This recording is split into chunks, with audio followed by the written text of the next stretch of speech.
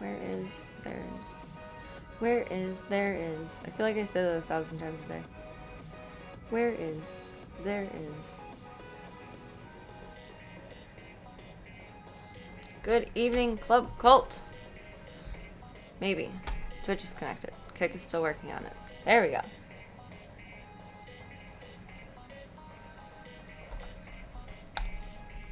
Twitch, why you no load for me? Now it's loading.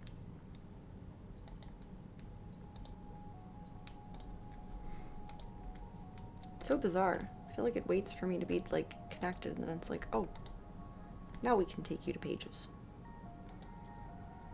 Thought it was a browser issue, but now I'm not so sure. It's very strange. Very strange. Good evening, Club Cult. Cheers to you all. I slept in tonight. I woke up to my alarms.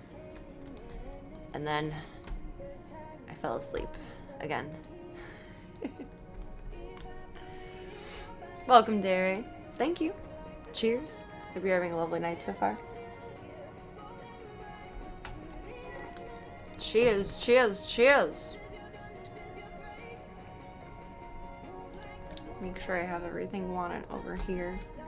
And we'll bop into Discord for a quickie sec.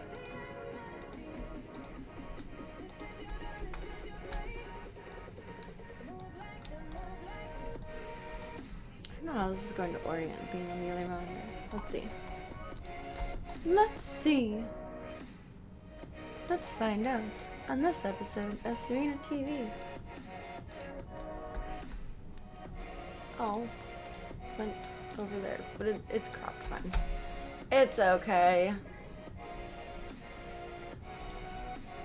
Info drops. Quaint my ride. It's nice.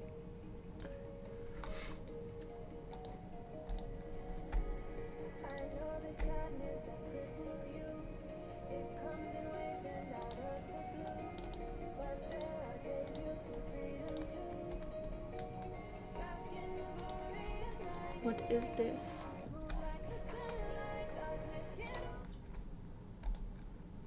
Want. So what do you want? I want it to be like...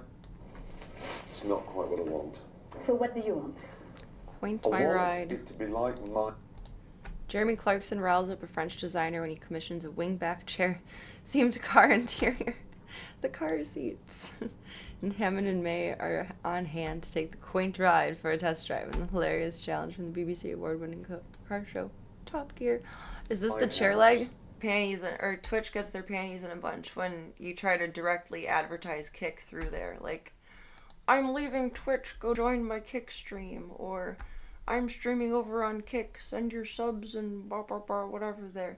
Hypothetically, theoretically, subjectively, for educational purposes, I say those words. Do not ban me.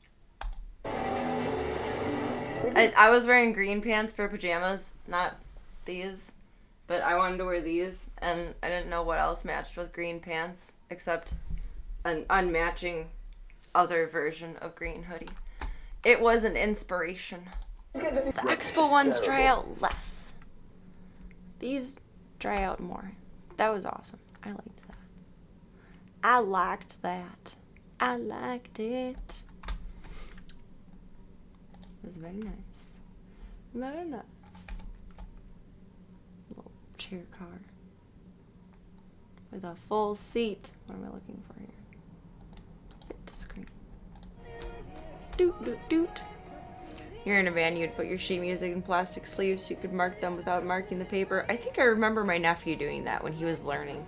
The teacher had them in just like a basic, like a folder plastic sleeve. I know exactly what you're talking about. They do dry out fast the more you use them, though. I mean, like, obviously. I feel like it's more about being open than, like, actually using the ink, though. So me fuddy-duddying with the marker open made it sleepy. It made it tired. It needed a cap. It needed a nap. Now we need cats. How am I gonna plug in my watch? I didn't plug it in PB's room, I forgot. I don't think I have another USB in here except over here. My watch that did wake me up until I decided I wanted to stretch and lean back and just have a moment. And I know that have a moment means I'll fall back asleep. I know this. But in that moment of like twilight, barely awakeness, wanting more comfort, not necessarily more sleep, just like more cozy, don't want to leave the warm yet. I know I'll fall back asleep. But I tell myself I won't. And I'm wrong. And I know that I'm wrong, but I still do it. I wish this version of Serena could talk to that version of Serena in that moment. Like, just, no, you're not going to wake back up in a good amount of time. Good, you needed it if you fell asleep that easy. I'm thinking so. Not being too hard on myself about it. Just conceptually, it's amusing. It's interesting. I didn't sleep as much this morning as I wanted to or planned to, though. I think I got intimidated by, like, the amount of time I gave myself to sleep this morning. Like, I was gonna get, like, 6 hours of sleep. And then I kept waking up, and it amounted to about 3 hours of sleep. Because my body is not used to sleeping that amount of time. How long was my nap tonight? Probably, like, close to 5 hours. Oh my god, I have the funniest comparison from today. Yeah, about 5 hours. That's what I slept this evening. Oops. I mean, yay, but oops. I still feel like I can go back to sleep right now. Give me like 30 minutes, just lay my head on a pillow. And I could snooze back out. But no! I said I would be on tonight. And I'm excited to share everything about today, too. The biggest problem for falling asleep is getting in your own head. Like, overthinking everything or overthinking the idea of sleep. Like, I need to fall asleep, I need to fall asleep, I need to fall asleep, and then you don't fall asleep because you can't stop thinking about it. You need to fall asleep.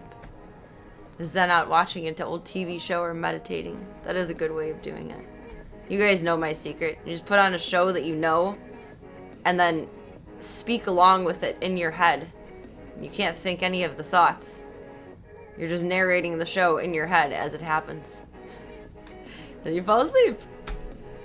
I don't think that works for everyone, but it works for me. It's good stuff.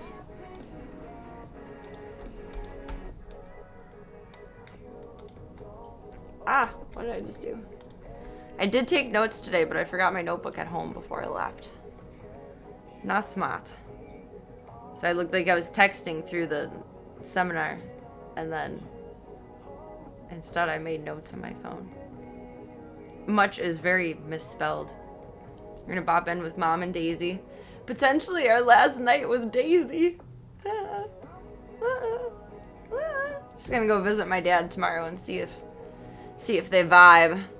See if she's ready for great grandpa to become dad. And then we'll bop in with baby PB for a little bit. Still giving Gigi rest time. She's exploring a little bit more, getting more comfortable in her cone, so I want to keep in like the set schedule of her little bit of time. I'll go more through the SSL method later, but we're doing basically like 30-minute socializations and then refreshing her food after, so that me being there is always so far seen as a sign of yay, good things, food. You know, it seems like very simply it would work, but feral cat. Yeah, really. It's bittersweet. I'm not as torn up so far either because there's so much going on in life, or she'll be close, so my soul is more okay with that. And Stripes and Nibbler were my first adoptions too, so like that's the first time is usually the hardest for things, generally. I mean, with animals, it's never easy because, you know, you're sad. You want to love them and keep them forever. And, no, they have to go to the best possible home. But I'm not freaking out yet. I'll probably be freaking out tomorrow. Definitely be freaking out if I end up leaving her at my dad's house and they get along good. But I'm excited for her. My dad has a big house. I'm excited for her to have a lot of space to have zoomies. Realistically, if like the Franch was the size of my dad's house, because it's still smaller. My dad's he has twice the size house that I do.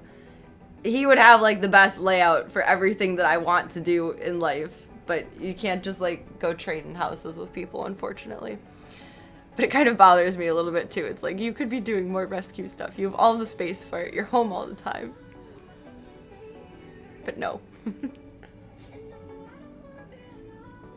Tell him he must love Daisy. Club Gold demands it. He will. He loves cats. Cats are the favorite child.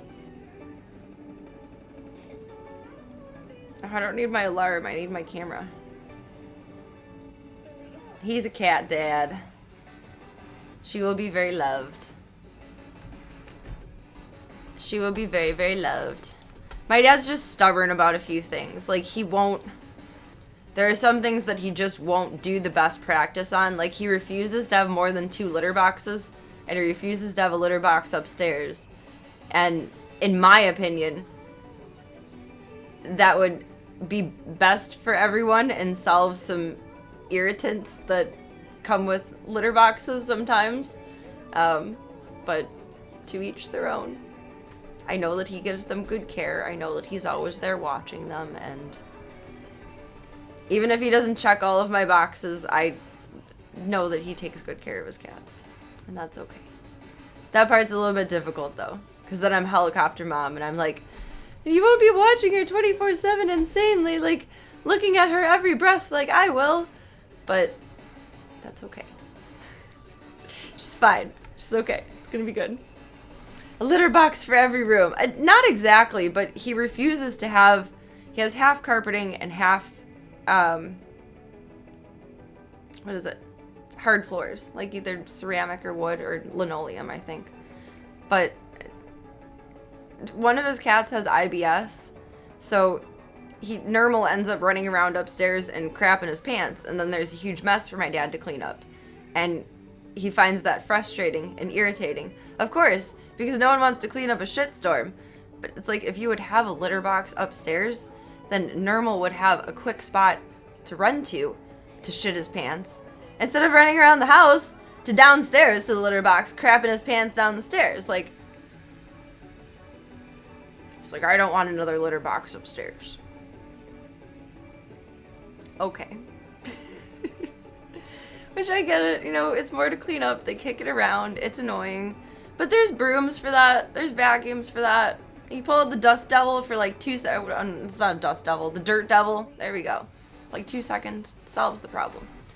But we're not willing to jump on that train, so. You do what you do.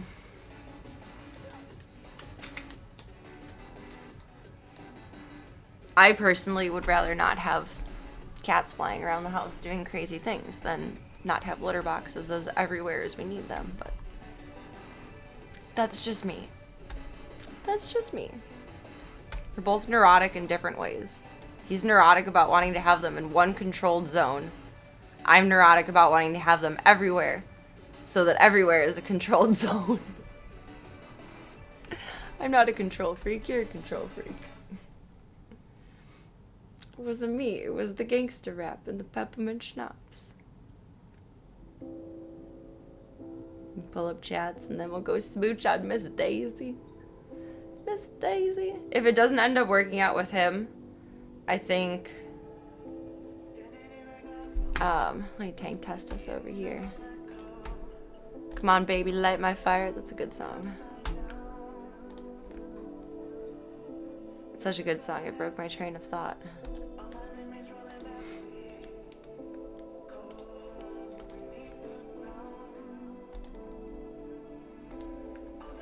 Tank test. Yee. Oh, if it was important, it'll come back to me. I learned so much today. I had such a good time. I learned so much. Oh, before I connect this is hilarious. I don't think you guys believe me when I say I have social anxiety. Like, yes, I'm genuinely an awkward human. So I was sitting at the seminar. My watch only checks my heart rate when I'm it thinks I'm asleep. It doesn't do it like all the time, which I wish it would, and I didn't even know that it did like heart rate while asleep, so I think that's like an added bonus kind of. I'm not upset that it doesn't do it all the time. My heart rate from spending 2 hours with people I've never met before, the lowest was 115.9. Fake it till you make it. I internalized the hell out of it, but the proof is in the pudding. That's like running. My regular heart rate is, I mean, it's not like the best in the world, but it's somewhere between like 68 and 80, low 80s. Like, it fluctuates in a relatively healthy zone around people. 115.9. That's like where it goes when you're running. Remember in gym class, they were like, 120 is your target heart rate. Because that totally mattered to me then, but I find that so interesting now. Like, oh my god. The proof is in the pudding. It's not just all in my head. I got sneaky pictured too. Serena in the wild.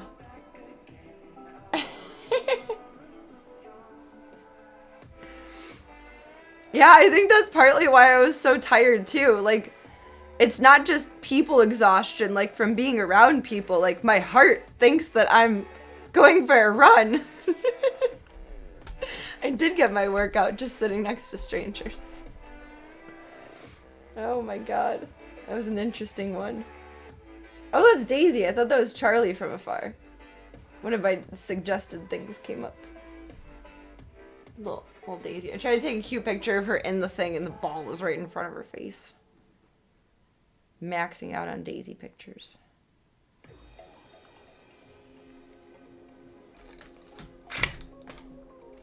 Oh, what just fell off of there? I made something fall down. I did get my workout. Oh, it's just a little squishy tab. I found that so interesting though. I never realized, like I knew, like I feel my heart racing when I'm in public spaces, but wow. It's an interesting one. We're gonna lose audio for a second. I'm gonna flip us over. Oh boy, you're so snuggly. And Gunther's so snuggly. Are you eating your butt? How's that butt taste? Zeke's the black blob in bed. My little unconfident child. I think I've like reduced and deduced this further. I think Zeke is both confident and insecure.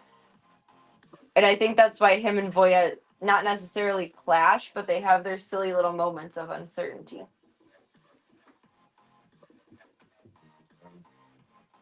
He's not sure of himself, but he's a confident cat.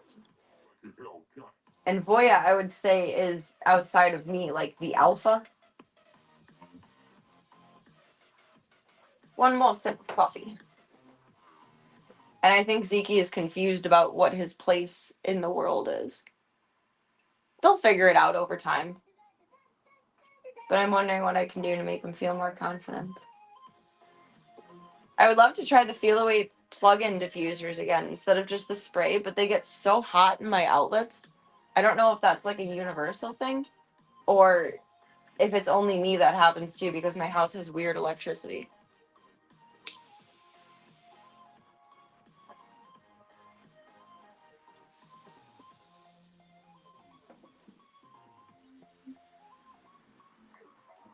Oh, I need chapstick. I told myself before I got to stream that I wanted chapstick. I didn't put it out in the kitchen. I have chapstick everywhere. Litter boxes and chapstick everywhere. Oh, I forgot my chapstick. I think you have a similar experience while traveling. And the reason you get so tired flying, even just sitting there, probably. That would absolutely make sense. I guess I always just assumed that your heart rate truly spiked at like the beginning of entering a social situation, but then probably regulated over time. And like, obviously mine did not. Like we started at 115. I don't even know where we went up to. It doesn't give me a list. of like the highest just tells me things. Like when I napped earlier, my heart rate got down to 60.9, which I mean, that's still a little high for sleeping, but I think I was on edge sleeping too. They get hot in order to diffuse the scent. I get worried about how hot they get though. I have like fire fear. I mean, everyone should have fire fear, but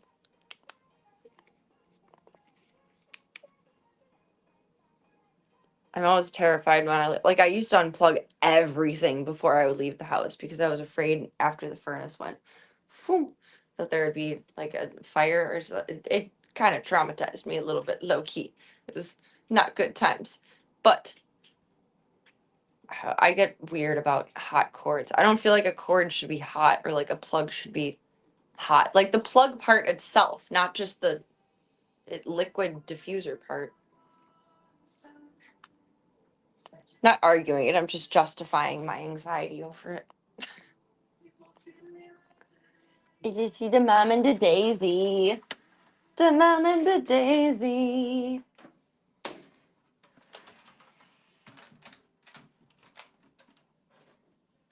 We're a little bit late tonight, but that's a me issue. They can't tell time anyway. They know when it is time, but they can't tell time anyway. When we're at the French, I'm gonna pre-plug in diffusers and see how they hold up over there and plan on having them in every room so that everyone's comfortable going back into it. I have spray for the doggies, but I don't know if they make plug-in diffusers for the doggies too. Ones that I found for the pups are similar to this one, which is different than Feel Away. I don't know what Feel Away actually puts out, but this one puts out whatever mom smells are, like nursing smells. It's weird.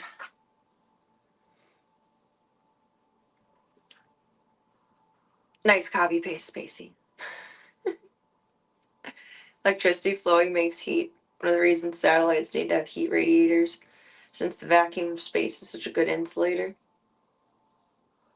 Okay, now I have a stupid question. If the vacuum of space is a good insulator, why do you freeze as soon as you touch outside of space? Because space is a good insulator. Wouldn't it like form theoretically like a, not a coating, but like an air coating around you and like protect you for a moment? Does that actually happen, or is that just in movies?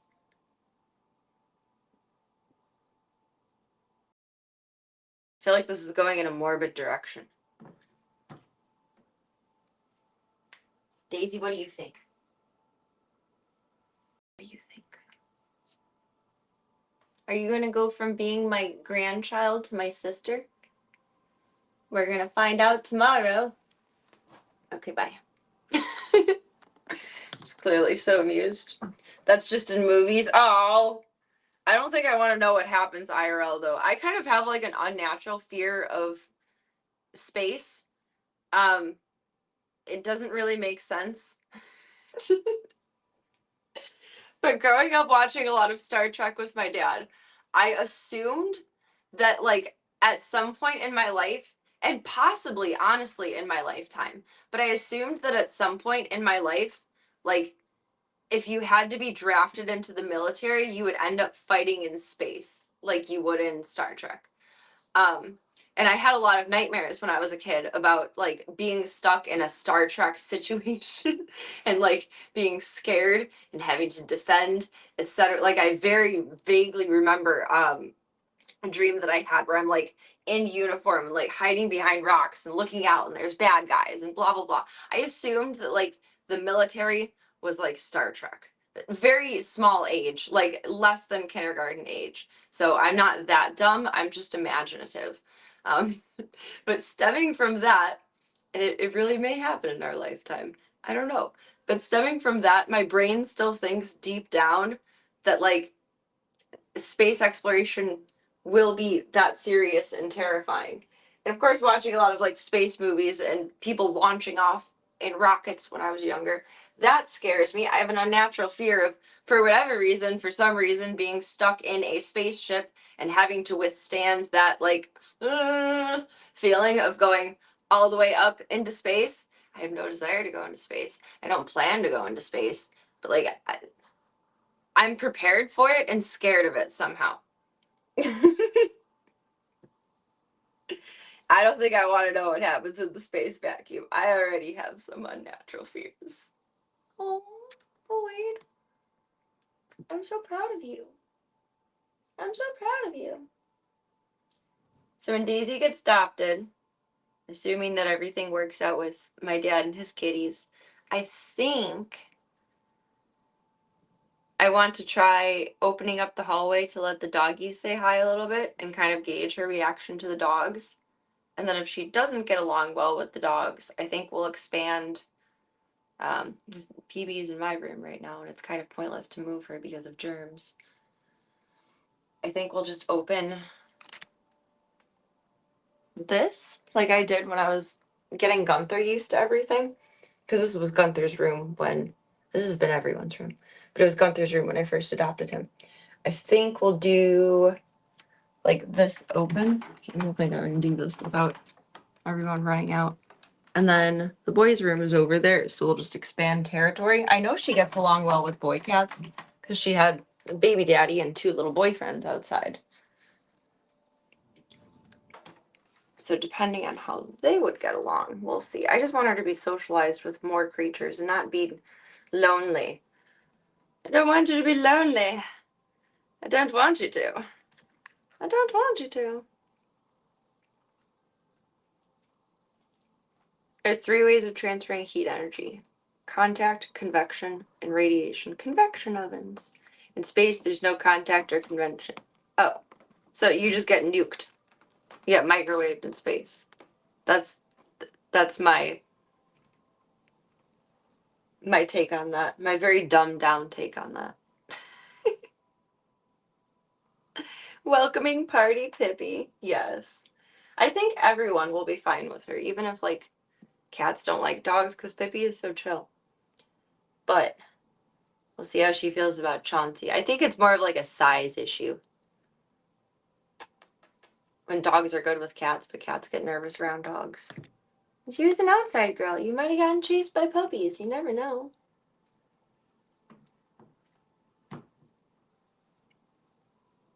Can I dance? I can dance many dances.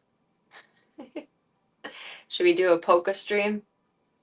Oh, you're blending in, but I love you. Your green eyes match. She has kick green eyes. Turn around again. Void. Can you dance, Spacey? Let's play some Just Dance. Welcome, Mad Topher. Can all finally have skin with that glow? The radioactive glow from space? Or did I miss something? I had to get another CT yesterday. I feel like at this point I'm definitely radioactive.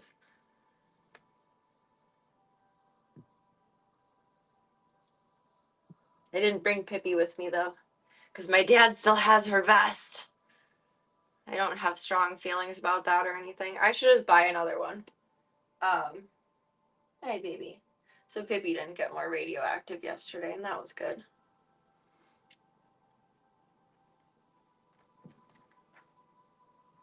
Can I dance for you? I can't dance for anyone, even if my life depended on it right now. I had surgery last week. I'm on old lady moves. Old lady moves. Explain the glow then. I have ring lights on and I put a lot of highlighter on so I would look as least tired as possible. I'm probably overly shiny. I probably look greasy. That's probably what it is. You do holds? There you go. Brave girl. Brave girl. Oh boy, I'm so proud of you. Where did Daisy go? Like completely ignoring her. She's just taking a bath. She's just taking a bath. I think she'll be, as long as everything works out, I think it'll be good for her to have more cat friends than just mom. I think that'll work out nice. I've noticed she's been grooming herself a lot more since Stripes and Nibbler got adopted. And I think it's like a soothing comfort thing. Like mom grooms her, she grooms herself. I checked, she doesn't have fleas or anything.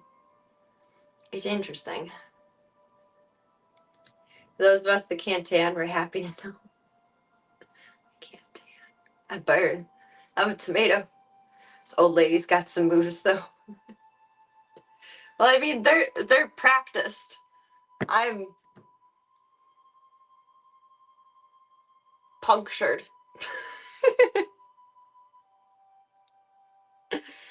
Oh my goodness. No bikinis for probably about a month. Maybe like around Valentine's Day we might be able to get back into bikinis.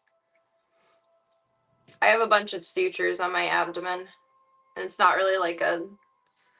I was kind of upset about like how I looked the last time I had surgery. And this time I'm not really upset about how I look, like it is what it is. It's just like kind of nasty looking and like gross and stitchy and weepy, and you guys don't want to see that. There's nothing about that you guys want to see. Like my doctor took a picture, not my doctor, but the doctor I saw at immediate care yesterday. Which I learned immediate care is not for post-surgical needs. Go to the emergency room for that. Which when they go to the emergency room, they yell at me for it not being an emergency and say to go to it. There's no right way to go about it. But they took a picture of my incisions to send to my doctor, like to make sure that they're a-okay. And it was like the ugliest picture that I've ever seen. Oh my god. She showed it to me after she took it. I'm like, yeah, sure, you can send that. What are you doing, Days? Stop chewing on the comics. Oh, she's been chewing on the comics. Daisy. She chewed up the bottom of the box. These are my nephew's comics. These aren't even mine. Oops. Mama. You can't do that. Mama. Let's get you some food so that you can not be chewing on the comics. Let's do that. Why you no balance? There. Good God. Good God. First of the month when those Social Security checks come in, those ladies put the moves. Oh my God. Treat their sugar babies to some bingo. I went to bingo once with my high school ex-boyfriend's parents, like many years ago, right after I got divorced. It was a little bit weird, but they knew I loved them and they were very sweet, and they knew that I was going through some shit, and they're just like, oh, come out with us, like so and so won't be there. I literally just went out with his parents, and we went to bingo, and it was fun. I liked it. I didn't win anything, but it was fun. It was fun. Nephew should have known better. I mean, oh, sorry, Void. Jeez. You stepped on her tail and she didn't do anything about it. She just sat there. She didn't even move. Kind of. He didn't ask me to store them, but he didn't ask me to store them in a cat space. So there's a bunch of good comics in there, though. Wet food. Aye. You swap out your bolshkis. You know what? You're right. It's all his fault. He should have known better. Like, I don't know all that's in there. I know there's a whole bunch of Transformers comics. I know there's a bunch of DC. There's a bunch of Marvel, but I couldn't tell you guys what is in there. I sussed through it a little bit when they had first moved, but that was... I've had these boxes since... I have a bunch of stuff that I'm storing for my aunt. One of my bedroom closets is filled with things of my aunt's. There's an antique dollhouse in my laundry room that's my aunt's, and then I have some of their toys in the storage room downstairs, the creepy room, and the comics up here. It's a lot. It's a lot. They gotta get that stuff back before I move. I keep trying to hint at it, and my aunt is just like being an airhead about it, and I love her for that, but like, I can't take it with me. I can't. I can't. Stored rent free. It's a family discount. Eat cafeteria food. Sleep in the medically adjustable bed. Rave. Repeat. It all makes sense now. The medically adjustable bed, well, I don't know which kind you're talking about. Like that adjust to your posture or the ones that stop blood clots. Like when you're in the hospital, usually um, most beds, they have like the leg wraps to help stop blood clots.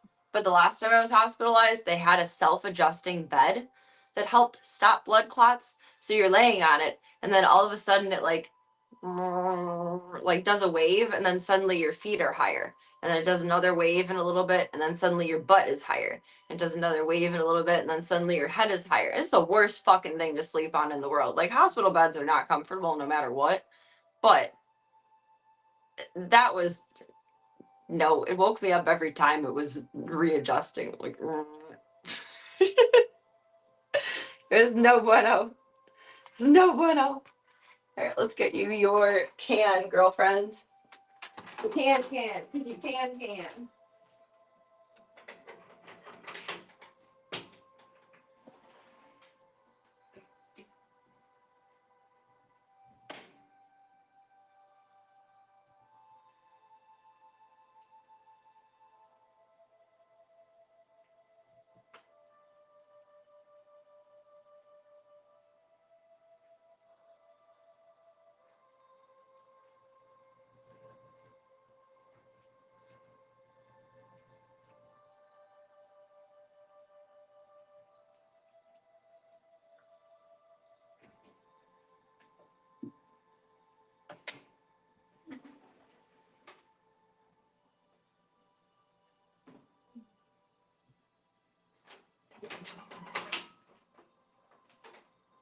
Honey. Grab PB stuff too and put it in the hall so it's way easier. Easy peasy lemon squeezy. Easy peasy lemon squeezy.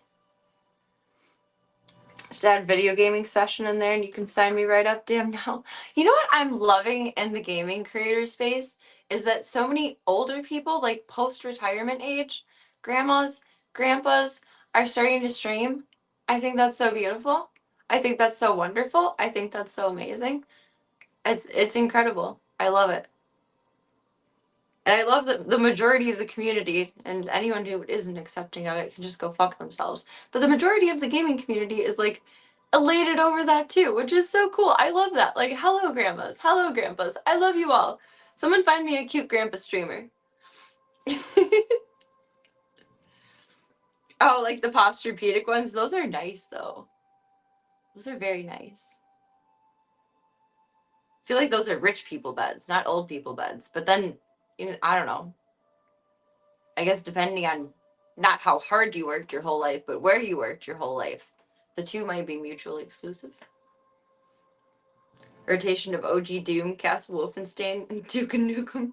I've actually never played Duke Nukem. I saw a setup for it at CTV2. They have like a little retro gaming area, like a little arcade setup every year, and it's always over there. But I've never played it. Should I this year?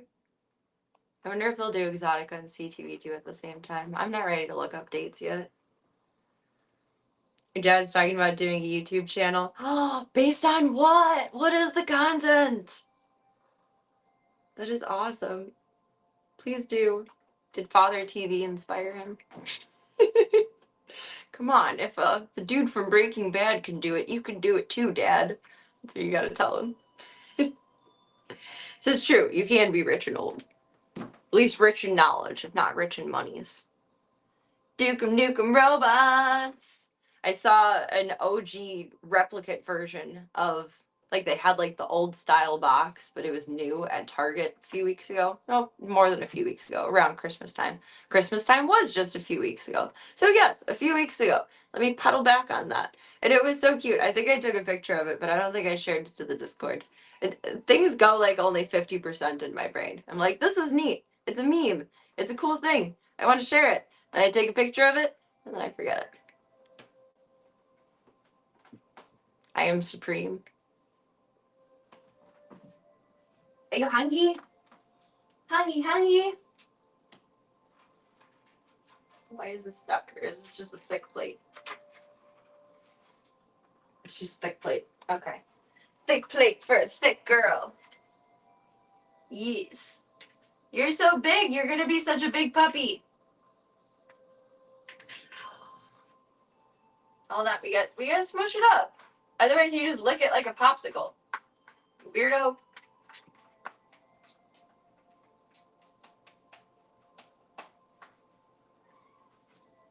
I realized that I was just wasting food by putting out 2 bowls because all Void wants is the leftovers from what Daisy eats. Typical mom. Clean the plates. That is true. I have a lot of pictures and places to put them to manage. And I will say my photos on my phone, at the very least, are very, very disorganized. Like, I have photo sets, like, set into different albums and, like, different events, like C2E2, etc., into different albums, but otherwise, it's lost in the sauce. Her tail is so long. Can stand up straight like a normal cat when excited. It's so big and fluffy when she gets startled, too. It's hilarious. It is so long, though. It's longer than Void's tail right now. She's still not quite as tall as her, but she's as big, minus a couple pounds. But her tail is longer than Void's. I'm so interested to see what kind of cat she turns into. She's so cute. She's so cute! She's so cute and so fluffy! I love her. I'm going to miss you. My life is going to be weird without you in it. Going to be weird. That's okay. You'll just be a little bit of distance away. I can visit you anytime. And if there's anything Grandpa's not paying attention to, I'll pay attention to it. Everything will be fine.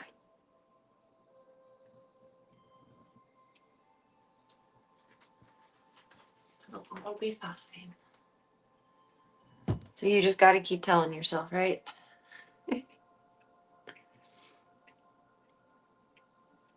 It will be nice to see her interacting with other cats. And Mushi's young. Mushi's only 1.5 years at most. He's very playful. They're gonna have fun tearing around the house. They're gonna torture my dad at 2 o'clock in the morning. But they're gonna have a fantastic time. Her and Simon will get along. I don't think, like, where Slavka would be too boisterous for Nermal, because Nermal, he's just a very scared boy. Kind of like Void when Void was first here. Just, like, very, like, you make one wrong move, oh my god, it's the end of the world, it's the apocalypse, gotta run, hide, cover. That's how Nermal is. He sees me walking in the door there, and he just books it downstairs, like, I need safety. And I've, known him for years. Never pet the cat, but known him for years. I don't think they'll have too much drama, where I think Slavka would probably instigate with Nermal, and that's why I ultimately decided that, along with falling in love with her and being trauma bonded, that probably wouldn't work. Her and Simon will get along. Simon's pretty playful. Sylvester just needs to not see her as a threat. Sylvester looks at the cat outside that chose my dad. There's a cat that adopted my dad. Did I tell you guys about that? But Sylvester gets very offended by Milo, my dad's adopter. He's an outside cat. And he gets very offended by Mushi, to where it's like, you're upsetting my territory. You're instigating my territory. You don't belong here. I'm the king. So as long as he doesn't act that way towards her and shows positive interest in her, that would be the 2 things that we're looking for. Or neutral interest. No interest at all would be best. He's not a very playful boy. We'll see. Used to have the exact same storage container. The cat food or my photo organization? The other one that I have of these for the big zoo, I'm so sad. I've had these for so long. It's starting to break around here because that's how I open it. So it's, I don't know, it's just too big and awkward for me.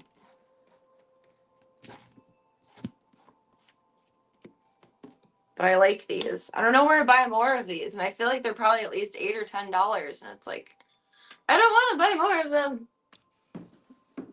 These were given to me for free. I think by my aunt when they were moving. I like free things.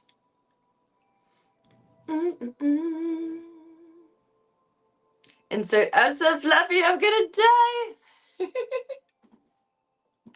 It's kind of where she's at. She's so cute and fluffy. Boop ba-doop. Ba-doop ba-doop. What you doing, Daisy Skadoop? You're a silly boop. She collapsed that thing into a triangle earlier and was sitting in it like a tent. It was adorable.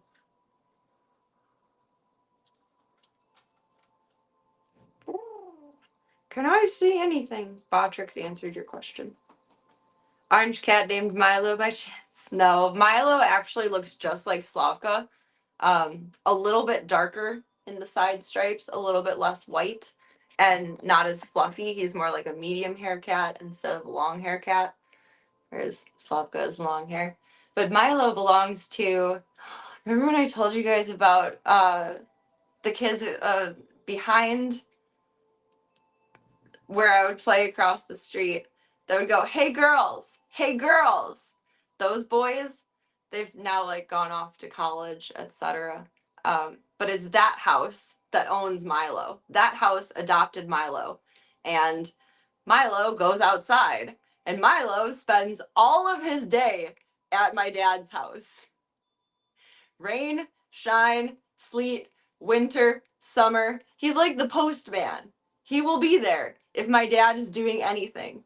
And if he's not outside, like wintertime, he comes up to whatever door or window that he sees my dad at, because my dad doesn't have like little cameras outside to watch everyone like crazy like I do.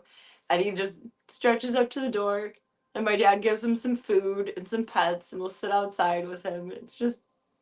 It's cute. There's been a few times that Milo's gotten into the garage, or my dad's seen him outside at night and thought like, okay, this is not good. Like, come in the garage and be warm for the night, buddy. Because my dad's garage is heated. Like, not the floor, but there's heat in there, which is nice. I wish I had a heated garage. And then their parents came to get him in the morning. And Milo hid under my dad's car twice now and refused to go back to his mom and dad. My dad had to be, he wouldn't come out for his parents. My dad had to be the one to get Milo out and hand him over. So they adopted Milo, but Milo adopted my dad. It's very cute, actually. I know, he's a tabby boy. It'd be cute if he matched up to the movie perfect, though. He used to have something to store some cereal. Wow! My brain can't brain. Used something similar to store cereal back in the day. I think my aunt used to use these to store lentils. Lentils and rice, I think. But I use them for pet food. Father TV is more interesting, clearly. Well, I think also, like, they have kind of a chaotic household. I remember their dad being, like, quite loud and boisterous. And it's probably a lot when the boys come back home from school, too. So it's, I don't know, they're probably like closer to my age now. So are they still in school? Probably not. The youngest one probably is. But that's it. But I would assume it's probably like a little bit chaotic over there. And my dad is just quiet and peaceful. Unless he's yelling about something like football. And I think Milo just prefers that calmness. And also like around almost everyone in the neighborhood has dogs. There's huge yards. My dad is like an acre and a half, and the neighbors next door don't have dogs, and the neighbors catty corner, because there's a cul-de-sac, they have dogs, but like a really good fence, and the dog isn't going to get out. So I think he also likes that there's like no doggiage, but there's foliage by my dad's house. I think he prefers that. Wish I had a garage. A garage was one of my must-haves when I was looking for my house, because I was spoiled and I liked having a garage growing up. And I didn't like parking outside of my apartment. It just felt unsafe. And now I don't even park in my garage anyway. But Having a garage is nice. I love having a garage. Does Father TV have a favorite for the superb owl? I didn't ask. I only asked the other day if the Bears have been winning, and he said, or if they've been playing good this year, and he said they've gotten lucky. So we'll find out tomorrow, I guess, if they're getting lucky. He probably always wants the Bears in the Super Bowl, but are they going to make it there? What's your guys' thoughts on that? For the superb owl. Come here, you little cutie butt. You're laying in the cold ass window. Are you just that fluffy that you need all of that cold? What do you think? Do you think the Bears are going to win? Are you going to attack the TV if they don't? Hello. Hello. I think I'm going over there around like noon or 1 tomorrow. But I gotta get out of there by the time the Bears are on. Pretty much always expect the Seahawks or Patriots. Wasn't there like a good chunk of time in like the, I don't know, mid 2000s, early 2010s where the Patriots are New England. I was gonna say New England was in the Super Bowl a lot. Because we still went to Super Bowl parties then with like my dad's old coworkers. And I feel like they were there like 3 years in a row. Welcome, Seven. Hope you're having a lovely night so far. What are you, Daisy? Don't go after the comic boxes. She's gonna jump my mom. Tack, tack, mummy. They're so cute when they play together. The Patriots have been to the Super Bowl a lot. I feel like they have. That's how little I know teams. That's funny. Like, no, not the Patriots. New England. The New England Patriots.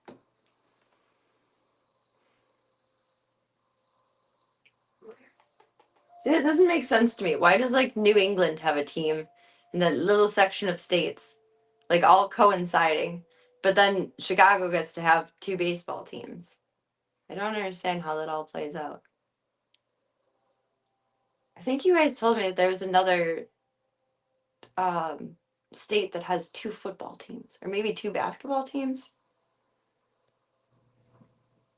They're so funny. She's so big. Right now she looks bigger than Void. It's time to throw down in the triangle wrestling ring. Get her. Get her. This is how I imagine her and Mushi will play. I think they'll do good. Oh, Void. Goodness golly. She does that every once in a while. And she still kind of has chronic eye boogies every once in a while. But I really think that's just her body adapting to being indoors after being outside for so long. There's nothing wrong with her. Like, we've checked. We've gone to the vet. It just happens. I don't quite get it. She's not FIV, so that doesn't, like, factor into it. Oh, Gigi is negative for everything. She's negative for all worms. She probably has tapes. Tapes never come up on the fecal because they're just so hard to detect. And, you know, visually simple to see, unfortunately. And she is FIV negative and FELV negative, which is awesome. It's awesome! There's more than one. California, New York, and Florida all have 3 football teams. So they make up for what New England blends together. There's an equivocal amount of teams. Are you guys over it now? Are you over it? Right, let me love on you. Daisy! Daisy! Oh, you don't like when I sing? Okay, I'm sorry. Why doesn't she like that? It's something that I do without thinking, and I feel bad. Kind of like kissing on little kid, and he don't like that. What? What was that rabbit foot moment? Come here, Boyd. Come here. Wiggly fingies. Hi. Are you a good girl? You gonna get her? You gonna get her? I gotta trim Daisy's nails before tomorrow, too.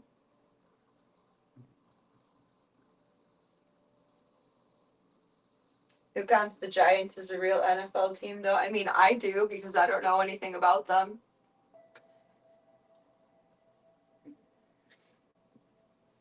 You aren't singing Void, a song about void. Is there a song about voids? I think we need this. It's probably a Pink Floyd song, if there is one. What do you think? You want to listen to Dark Side of the Moon? Do we have... Oh, no, I moved the record player out of here. Do we need to bring the record player back in here? That still bums me out that I have so many old records, like from my grandpa, or that I bought at Goodwill, and they play decently, if not perfectly. And the one nice new record I bought years ago was a remaster of Pink Floyd's Dark Side of the Moon. And it skips. It's awful. It crackles. It's sucky. It's shit. They don't make records like they used to. A Pink Void song. I like that. I'm doing good. If your night is going wonderfully so far. I have to show you guys my prized possession now. Well, I have many prized possessions. Assuming it's over here. No? Did I put it in a drawer? I have broken records, but they're one of my most amazing Goodwill finds ever. Here they are. I put them in a safety drawer because it has little strings on the end of the booklet. One of my last amazing good vintage finds at Goodwill before everything went to shit was this, which is, I think if I remember from my research correctly, from the 40s. There's broken records in here, literally, so I have to be careful. But it's Tchaikovsky, which I think I say that wrong. Concerto No. 1 in B flat minor, and Harwitz, Toscanini, and the NBC Symphony Orchestra. It's really, really cool. The top totally comes off the book, if I remember right. Yes. But look at these old RCA Victrolas. So this one is solid, I think. I think there's two that are broken. This one's solid.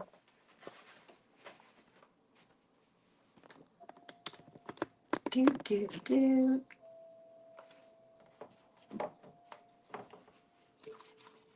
It's like 99 cents. No, this one's broken. Because there's a piece of it. Is there a way to fix records once they've been broken? Probably not. This one's solid. They play nicely. Obviously the solid ones. And this one's solid. So there's only one. Oh no. There's a piece of it, the last one. So two of them are solid.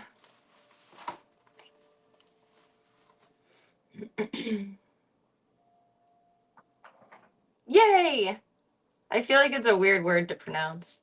Welcome, Electra Rob. How you doing tonight? Going through a little Serena vintage moment. Ooh. I don't think they can be fixed either. For my research, they can't. But I don't know. You guys know crazy things that I don't. Probably could find an easy replacement on eBay. It just wouldn't be like the full book, which I don't think I could really, if I wanted to sell this for anything because it's so broken apart, it would have to be like a specific collector.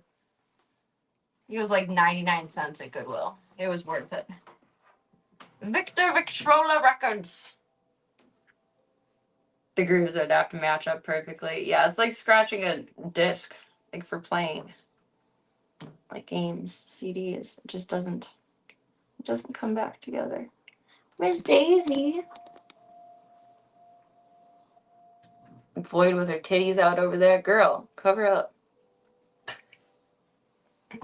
Oh, you're just stubborn. You're like, I'm ready to go. Let's go to Grandpa's right now. Let's go to Grandpa's right now. Let's go right now. Let's go right now. Okay, now more playtime and bath time.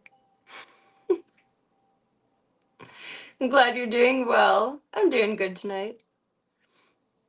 It was 99 cents. Macklemore and Lewis and Serena. It was worth it. It was worth it. I was excited to find it. Hello, baby. Hello. Hello. Hello. You're so zazzy right now. You're so zazzy.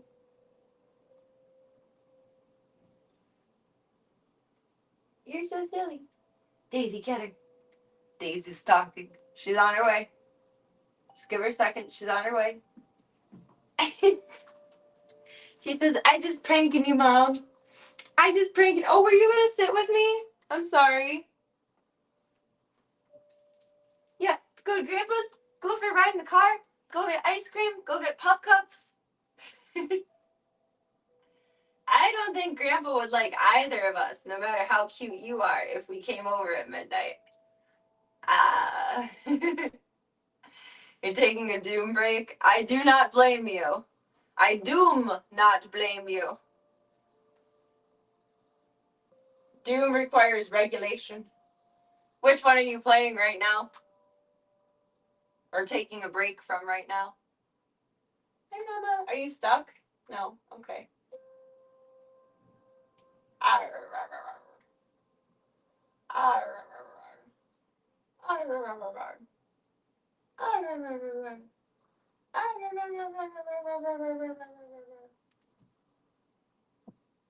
Unhinged.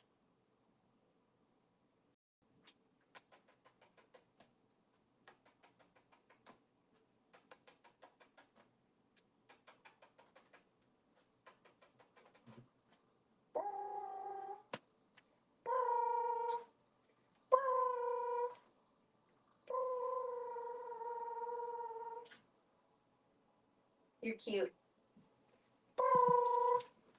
You don't know what to make of that.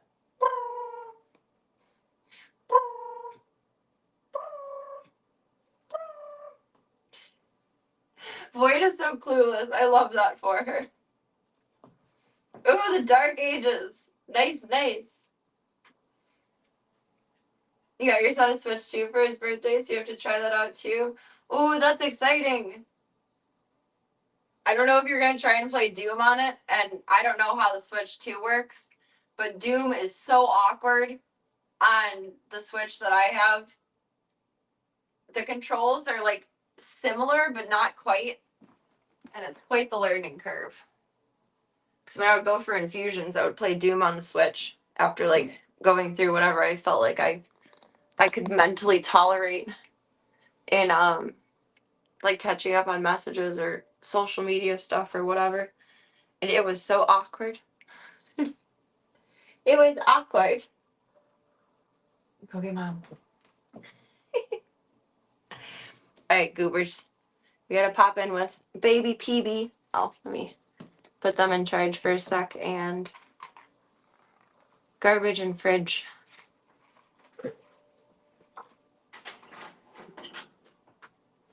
We don't want to be licking cans. That's sharp.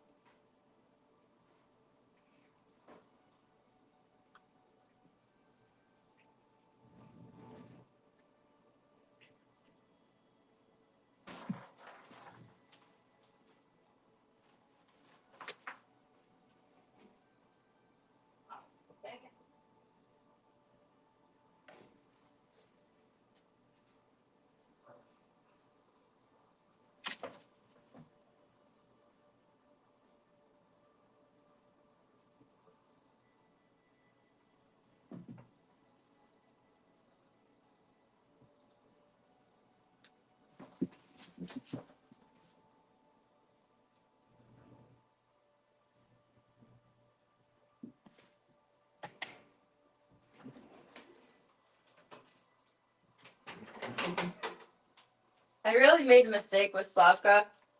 Just for how much I yell, Slavka! We should have just named her Lana! I should have taken your guys' advice with that. Because I didn't expect to be yelling, Slavka! But now we should have named her Lana. Yelled Slavka Svetlana the other day.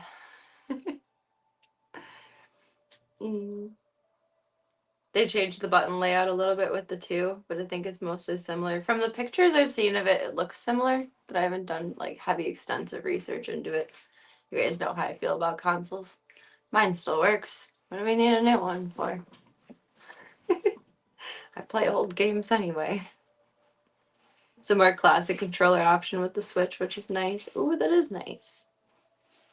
So there's the built-in one, and then you could buy like an extra external one that has like a more comfy button layout. 26 Doom for it. Nice. It does feel awkward, but that's exciting that it'll run good on the 2. I'm hyped for you. As someone who grew up with the PlayStation being bought for my dad, but then ended up enjoying it, it's nice to share. That's very cool. Did you really? How did Alice tolerate it? I'm so proud of you guys. Round of applause. That's amazing. That's so cool. Aww. I hope the babies aren't being too wild and antagonistic.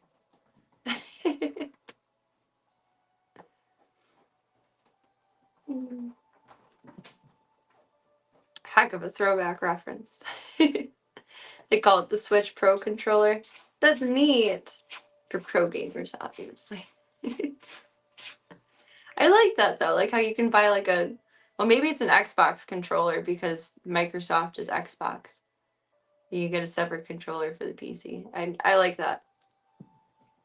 I don't really like how the Switch controller feels.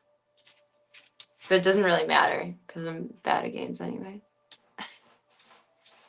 She's really trying. Aw. Give her some treats for me and tell her I'm proud of her.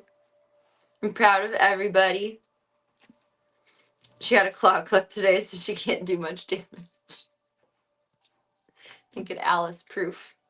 Good job. Good job. To her and to you. That's incredible. Round of applause. Bravo.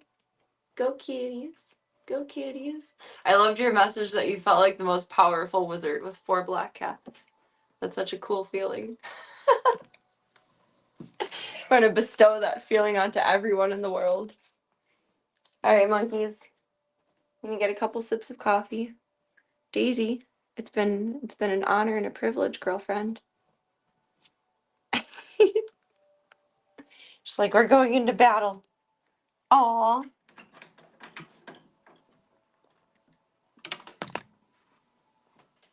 Oh, I don't know why they like my voice, but I'm glad they do. Honestly, I thought Stripes, who's no longer Stripes, didn't actually ever really like me. So I appreciated that you told me that they liked my stream, they liked my voice. She just kind of ignored me. Really wasn't sure if she liked me the whole time she was here. I knew she was okay with me, but like, did she like me? I don't know. I don't know. Now I know. They're so cute and sweet. I miss them so much, but I could not have asked for a better home for them. I wish all adopters were like you, Electra Rob. You're sticking to everything that is the best for them, and if I could just duplicate you and then adopt every cat out to that person, that would be the best. I need some more coffee really quick.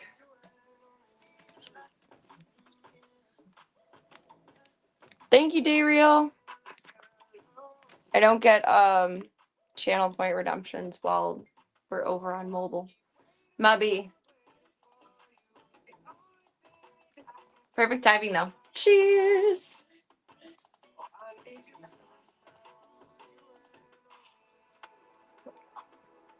She is a sweetie. I just never really thought she liked me. I don't know. I think I got in my own head about it because she was the one who got stuck when she was born.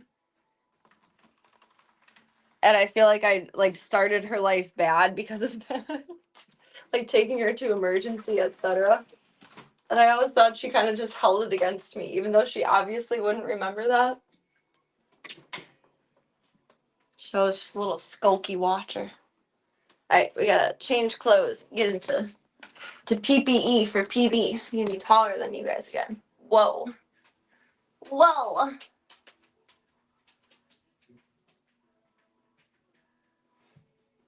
It's true, though.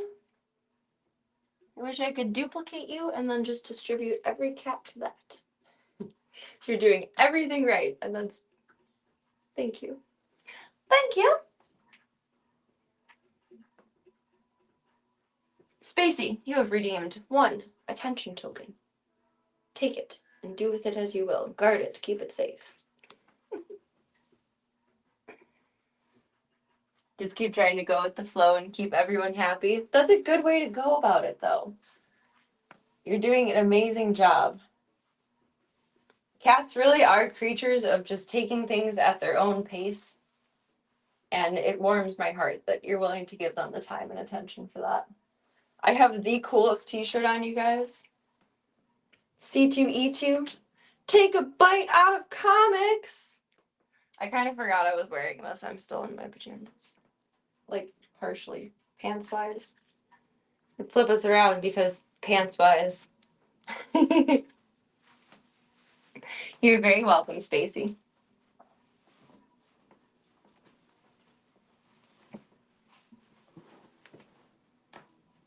There's so many layers. So many layers.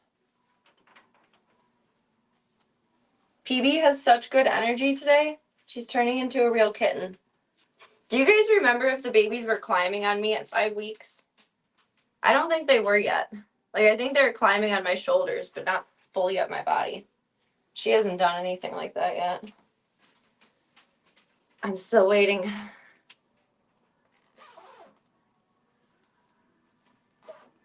Can you see anything, please? I mean, I can't go and show you, like, the Federal Reserve gold stash. So, like, no in general. I can show you kittens, though. What's on the menu tonight? Kittens! Welcome, Smoops. Just got finished watching this week's episode of Fallout. Nice. Was it good? I follow an account of someone who has their cat cosplaying in different like Fallout themes and outfits, and every time I see this cat on my timeline, I think of you, Smoops.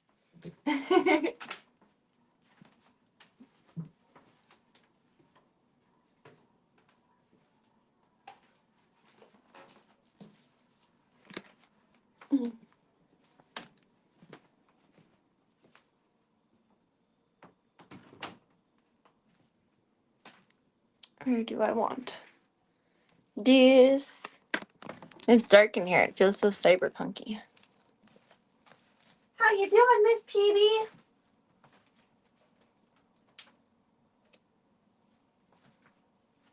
She hasn't meowed or cried since I brought her home. She cried on the way home, and that was it.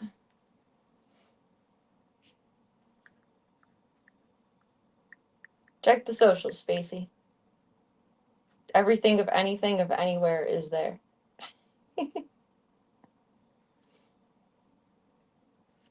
As an avid Fallout fan, you feel sufficiently serviced by this show. You know what? That's incredible.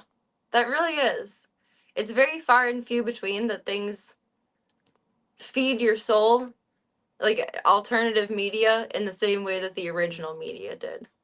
And that makes me happy to hear that it's fulfilling for you. I like that. Adequate, sufficiently serviced by the show. Go do your thing, Electro Rob. Give the babies and your girls smooches and treats for me. And thank you so much for your time. Thank you for being an awesome cat daddy. We appreciate you. You do good work. She learned what happens to mouthy cats in this house. Start taking pieces out of them. She has to get spayed. Spay and neuter your pets. She has to get spayed. Oh my goodness. Is there a handsome Jack? He's not really a favorite, but he's well known. Okay, Spacey. 1 ankle. Victorian style. Ooh, ooh, ooh, ooh, ooh.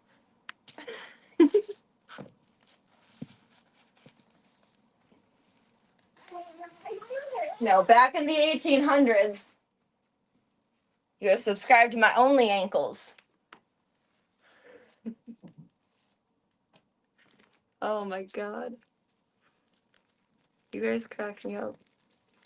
Phoebe is free. She's on the loose. She's a moose on the loose. Where are you, girlfriend? Hi. She's just a cute little bean. She's the cutest little bean.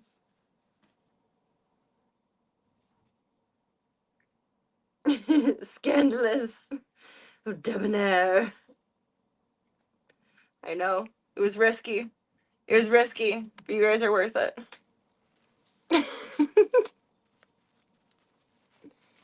Oh, Miss Lady Ma'am. Look at this little fucking ham.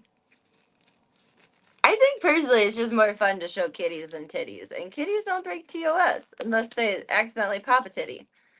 Cough, voya, cough. But thankfully, we don't run into that very often. You're so cute. You're so cute. You're so cute. Who made you so cute? See, my mama, but she abandoned me. Or, I don't know. I don't know. I don't know. Something about her stubby legs are so cute. I know. It could just, I mean, kittens are very awkward until they turn into, I don't know, about 6 months old, they start to get proportionate. They're always awkward and funny looking, like, up till that point. But I genuinely wonder if she has, like, a touch of dwarfism. And obviously we'll see as she gets older and grows up. But she does not have, and again, she might just look weird because the amount of floof. But I think she's very cute, but she's a little funny looking. She got kind of a funny face. Like, I don't know. I would think that at the very least she's inbred. At the very most, maybe she has dwarfism. Maybe. Maybe. Okay, go run around and be crazy. Go run around and be crazy. Go run around and be crazy. For your legs, for your legs. I won't fault him for that. That's true. He's a titty boy. He, like, does it to flex on you guys the most, though. I would agree. I don't think they're actually stubby. She's just so fluffy that the rest of her looks weird. But I don't know. We'll see as her floof calms down. We shall see. Well, that's unfortunate, Spacey, because all I have to offer is kittens. It's one of those, you get what you get, and you don't throw a fit. I mean, there's also the option of subscribing to a certain place, but I can't force you to do that, but I'm not showing you anything on here. That's against TOS. That's illegal. We can't do that. It's not allowed. As the floof calms down, the limbs grow up. Yes. She's so tiny, though. I need to look at their weight comparisons for how big she is versus how big the other babies were. At her age, roughly. I don't remember the baby's shedding at all, though. I wonder if she's going to shed any of this coat. I wonder. You have good energy tonight. You have good energy tonight. Yes, you do. What did you weigh today? She's 968 grams. So almost 1,000 grams today. She's still pretty bony, but she feels a little bit less bony than when I brought her home, which is fantastic. Dude, if I lived somewhere more rural, I really would think that she was a baby bobcat. I mean, the white on the toes and the white on the face kind of like say, I'm a house cat.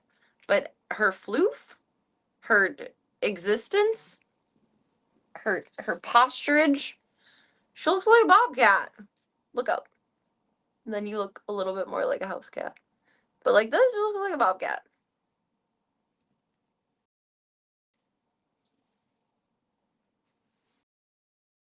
We got a lot to clean up in here, lady. Can we meet? I'll be at Exotica, Chicago, and C2E2 this year. So if you're going to either event, I'll be at a few more anime conventions this year. Probably Anime Midwest and ASIN. So if you're at any of those, then hell yeah.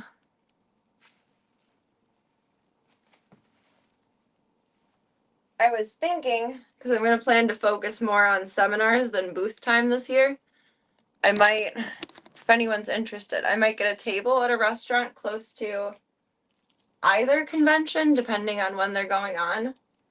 And then if you guys want to come visit and hang out, I know that's like a lot to ask because traveling is expensive, but I don't know where any of you guys are. Like, sometimes maybe, yeah, but if that's something we're down for or to even plan for next year, I would be totally willing to do that. Do a club cult dinner. You've heard of girl dinner. Now club cult dinner. You spilled your food. You did. You spilled it. And now I threw it. Oh, we're making big biscuits. Big biscuits. The only time I do quote quote like meetups are at conventions. Because that's a public place. It's safer. There's security. And it's a fun environment, honestly. You gotta clean your box, eh? You gotta clean your box, eh? I am, at the very least, planning on being at Exotica Chicago this year. I still haven't looked up dates, like when it is. Usually they're in April. And then I'll be at C2E2 as well. And then I think ASIN is maybe like June. I could be wrong. Just focus on the cute kid, not the potty box. Oh, sorry. Phone fell. And then I think Anime Midwest is closer to August, or no, maybe it's Fan Expo that's closer to August. I'd like to go to that one too, because I missed it last year and everyone made it seem like it was the best time in the world. FOMO! You gotta swap your blankie. I did such a smart move. I wasn't sure if it would be good or not by buying the waterproof, washable potty pad things. So I got the giant dog ones that are like 70 inches and then cut them in half. This is such a better layout in here. It gets dirty, we gotta change it out, but not throwing away a million potty pads every day is nice because one, they're expensive, and two, environmental impact. That's a lot of garbage. It's a lot of garbage. It's not recycle. It can't be reused. It's just garbage. There's your little fluffy friend. She was playing with her last night too, which was lovely. My fear with Daisy and why I put mom back in was single kitten syndrome. And I don't want her to have single kitten syndrome either. So I hope that this is helping. If we meet, can I stay with you? No. I have a guard dog. No. He does not like men. It would not be in anyone's best interest to do that. And also, I am a stranger. Like, what if I'm an axe murderer? What if you came to my house and you just never left and I chopped you up and you were in my basement? Like, stranger danger? Let's think like well-roundedly here. Please don't be that naive. Please. I'm not even that naive, and I'm very naive. You never know who's an axe murderer. Do your due diligence. If you book in advance, though, hotels really aren't that expensive. Because it says Exotica Chicago and C2E2, but they're not really necessarily downtown. C2E2 might be considered downtown. But Chicago Exotica is actually in Rosemont, which is suburbs, so it's not as expensive. They just say Chicago, so they sound important. Not actually. They just do it for the clout.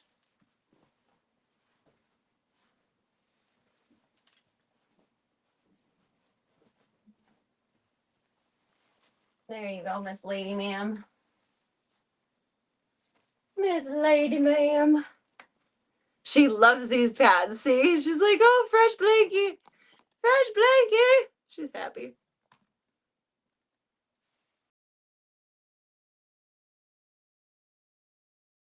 There you go. It's a happy potty box, so I turned it the wrong way. Not that it matters, but for my own brain cell sanity. Ow, I'm sitting on my ankle weird.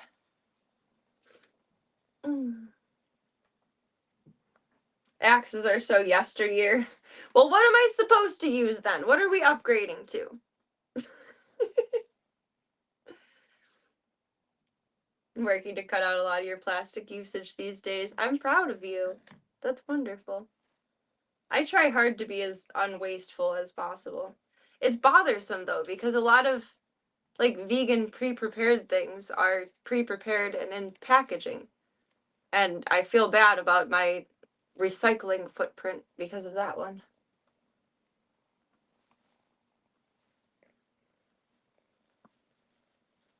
Wish they would do like more paper boxy containers instead of plastic.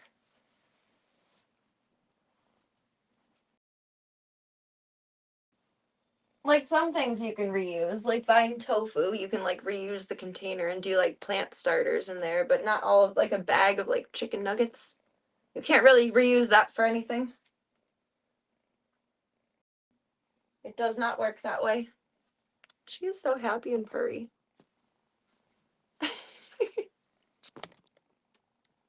Pellegrino for PB.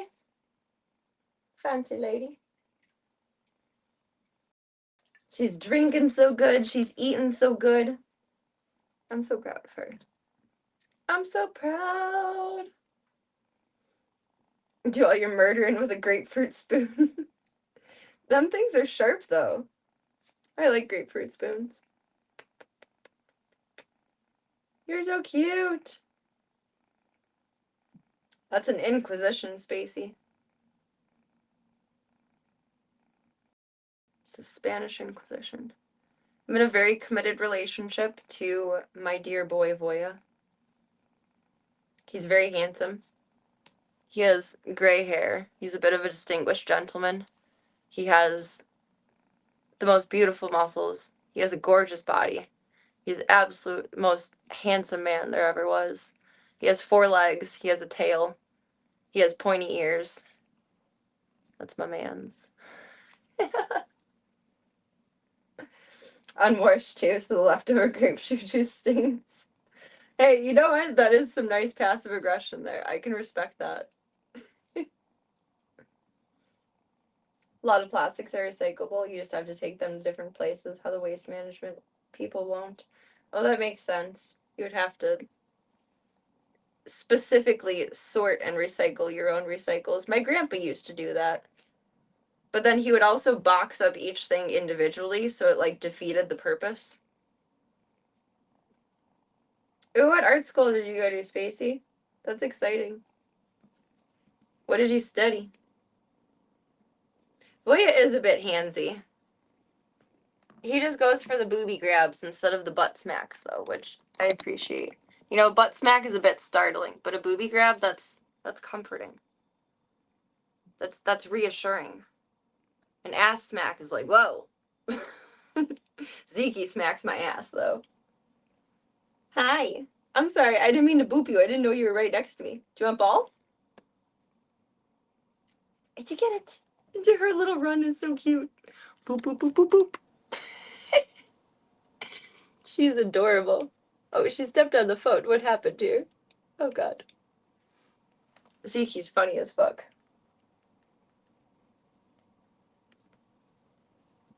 There's your little camera. Oh, she's so cute in there. She's so cute. Get it. Get it. Get it. Then we gotta do your medicine. We gotta do your medicine in your milk.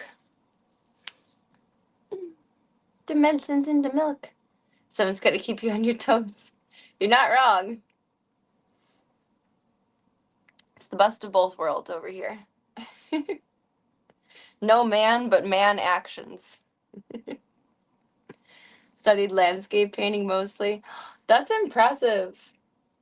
I feel like that's something that's incredibly hard to like understand perspective and shading styles with. I give you a lot of credit for that. That's cool. when I was taking art in high school, we had a section where we had to do things like that, and I was god awful at it. Like, it looked nice, but my perspective was terrible. It was so flat. It was bad. There was no perceptive distance, but I'm not good at shading either, and I feel like that comes into play with that. Mad respect for being able to do that. Hi, baby girl. You gotta do your jobbies. You gotta do your jobbies. And to paint on top of that, that's precise.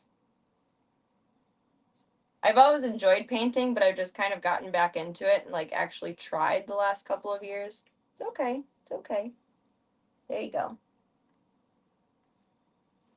And it feels so awkward and clunky starting out with it. I like it though, it's relaxing. You got your droppies? You gonna take a ball break? We're gonna take a ball break. And then we can do antibiotics. And then we can do some milk and pumpkin. I can do it, but it won't look as good as when you do it.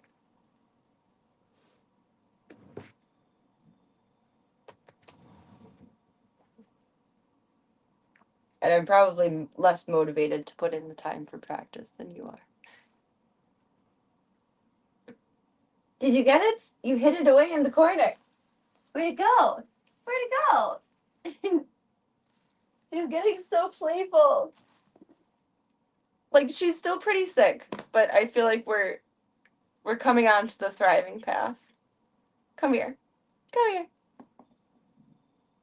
Boop. Okay, let's do some antibiotics. Let's do some. She's gonna be a demon when she grows up. I hope so. Not as demonic as Slavka, but at least Daisy levels of crazies. Oh, baby! She's turning into a real kitten. She's not just like a little plush doll anymore. Baby girl. Ready? Okay, good job. Good job. Good job. She's so good about taking her medicine. When I would give us the Stripes Nibbler and Daisy, they'd be like, oh. I'd try and spit it out and be horribly offended by it, and she just takes it. So that's the difference between being born inside before being born outside. Street cats don't give a fuck. Slavka does set a high bar.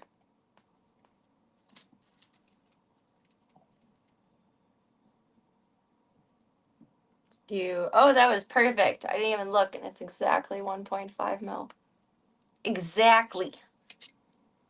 I did good. Ready for some Mlako? Mlako? Say no, I gotta zoom me, baby. Gotta zoom me. Gotta zoom me, zoom. Zoom me, zoom me, zoom. That's fine. We'll just let it warm up while you're doing your thing. Aw, Peewee. I love seeing her act like a real kid. Today's Saturday. She would have been 6 weeks Tuesday. So this Tuesday she'll be 7 weeks. I'm so proud of you, girl. I'm so proud of you.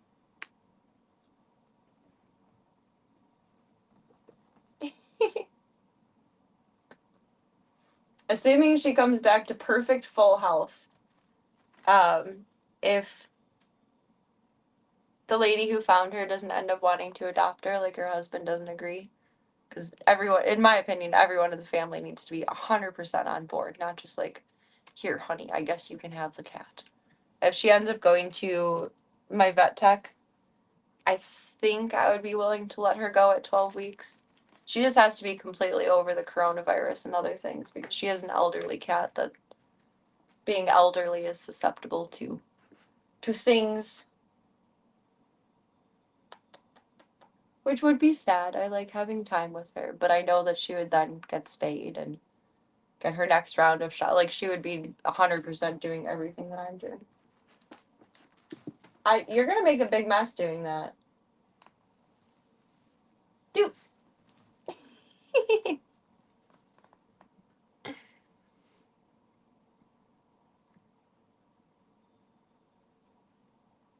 That is a good point, Spacey. Most things that I've painted since getting back into painting, I've used a photo reference for, and it helps so much. Even if you're just doing a broad comparison versus the exact thing, it's so nice to have a reference. She's such a funny little move around her. She's so awkward. I think she just looks that way because of her floof and like not understanding toys yet completely though. Because I mean, think about it. She was born in the winter. If she's 5 weeks old, she was probably born around what, Thanksgiving, beginning of December. So there's no bugs outside. She wouldn't have had time to like learn how to play. Mom probably went out and brought food back for them. Because she's really, if she's not going to grab onto this, then she wasn't still nursing. It's very interesting. Shading is so hard, though. That's definitely where having a reference comes in handy. Vet Tech could revel in the kitten foolishness. Oh, God, yeah. Well, about a month ago, she had a kitten about the same age as Peavy, honestly. Just literally show up at her window, kind of like Tank did for us. And that kitten ended up being very, very sickly and passing away. So she's still getting through that, and I think she would really enjoy having Peavy. I think it would be healing and helpful. I know it's up to me no matter what who adopts her out of any amount of applicants. I know that. But I also want her to be in a place that she would be the happiest and most comfortable with the person that's most committed to her. Obviously, that would be my vet tech, but if the lady that found her fell in love with her and her family is 100% on board, then I'm fine with that. She has kids, but I'm not worried about that because they're old enough, like they're school age, and they helped find her. So, I mean, they're not just grubby little monster boys. Grubby little monster boys don't try to find kittens. Although I do feel bad. I had to apologize later because they were like running a little bit when we saw her. I was like, boys, you need to slow down. And I shouldn't have. That was overstepping. You don't tell someone else's kids what to do when you don't know them. And I apologized for that later. I'm like, I'm sorry. I was on cat brain. You knocked over your food again. She does have a super winter coat. Her being so funny looking, I almost thought maybe that, like speculatively, like was she from a breeder and then she's like deformed or something and then they kicked her out? Because people are terrible, unfortunately. But based on her coat, my vet is 100% certain she was born outside. Because he's so fluffy. He's so fluffy. Oh, I'm not ready to start painting kittens yet. I'll make it look terrible. I have to be able to do them justice. I had enough embarrassment when I did the basic kitten ornaments last month. Stripes as stripes were interesting. Oh my gosh. Tell PB she needs to slow down. I know, right? We got the zoomies and we need the milkies. We need the milkies.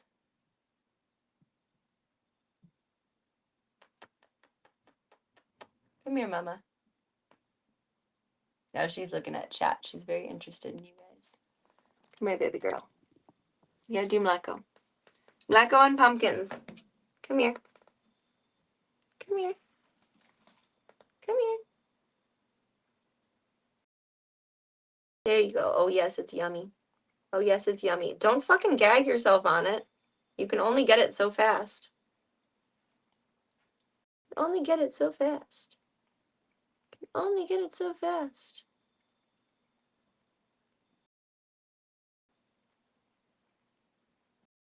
There you go. All done. Good job. She's so nom nom nom nom about it. I love it. I love it. Charlie did look very Charlie-ish. I think little kid turned out good. Obviously, the black cats turned out fine. The solid black cats. Tanks turned out pretty good. And the rest of them I did not feel confident about. You gotta get your pumpkin peanut.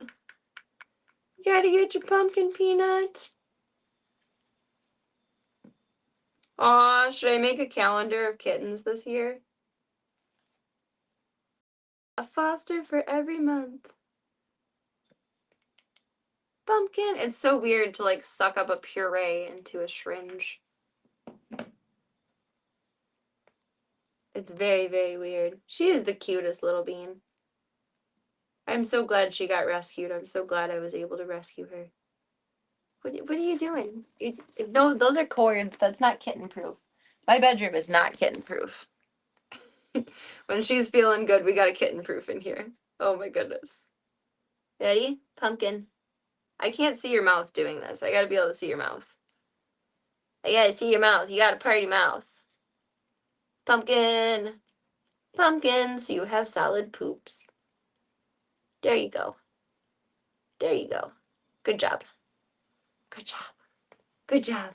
I'm proud of you. I'm proud of you. Delicious and nutritious. Oh my god. She keeps playing in this corner where, oops, all of the cords are. It's not ideal. You gotta calm down on that. What are you doing, Phoebe? You don't know. There's a tripod in the way. You're stealthy. You're stealthy and sneaky. Oh, okay. Zoom. Zoom, zoom, zoom, zoom. We still gotta clean your butt. We saved the best for last. I don't want to interrupt your playtime, though. She's enjoying that. She's having a lot of fun with that little ball. I gotta get some more little ping pong balls for her.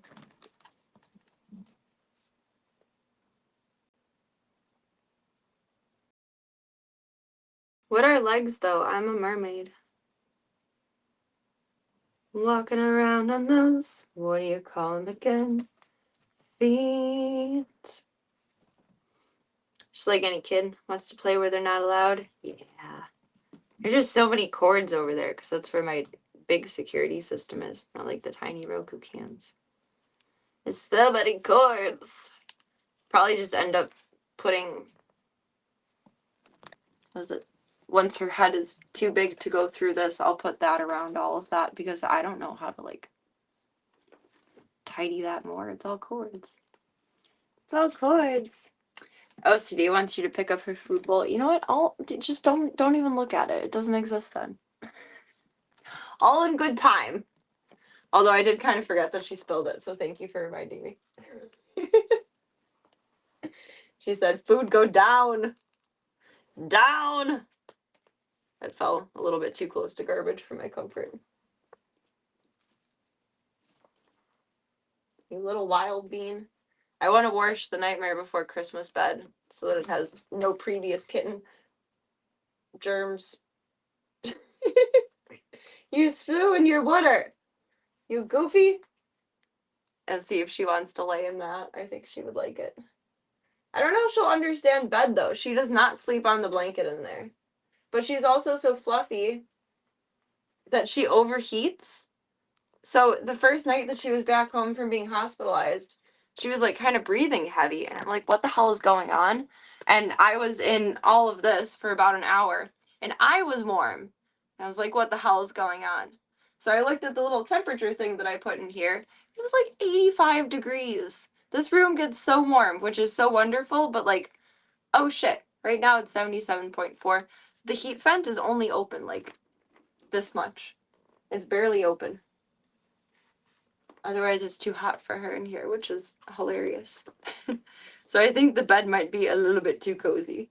I don't know. She also spent so much time outside that, like, being inside is probably the weirdest feeling for her body temperature regulation-wise. Hello. But I like her to have the option for the bed and blanket at the very least. Because, like, she's still not old enough to perfectly regulate her body temperature.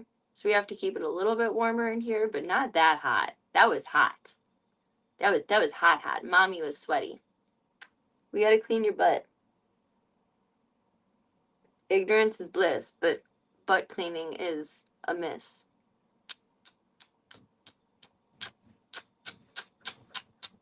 I love you. You're so cute and so fluffy. You're so cute and so fluffy. How are you so cute and so fluffy? Okay, let me clean your booty.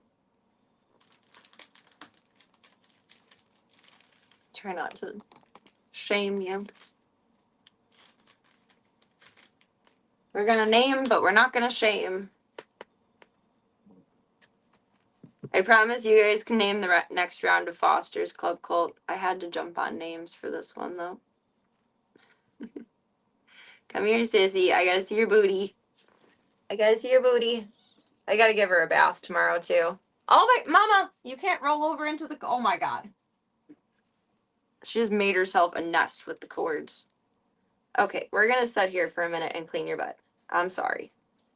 I'm sorry, but it has to be done. It has to be done. You have to stay healthy. Let me see. Okay, that's a happy booty. Now it needs some medicine. Gotta lube up the butt. I felt so bad. I gave her some milk earlier, like around 2. She gets milk around like 10, 2, and then somewhere between like 10 and midnight. What are you doing over there? You're being a menace. You're so tiny. Where are you going? Where are you going? Where are you going? Where are you going? Where are you going?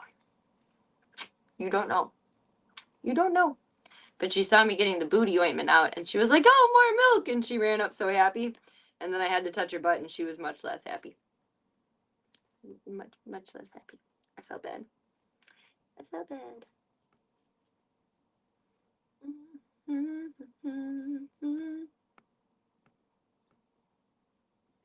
I think it all boils down to that some people are practiced and some people are talented.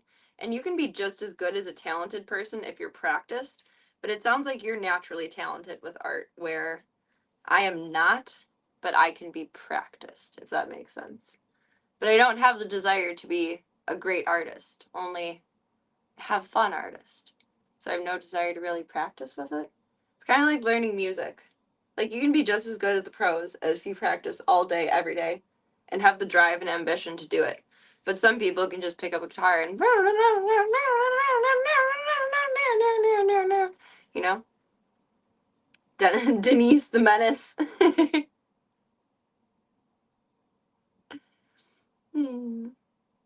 I think we should do a trade. You gotta see your legs first, Spacey. That's only fair. You guys are so funny. You can just Google me. The internet is at your disposal. It is at your beck and call. And instead, we sit and chat and say, can I see your legs? Can I see your legs? Can I see your legs? Can you see your legs? I'm naked on Google. Like, I don't know what to tell you. I really don't know what to tell you guys at this point.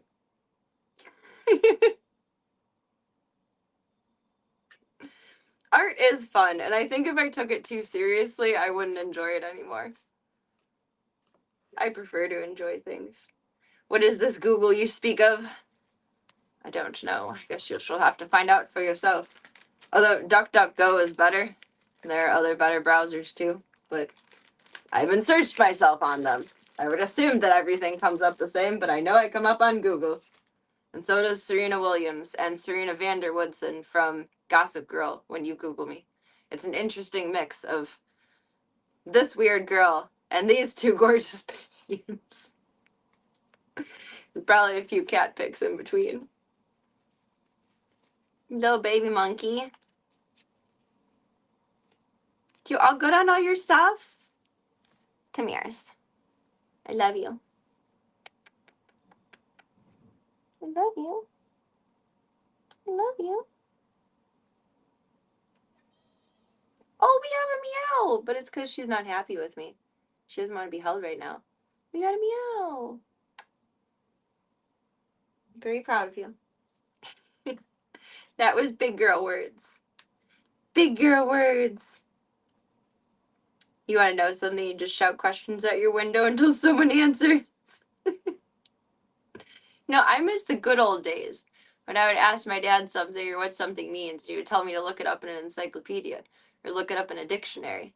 And now I call him and I'm like, what does this mean? What do I do with this? How do I do this? And he's like, just Google it. You have the same Google I do, Serena. I'm like, but I thought you knew. I thought you had elderly knowledge. Not like old, but like the wisdom of those older than I, you know? What are you doing, Stinky? You're Stinky. Be shouting, "Show me Serena's legs," out there in a few minutes and see what happens. I allow it only if you yell it in the same tone as, "Show me the money." I'm here for it. I'm here for it. Elder knowledge, like the ends. What is underwear anyway? Why did we think we have to put around the camera when I was changing? Underwear is illegal. Don't shout it any other way. Good. Good boy. Hey, PB. You ready to relax until we do eeps? Yeah. I want to share all of my seminar knowledge from today. We're going on a catastrophic dive into cat things for Caturday. I'm sorry / you're welcome. I learned so much today. I am so glad that I went. I'm so glad that I went. I did. I learned about kitties like you. I learned about kitties like you. Why is she so cute? She's so little. She's so little and so fluffy. She's so little and so fluffy.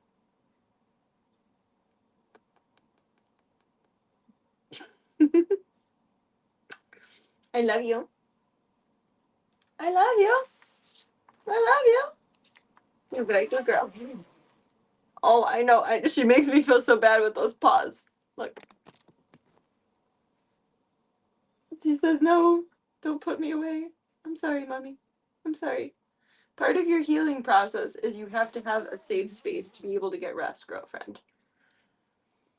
She makes me feel so bad. Kick won't let me take my underwear off, but they don't have to know if I'm wearing underwear or not.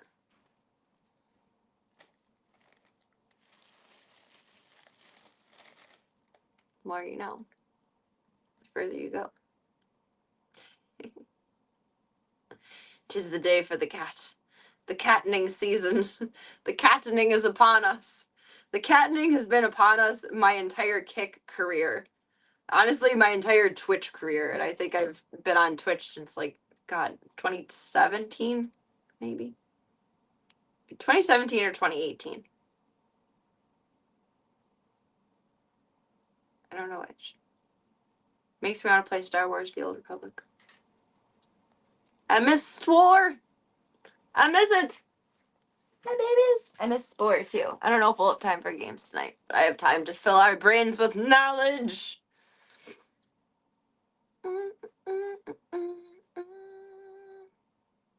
Sure. 10 subs. Legs.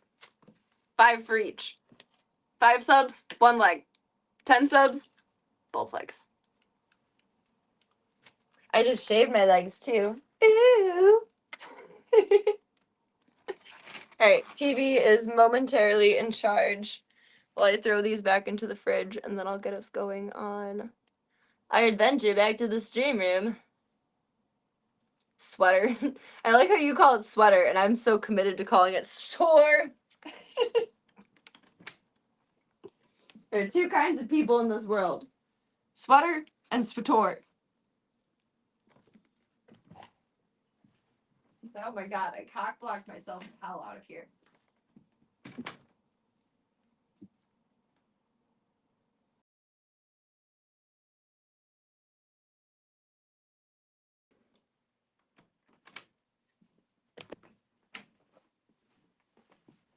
There we go.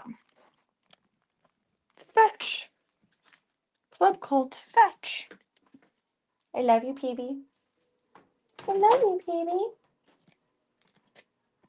Love you, PB. It's a 1 night, 2-minute deal offer. Stands until I'm back in stream clothes and out of PP. Ironically, it stands. 'Cause life.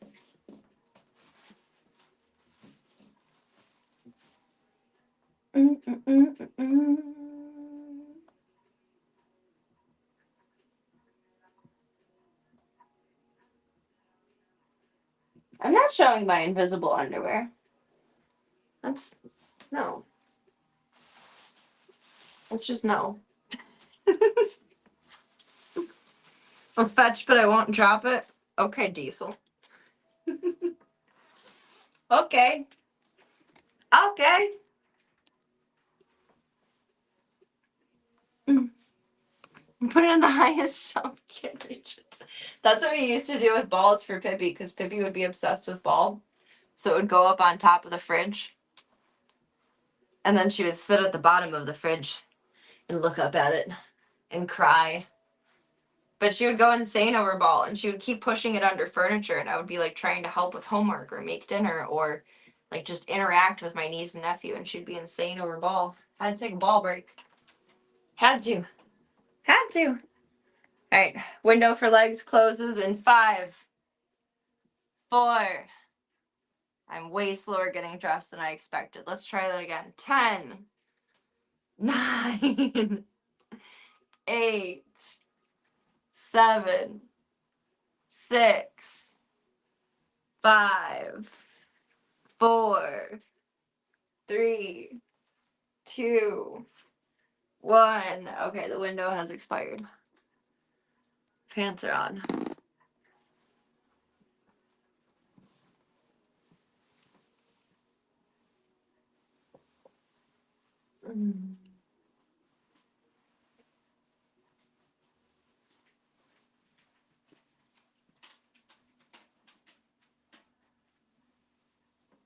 And put us back into the stream room, and then I'll throw PB's stuff back into fridge.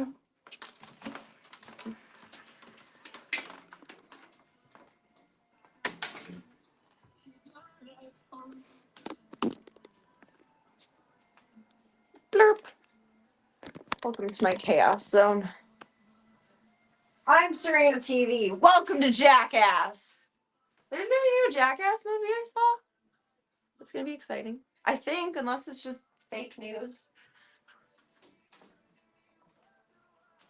But yeah, I love you. You're so cute.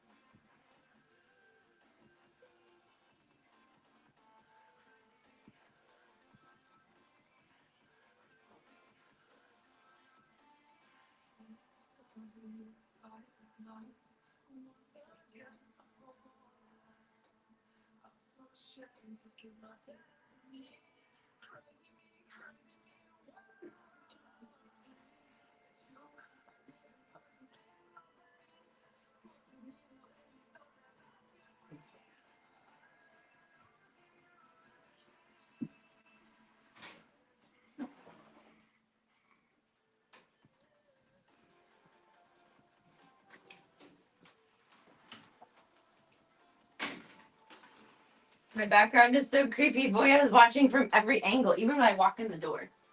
He's still like facing forward. It's bonkers. Let me flip this back around. Can't just type 5 subs. Sir, I've been on the internet for many years. I'm a cam girl. I have seen it all. It does not work that way.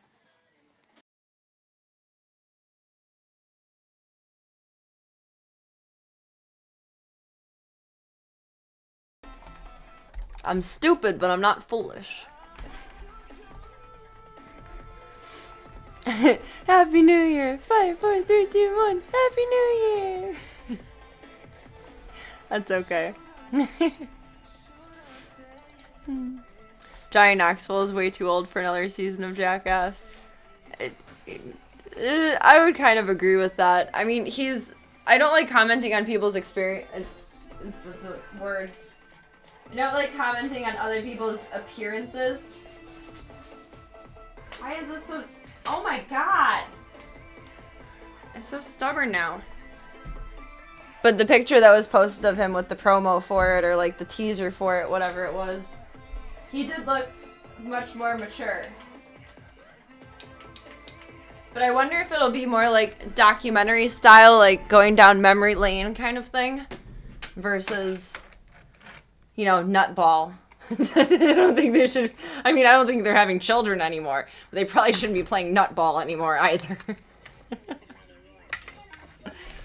Oh my god.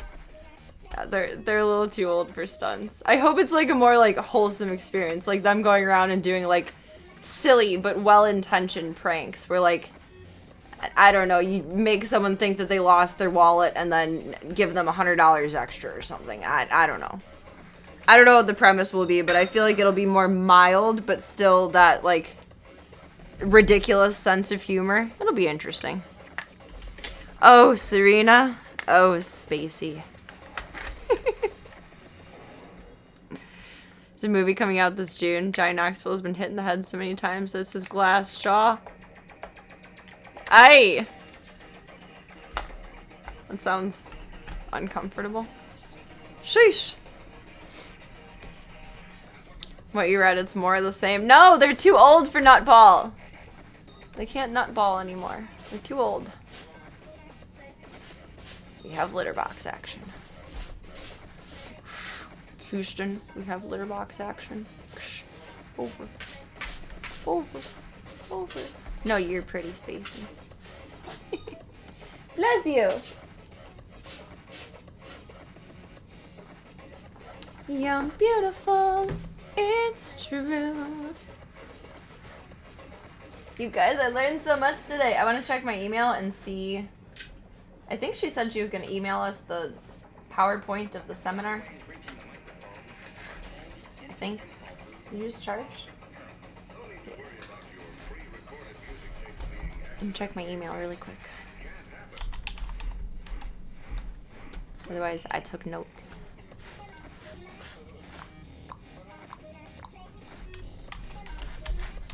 I don't know what my email password is.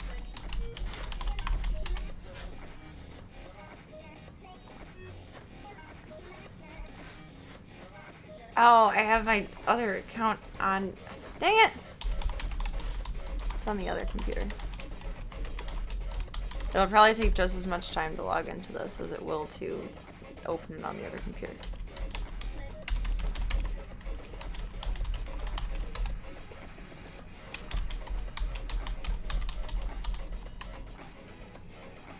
Huh? What would my password be then?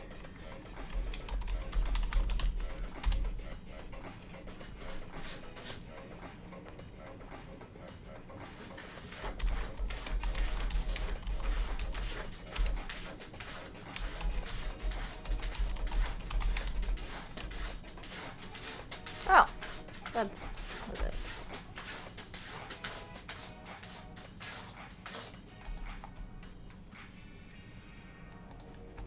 No, never mind. No, I don't want to add a profile picture. No, I don't want to turn on sync. Just want to be able to open my email. I would assume they probably haven't sent it yet just because it was just earlier today, and knowing my timing for things with just a zoo, I can only imagine how much timing changes with a rescue. No, not yet. That's okay. That's okay.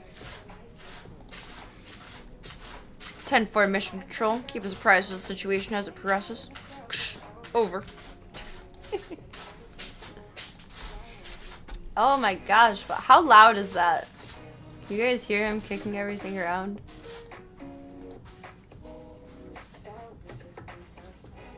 I feel like it's probably louder for me than it is for you guys. It is pretty loud. That's what I thought. I'm digging in a sandbox over here.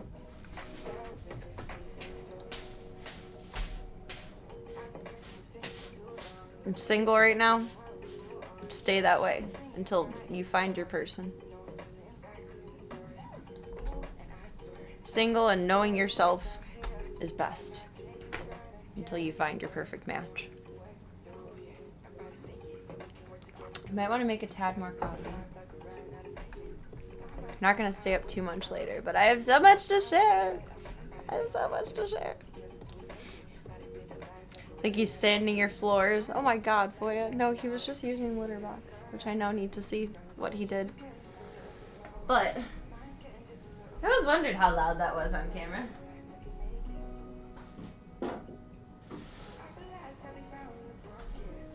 Proud of you, Bubbaloo. We have like the perfect little hide behind here. Boop. Boop. I'm invisible. Can you see me? JK, kind of.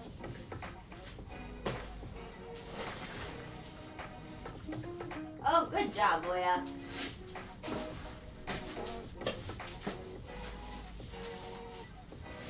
There we go.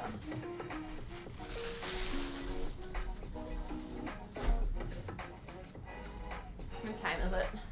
1.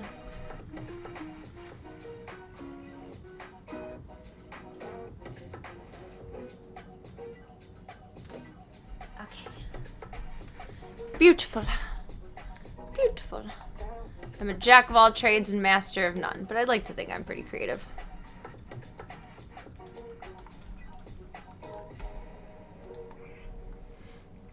Depends who's using the box. I think Gunther is the dainty one. Sometimes. Other times Gunther is the most winningest of litter kickers of all. Which is interesting. Sometimes he's all kind and nice and polite about it. And then other times, half the litter box ends up on the floor instead of in the litter box. And it's like, wow. Thanks. I didn't know I needed this like little Zen sweeping project, but thank you, I guess. Where am I? I don't know. Where am I? We're in the stream room. The main space. It's a fucking mess in here. I got a little bit cleaned yesterday, like bare bones, just like the floor, etc. But outside of that, I didn't get as much done as I wanted. Did your groceries though. I did go with that. I'm proud. I'm proud. Proud human.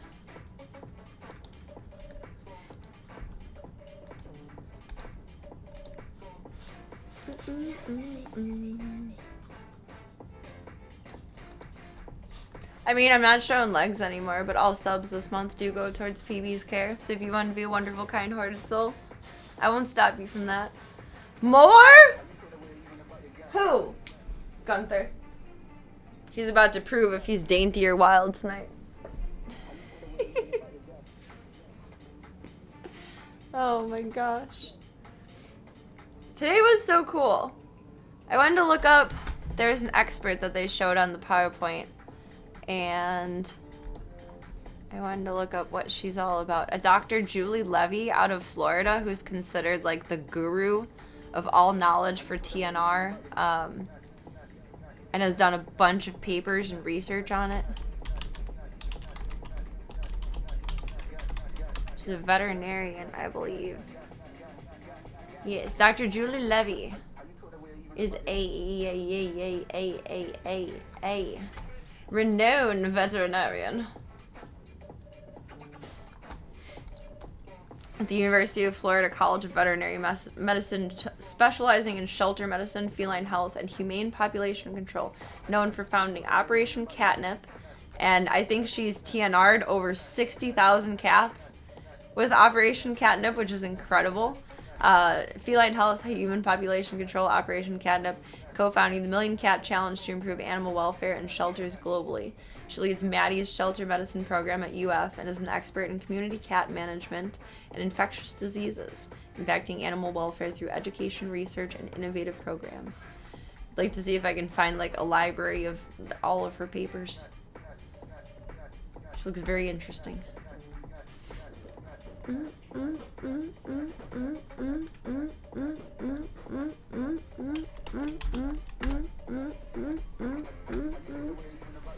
But why isn't Bodrix working for me? Did it even toggle socials earlier? I feel like it did, but that was on mobile.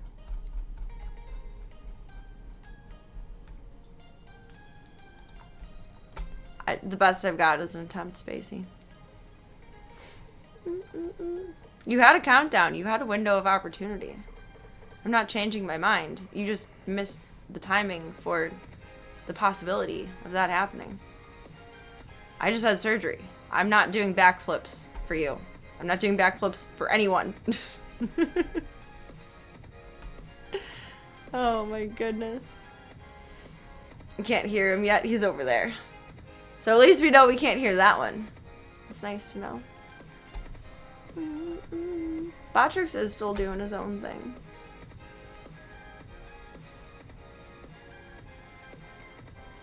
It's very interesting. Why? I don't think I unmodded him. He wouldn't be posting if I unmodded him. I don't know. Botrix made a New Year's resolution to ignore Serena more. Yes. Honestly, I don't blame him. Oh, it's not toggling for anyone. That's interesting. I wonder if I accidentally toggled something off within my dash, like commands for it. Because I added the Envy Awards before I came back. And maybe I accidentally hit a button? I wouldn't put it past me to accidentally hit a button.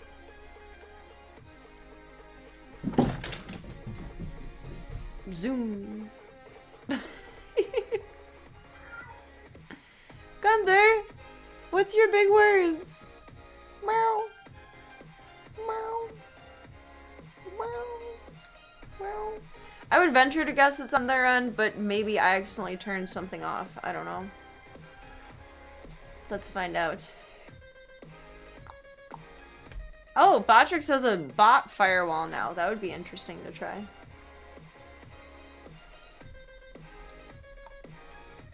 Chatbot is toggled on. Oh. Whoa. Oh, that's for Twitch. It logged me in on the wrong. I was trying to integrate Botrix to Twitch the other day. It showed my commands list empty, and I'm like, is it just going from like a legacy feed? Let's see what's on the Twitch end. Chatbot is toggled on. Oh, the bot protection is only available for Twitch. Stinky. There's nothing turned off with that. There's nothing. Okay, then I don't know. It's not my fault. It's not my fault. It's a butt issue. It's a back end issue. I do like buttons, but I guess I didn't press one this time. I was kind of hoping that I did. I am in Chicago. I went to a community cat seminar at Chicago Animal Care and Control today. I had a really good time. I liked it. The heart rate was high, and so were the spirits. I'm gonna make a little bit more coffee here. We need coffee, Gunther. We need it. It's the elixir of life.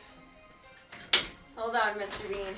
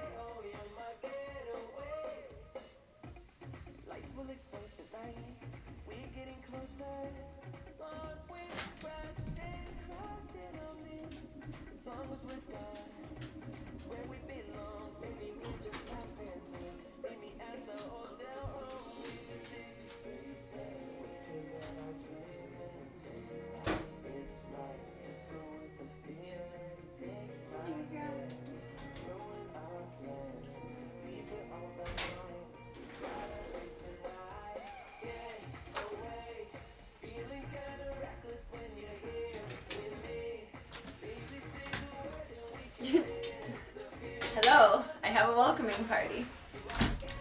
Hello, Gunther. Hello, Voya. I love you, bubbies. It was so much fun. I'm so glad that I went. I was very nervous. I was like shaking when I was on the way, but it was a good time. I talked to the speaker about Gigi too, and that was helpful. I also wanted to look up there's a doctor that was associated with the National Feline Research Council.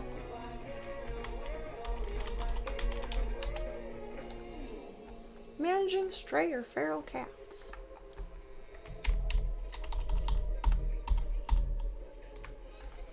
The mission of the National Feline Research Council, NFRC, is to compile, analyze, disseminate rigorous scientific research relevant to the efficient management of free roaming cats. It's very interesting. Oh my god, a crazy stat that I heard today. So, vet stuff being more expensive is not just all in our heads, and it has gone from, in the last 10 years, it's gone up 60%, outpacing inflation. The outpacing inflation part, understandable because things are expensive, but like, holy shit. That's insane. Mostly because of like privatized clinics, etc. But it has outpaced inflation, which is nuts. And I do want to I have a shopping list now. She did an example of the True Catch trap today, and I think that's the one that I'd like to go through.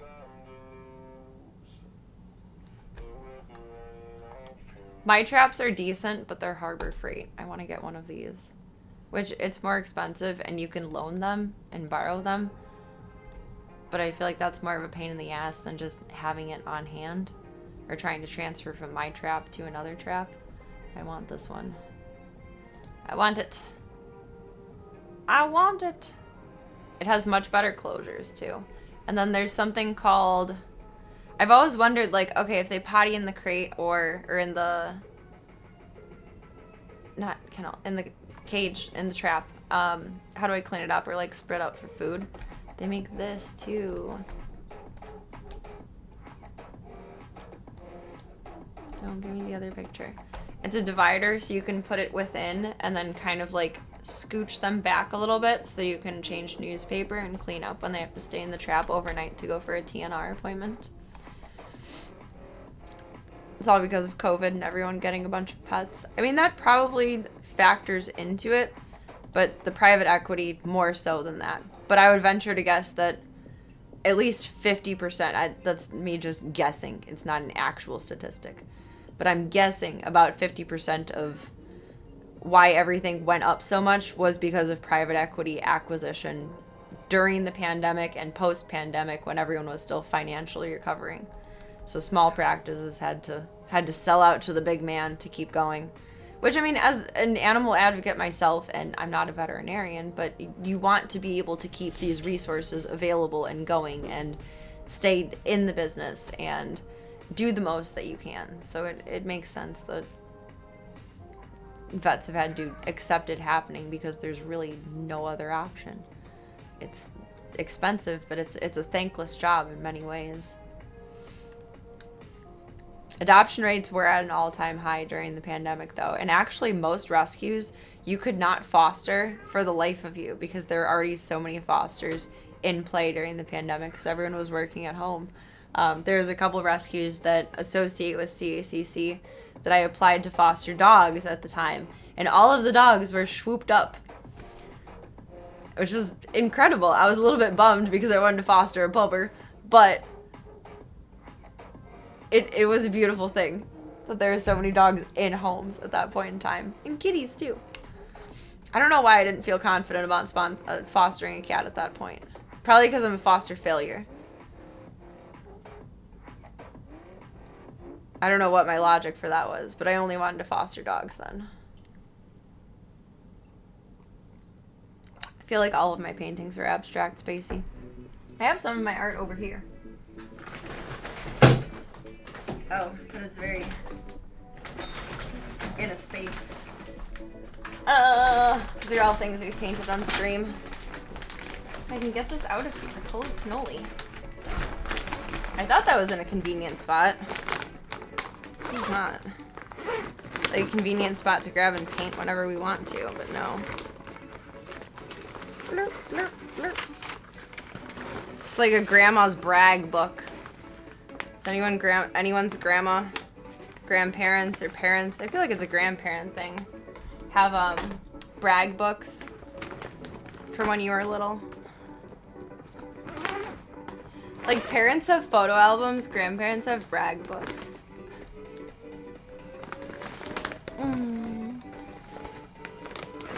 Better have studied a lot. It was school. This one I did on OF? I don't think I did any of it here. But we were playing the Batman game that this one is based off of at the time. It was one of the Telltales, the first Batman Telltale. This one I haven't finished, but it's a card that I have on a t-shirt. It's very nice. I like it.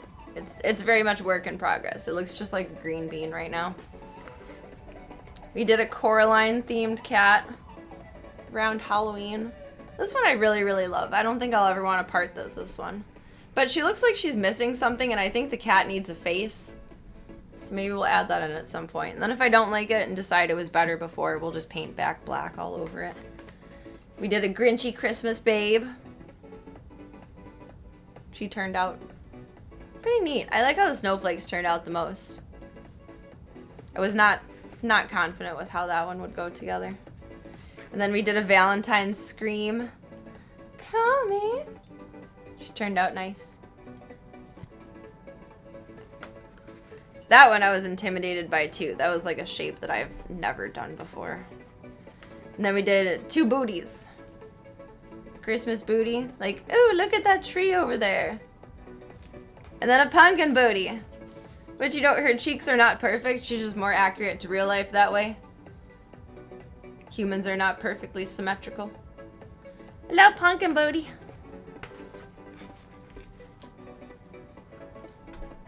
I struggle with realism though, but thank you. I like painting more silly stuff than real stuff. I do want this divider though. Where did my tabs go? There. And then I want this trap. Oh, and she had the cutest hoodie on today too. I want this. I want many things now.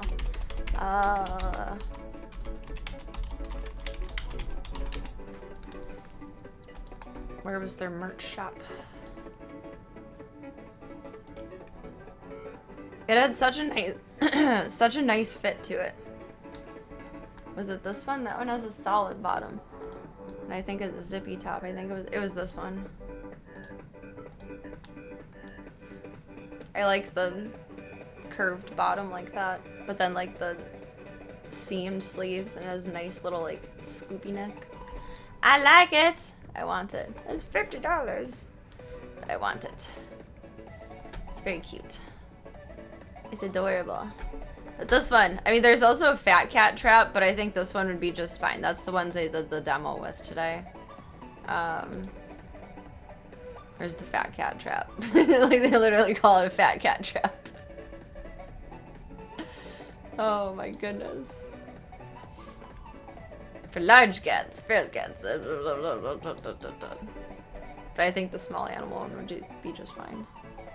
I wonder if that would be something helpful to, probably if I get like way more balls deep in TNR. Otherwise, is that the one I was looking at? 36D, I don't feel like that is. That's the one they showed the demo to. No, it's the more expensive one. The 9,800 something. The $91 one.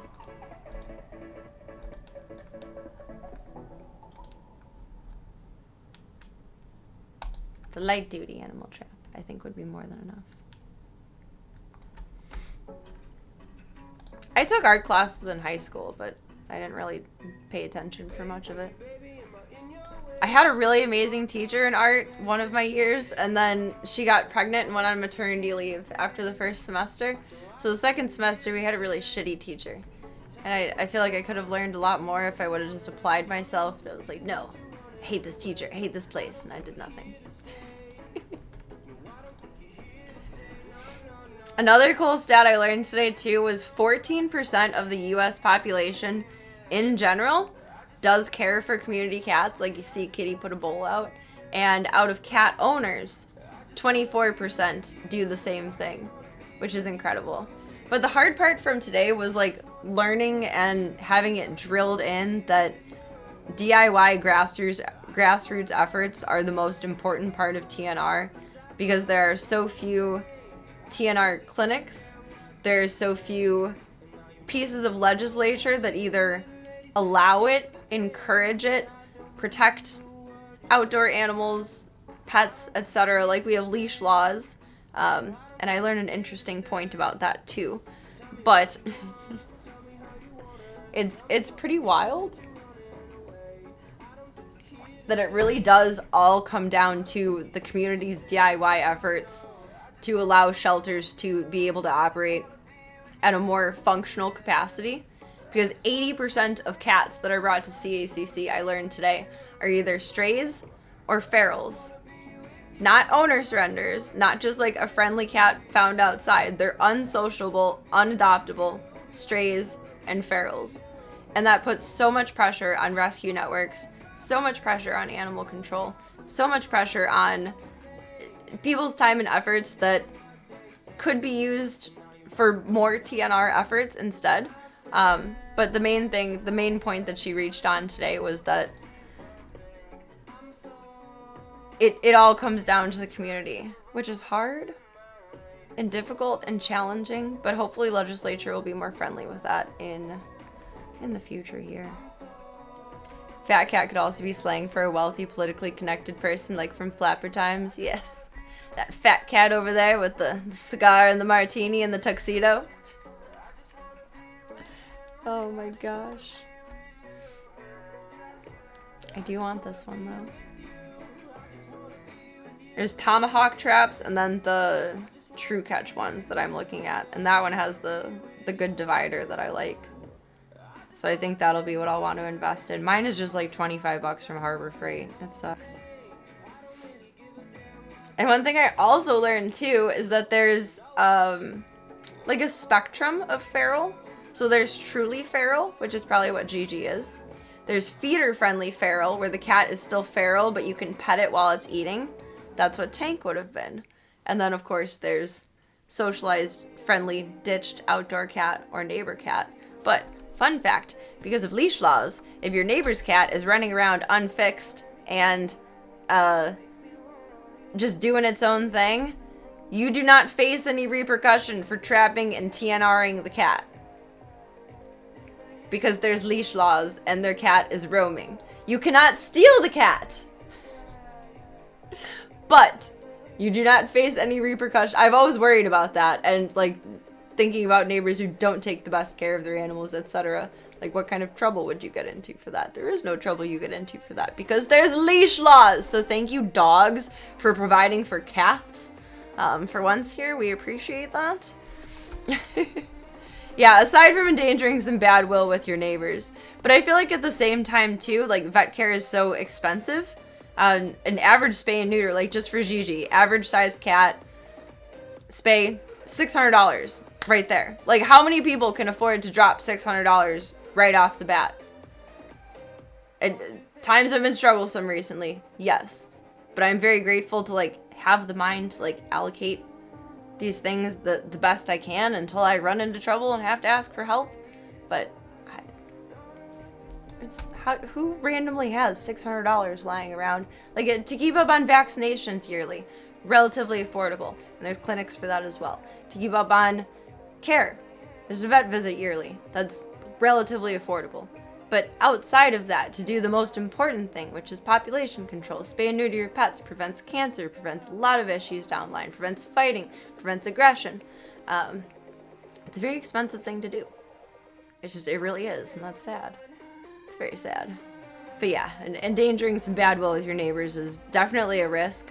But she did explain that most times, the majority of people who end up getting their pet cats trapped and fixed, they're grateful because they finally received that care. It's one of those things that they just keep putting off and putting off and putting off until they can afford it.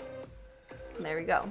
Or she even raised the example of why people have cats outdoors. Well, some people don't have a car, and it takes 2 buses to go get cat litter, and then you have to haul it all the way back on 2 buses. So is it easier to let the cat out to go potty? Yes. Does that mean the cat should be outside? Will I always advocate for indoor-only cats? Absolutely. But things explained like that, which I was really hoping for today, made other things make a lot more sense to me. It's not just like, oh, idiot cat, there you go. Because I have a little bit of that stigma in my mind. And I don't think that cats should be outdoors, once again. But I can kind of see the logic behind why people would make those choices at this point. Other than just, oh, he's mowing at the door, he wants to go outside. But some people do believe that cats want to and need to go outside, and no, they don't. They never do. They never do. Let's see. That's just my own notes and clinics and recovery time, etc. I think the last point that I learned was that 75% of outdoor cats are friendly. Like, will come up to you and be nice to you, just like as if they were owned by someone, and whether they are owned by someone or they're just a stray or they're overly socialized community ferals from a colony that are used to seeing people every day and being interacted with over time.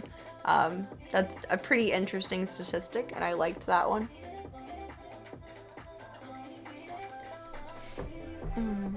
Want to go a step beyond and advocate for indoor horses as well. Yeah, I mean, with horses it's a little bit different. They have a coat that, besides PB, of course, adapts to the weather. But full-time pasture, unless you're in a good climate environment, is not ideal in my opinion. It should be at least split into half time, where half the day, like the night, is in stall and you're safe. And then pasture time during the day, if acceptable. Blankets, cozy gear, etc.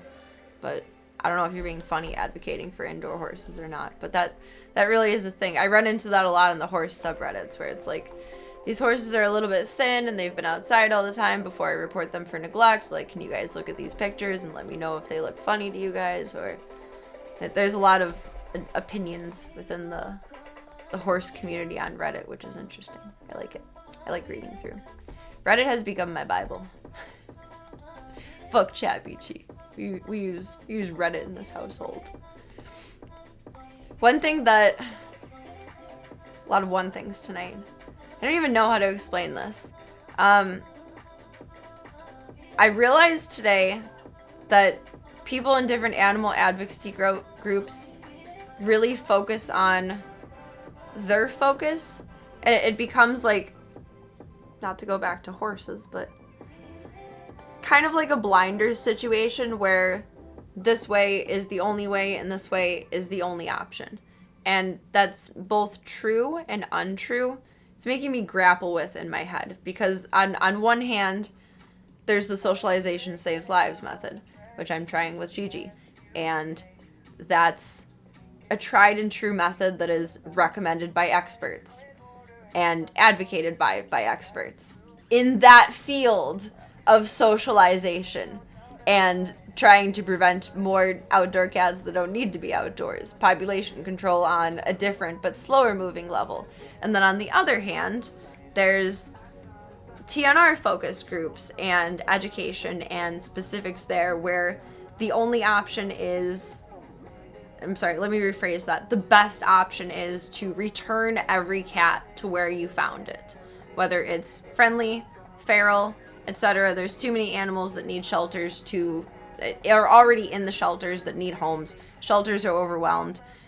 Community cats are managed, spayed, neutered, cared for if they're TNR'd. They have a microchip, so if anything happens to them, they can be traced back to the rescue and receive care that way. It's a very beneficial thing. I think both are extremely beneficial. And when I talked to her about Gigi, it became very clear, not in a negative way whatsoever, just very objectively. The advice she gave me was that she absolutely has to be TNR'd and returned outside to the location of which she came from, and to find a way to make that an option for her, because obviously where she came from, the guy didn't like her, and that's a little bit worrisome. And it kind of put me in like not a mental funk, but like arguing with myself on the ride home. And I finally came to the conclusion about halfway home that both are right. Neither is wrong. And I just have to find the middle balance in between and accept the reality of socialization works to whatever extent, and we can do this, or TNR works, and that's the extent that we can do this. TNR is more active population control. So by choosing to try to socialize Gigi, I'm not trapping and TNRing as many cats, because that's not the priority of the main focus of what requires my energy in this moment. And I think after Daisy's adopted, and especially after PB goes to her home, then we'll definitely have a lot more time and resources for TNR. But it's something that I don't know how, but I want to be involved in both sides of. And I feel like that requires a lot of energy and a lot more me than I am. But we're going to find a way to do it, because both truly are right. If I can attack, as one human being, as much as I can, pet overpopulation from one end of socialize and rehome, or just have it in my home, or be a TNR advocate and participator and do both on both ends, like that would be marvelous, and I would appreciate that. But the advice I got today, I'll be completely honest, was to release her to where she came from, or worst case scenario, look into a barn cat program. Don't bother socializing her, which is hard to hear, but not wrong at all, because to take on pet overpopulation at such a high extreme level, you need to be like trapping and TNRing every single week. Basically everyone that comes through is a potential TNR candidate, and life has to be treated that way. So I'm gonna have to figure out what the balance is between that, because Bear and RNG are still coming around, and the longer they wait, the more babies they might have. I don't like that. I don't appreciate that. I'd like to do better with that. But then on the other hand, I would love for Gigi to never have to go outside ever again. But then on the same token, there's many layers to this, because there's also the vacuum effect. Once you remove cats from a colony, more come in. They have to fight over territory. It's less established, and it involves more room for disease because there's territorialism that's coming through, and then you have more cats to TNR. So it's a very delicate balance of a line to walk, of the line that I have chosen to walk. Because why would I ever do anything the easy way? That's too simple. Oops. I'm a teacup human, Spacey. Let me take a breath for a minute and read my feedback here. There are a lot of cold ponies out there. I feel like people think just because they grow the big long winter coat that they're fine out there, and they're kind of not. I mean, like, they are, but it's not ideal. It's harder for them to, they're burning more calories out in the cold. Pasture pets are fun, but stabling and shelter is very important as well. In here where the climate is pretty mild, there are cold, rainy nights, and some people have their horses out in pasture. Oh, that's cold and wet. Definitely bring them in then. Yeah, bring them in, brush them down, give them a little hair dryer moment. Keep them warm and unhurt, indeed. You have, no matter what the animal, if you have it in your life, you have a responsibility to it. In my opinion, if you see it walking down the street in front of you, you have a responsibility to it. But that's a bit extensive. I'll ask everything of myself. I won't ask everything of the world. You just can't do that. What are your thoughts now on rehoming or keeping void? she's becoming more adoptable, and I'd like she's becoming more outgoing. I'd like to see how she progresses. I'm kind of falling in love with her, so of course I'd like to keep her. Because she's so cute and sweet, and she's like, oh, I'm bonded to you. I think she is bonding with me. I don't know if she would be like that with someone else. However, if my dad does not take Daisy, if that doesn't work out, I will have Daisy and Void up for adoption as a bonded pair. Because they kind of are bonded. I wouldn't say they're truly bonded. Like, Void will be a little bit confused, but like just fine with Daisy leaving before it, instead of grieving for months, I think. I hope. But with them, if the perfect home came around for Void, because she wouldn't be something that the typical adopter would apply for, I would be very open to it and willing to entertain the thought. But if it doesn't work out with Daisy, I would want them to be a bonded pair adopted out. I think that would be the best way to attack that, because then Void would still have a source of comfort, familiarity, and safety to be adopted out with Void. Speaking as a potential cat father. No, I already offered him Daisy, and he said no. Said no. Was I a dancer? Never, like, professionally at a club, just on my own time on the internets. I have my own club. Club Cult! Refuse Daisy? It can't be bought. I know. Mad Topher, you have some very, very, very strong soul about you. Very strong conviction. A lot of self-control. That's the word I'm looking for. Because I have no self-control. Obviously. Obviously. I have no idea how social Gigi might end up being. We're going to give her, I think, until about Valentine's Day. PB has her 8-week appointment, I think January 27th. So I'm going to reevaluate her progress then. And then compare her progress from now to then to Valentine's Day. And if we're really not getting anywhere, I have a lead on a barn cat program, so probably end up entering her into that. The only downside is that my vet doesn't do ear tips, so she's not ear tipped, which sucks. But if she ever like needed a dental and needed to go sleepy for that, then she could be ear tipped then, but she wouldn't be the typical released cat in that way. And ear tips are so helpful because you can see right off the bat far away that they're fixed, they're taken care of, they've had vaccines. It's a wonderful thing. Woodstock's reason for not tipping, it has nothing, it's not cruel to ear tip. It doesn't attack any major blood vessels or anything. He just doesn't do it as his practice because he is not a TNR clinic.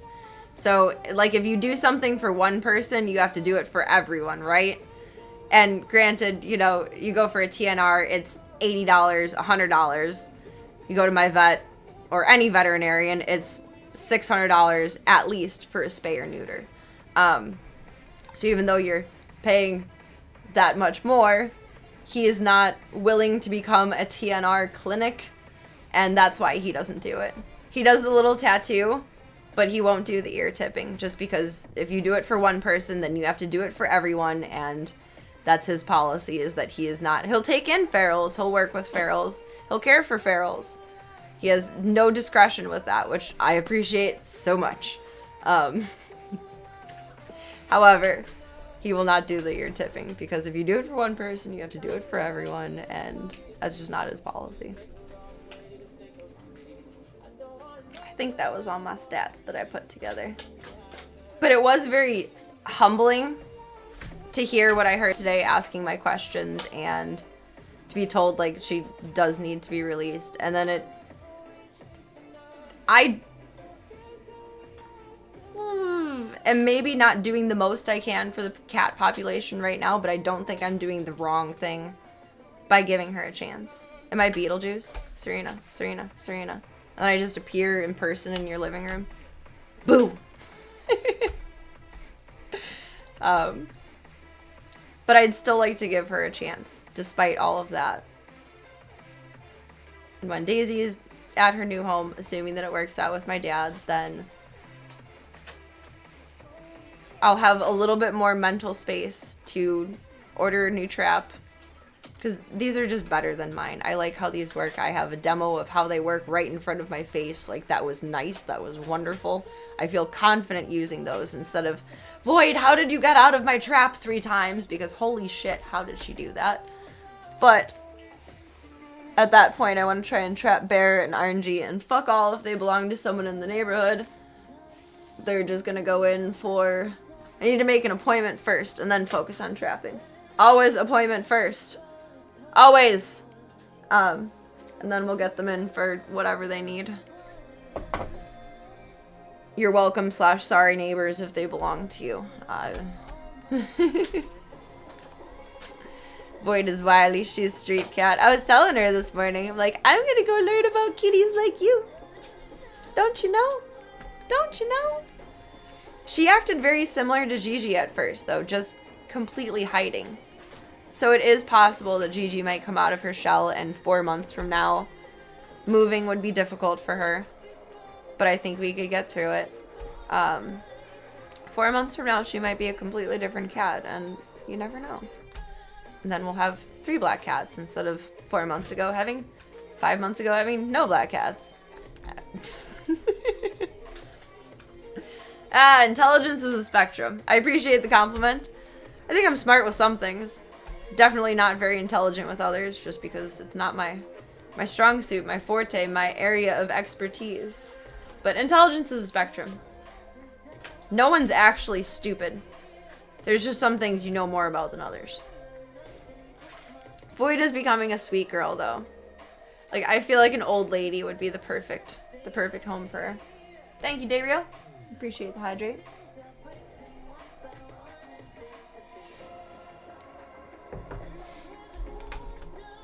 Intelligence is a spectrum, though. Stupid exists in the world. I've seen it. But those people are really smart about being stupid because they're good at being stupid. It's stupidity is unfortunately / fortunately part of the intelligence spectrum. It's fascinating. Fast facts. I really like the Cats in Action website, though. Outside of, like, just the merch. I want that sweater, though. It's so cute. I like the way the bottom is. I like that kind of hoodies. It looks cozy, but still lightweight. So you could wear it in, like, the spring just as is, or in the winter, like, with a little jacket on over it. And I really like those styles of neck, too. If a hoodie isn't, like, this one is a little bit too tight for my standards, and it, like, goes out to here. I like my hoodies to feel like they're not choking me. I do like Doc's morals. I wish there was more Docs in the world. If I could duplicate him and put him in every town, people's animals would be much more taken care of at a much more affordable level, which is beautiful. Should honor what your dad told you all those years ago. You're good at something, don't do it for free. Paywall the stupidity. That benefits both them and the world. I'm here for it. I like that. We should put that on a bumper sticker. Should find someone to pay them to be stupid. We reach the same conclusion at the same time. No, I want the home, not the merch shop. How did I get all the way from Cats Night? There we go. Their homepage is so incredible. So what do you do if you found a cat? What do you do if you're feeding outdoor cats? What do you do if you're seeing cats outside? Your outdoor cat is sick and injured. You need to give up your pet cat. Lost my cat. They have so many resources here. This is the one I went to today. They got a sneaky shot of me. Where was it? I think it was on CACC's.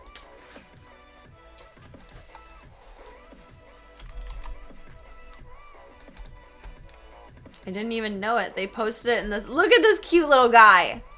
He's a Gunther, but he's gray. Like, actually gray. Gunther just looked gray in his adoption picture. Whoops. Tomorrow is Paws in Pajamas. France is so cute. There I am, a Serena in the wild. I didn't even see them taking pictures. I was that locked in. So mad I forgot my notebook, but that's okay. It was amazing though. I'm so glad that I went. I turned on notification for the Cats in Action account, so that I'll see when their next seminars are. I think there is one on here for when the seminars are. It'd be under resources? Or blog, maybe? You know, she said on the website that it says when the workshops are. Under like a workshop section. Was that in the drop down? She said they're overhauling their website too.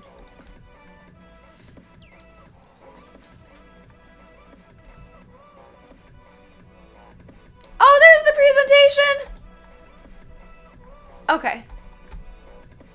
Oh, you needed to register. I didn't know that. They didn't say anything about that on CACC's website.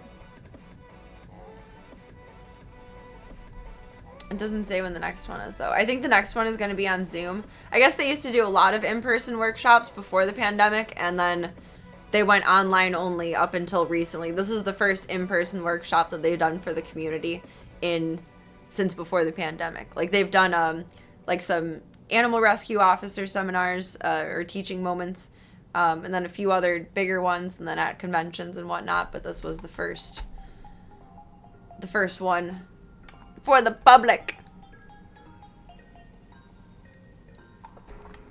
Spacey, not for all of the money in the world. I just had surgery. You talk about those shoes you were wearing. That's my sneakers. What's wrong with my shoes? I had floods going on because I was sitting silly. What's wrong with my shoes? Why can't I open that big? Can you save pictures off of Instagram? How do you do that? Save as? No, it's going to save as a web page. I don't know. I took a screenshot of it. What's wrong with my shoes?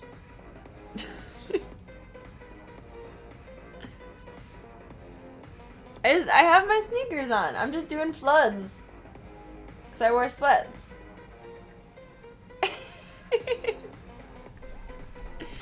Beanies are required headwear for cat rescuers. It was cold as fuck today. It was 14 degrees. And I did not de-thaw the whole time I was there. It's pretty chilly in CACC. Like, even in the summer, when I've adopted there in the summer, it was so weird not adopting being there. Like, I felt like I was doing something wrong. It was anxiety inducing a little bit. But it was cold out. I didn't de-thaw while I was in there. It's always cold in there. When I'm there in the summer, I bring a jacket. I'm very, very incognito.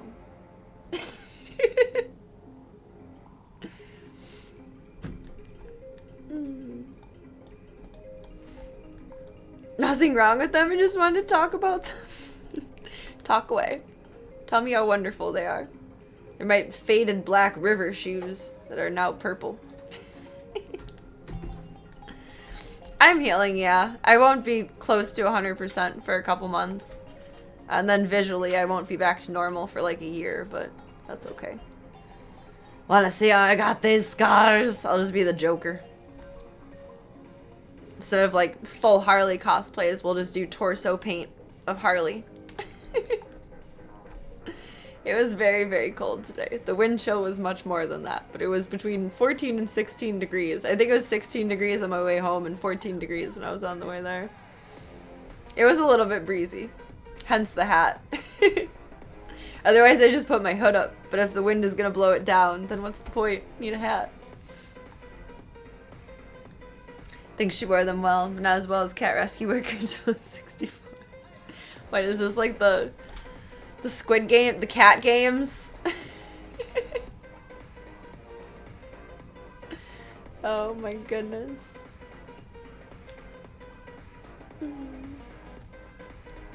I had a good time today though. I'm really glad that I went. I do think it's... how do I want to phrase this? I empathize and I appreciate that rescue is more or less sectioned to specialties. So there's socialization saves lives people. There's TNR people. There's everyone in between. There's fosters, there's adoption coordinators, there's volunteers. Like, there's people working at this on every single level, which I think is incredible. But it now begs a new question of, in future times, where do I really want my focus to be? I do kind of feel like I have an aptitude for cat whispering, so to speak. But I also want to be as mindful as I can for the community and an advocate for outdoor cats as well. So I'm not quite sure what direction to go in, or even how to mindfully and without burning myself out do both. Because Lord knows every cat that I trap I'm going to want to try to socialize, and we have to accept that's not always a reality. I think Gigi will teach us a lot with that and see. But I'm excited by how much I learned today, and I'm thrilled to move forward with more knowledge, more resources, more ambition to always do what the right thing is. Whatever the right thing is for that animal. And I think it's difficult because it's an individual basis too. Like, I think, again, speaking purely objectively, and this kind of hurts my heart, but I'm trying to think about it objectively. In the mindset of the woman from the seminar today, Voya would have been a TNR, Gunther would have been a TNR, who all is here? Charlie would have been a TNR, Tank would have been a TNR, and they're all wonderful house cats, but they're also in my house, and you can't just have 1,000 cats. It doesn't work that way. It just does not, unfortunately. But in her opinion and her way of doing things, that's how that would have gone. Because having cats sterilized outdoors still controls the population. It allows communities to be managed, community cats to be managed. It still works out for the greater good, even though ultimately the greater good is for every cat to be inside, but that's impossible because of overpopulation. So I'm not quite sure what the best practices I'll have moving forward, and I'm sure I'll make mistakes, and I'm sure I'll learn from them, and I'm sure I'll continue to expand my knowledge basis. But it really opened up a lot of doors into all of the research behind it and why it's so important. And trying to not argue with my heart as much as possible is difficult, because all kitties should be indoors. But the reality is, shelters are full. There's not enough people to adopt all of the cats that are loving, social, already ready for a home, willing to be adopted, and that we have all of these friendly but wild beings outside. And what do we do? What do we do? TNR is the best option. So I think it will ultimately be, speculatively right now, just a delicate balance between the two. Because there will never be enough adopters for all of the animals that need help. And that's a hard reality. And all we can do to counter the hard reality is do breast practices and best practices.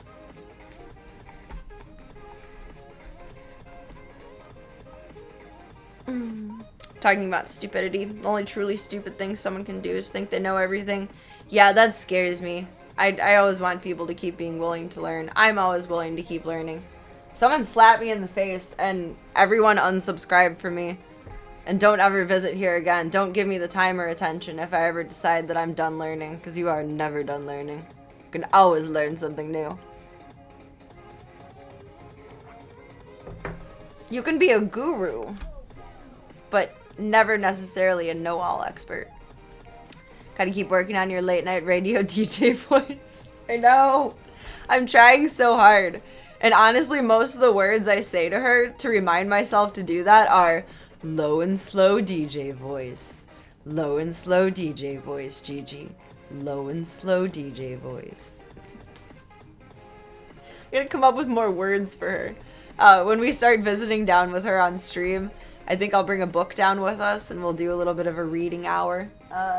Where's... Did I put it in here? My Lin-Manuel Miranda book. Good morning, good night. It's somewhere. Charlie liked that one. Maybe she'd like this one.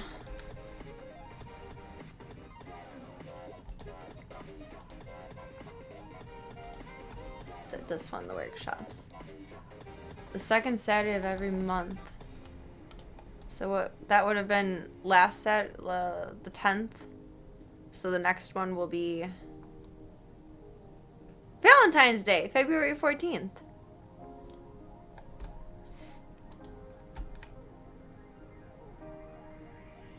This was who is here today. She was wonderful. She's trapped over 4,500 cats, which is amazing. I have so much respect for that.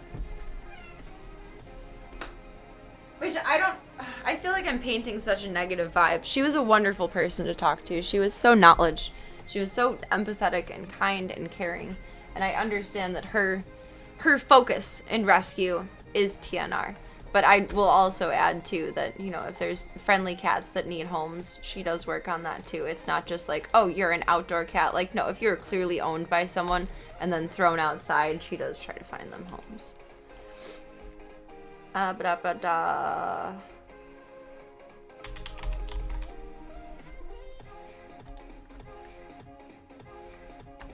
There's this little guy.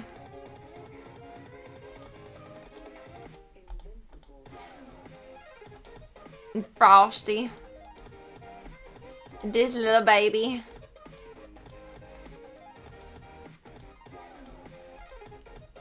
And this little baby.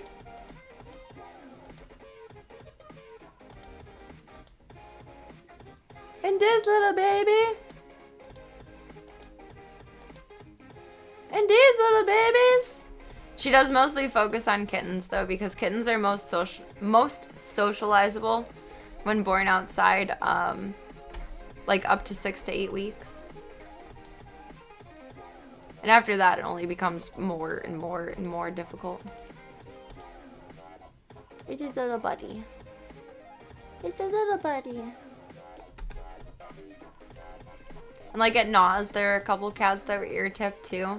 So by the time they go from like feral or unsocialized to feeder friendly, a lot of times rescues will end up taking them in. Because at that point they are ready to be socialized and go into new homes. Hi Voya, are you looking at the kitty stuff? They had bingo last year. I want to do bingo. I think my vet is right. I am the youngest cat lady. Wear the beanie better than 1264.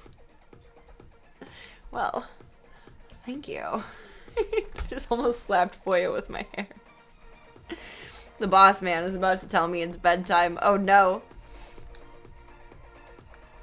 Start reading his bedtime stories. We'll be dropping like flies. I mean, probably. When I wasn't streaming like the last week, when I was off, like recovering more than just now, I was down with her about 1:30 and spending about a half hour with her, so probably we'll do story time at the end of stream with her.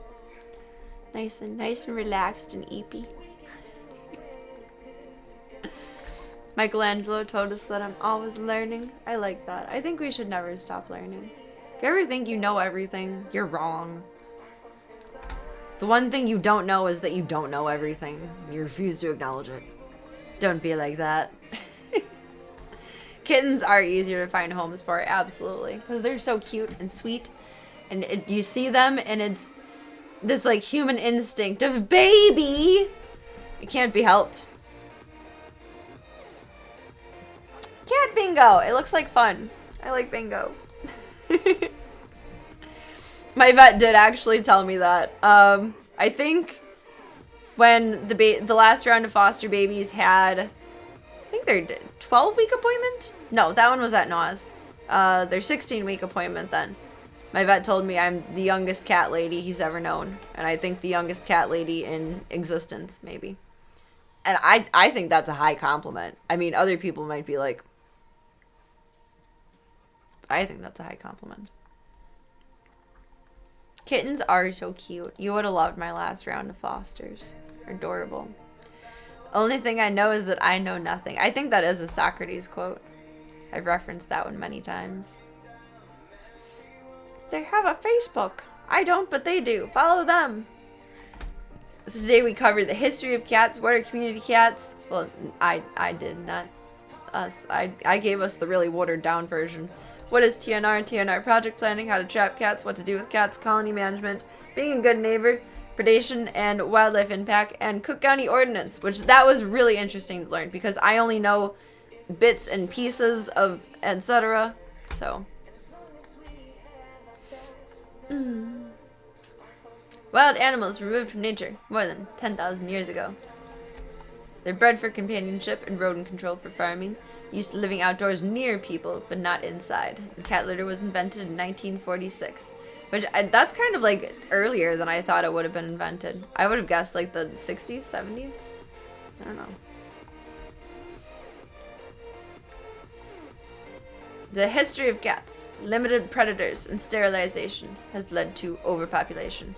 Breeding has left domestic cats susceptible to disease, and they are dependent on humans. Another interesting thing I learned today, which maybe they'll put it a little bit lower here, but you would think that disease is the #1 killer of outside cats, and it's actually the second. The first is trauma. So, people, wild animals, coyotes, raccoons, foxes, again, people, cars, getting closed in a garage that doesn't open very frequently, getting trapped in basements, trapped in attics, etc., which is very, very sad. And of course, Zeke, for example, people being, what's your beef? Shitty and shooting cats. I still can't believe that's in his leg. That's insane. But the second biggest factor for outside cats that causes mortality is disease, which I think they go over it a little bit more down here. Yeah, the breeding cycle, that covers on it. This is not a to scale statistic over here, but there are an estimated 32 to 90 million free roaming cats in the US, which is insane. Within the Chicagoland area, there's up to 500,000. But that means pet cats, friendly cats, strays, cats that have been dumped, ferals, like that includes all of them, which is nuts. It's absolutely nuts. 80% of shelter cats originate from outside. And right now, because of overpopulation, CACC is no longer accepting outdoor strays. And I don't know how a stray could be indoor. I don't know why I worded it like that. Zeke, I'm talking! And they no longer take in community cats, like ferals, etc. Even if they are deemed friendly and adoptable, that's not their priority anymore, which is sad and sucks. But it all the more puts the fire under rescuers' asses and TNR asses to really get this all again together. And this is not to scale, once again, but all cats outside are called community cats now. They used to be called free roaming cats. Now the best term to use is community cats. Stray refers to lost or abandoned friendly cats. So, that's, again, this is not to scale, but I feel like it's probably pretty proportionate. I mean, maybe stray would extend out to here, because levels of feral would still fall under feral. What does feral really mean? Feral cats are not socialized to people. They are wild. Which, I mean, I knew that, but it was nice to, like, it was interesting to hear it out loud from someone and say, like, this is a wild, like, this is like taking a raccoon into your house. I feel like that's giving me a lot more perspective with Gigi versus, I was just thinking of her like, you were abducted by aliens, I'm so sorry. But no, she is a wild animal, and it's not exactly easy to socialize a wild animal. Feral refers to the socialization towards humans, not location, so being outside. So you could have a cat that breaks into your basement and you don't know it for 2 weeks, and that cat is still feral. Friendly versus feral. So feral characteristics are afraid, run away, non-vocal, not vicious, not dangerous. Just seemingly very scared. Gigi. Partially friendly, partially feral. Tank. Feeder friendly, limited touching, friendly only to caretaker, prefer outside. Although Tank is nice to others. He doesn't beat up my dad, which is good. Yeah, we're gonna need a bigger franch. I'm gonna have to buy a country at this point. I mean, the US wants Greenland, but what if I want the US? Serena for president. Oh, God. And a bigger boat. Are you taking international intakes now? Big cities do got big cats. Tank, Voya. But also big amounts of cats, which I think is what you meant. And then there's friendly, purring, rubbing, petting, vocal, and that's either like a dumped cat, an overly socialized, partially friendly, feeder friendly feral, someone's pet cat that they just let outside. Feral versus fractious. And this is interesting because when, I don't want to say confined, but when she's in a smaller space that she can't escape, Gigi does get fractious. So if I approach her when she's in her kennel, then she's fractious, like her little carrier inside of her big giant tent. Side note, I wish they made attachable tents, or I knew they made attachable tents like that, because this one actually attaches between the two. It's made to do that when the kittens were born. I didn't even think that that would have existed. Just like, oh, I'll just clip these together. No, could have bought a different thing. Feral is fearful, not vicious. So that cat that puts the ears down and just hides in the corner and don't approach me, don't approach me, don't approach me, don't approach me, don't approach me, don't approach me, don't approach me. But then fractious is more growling, hissing, spitting, lunging, biting, scratching.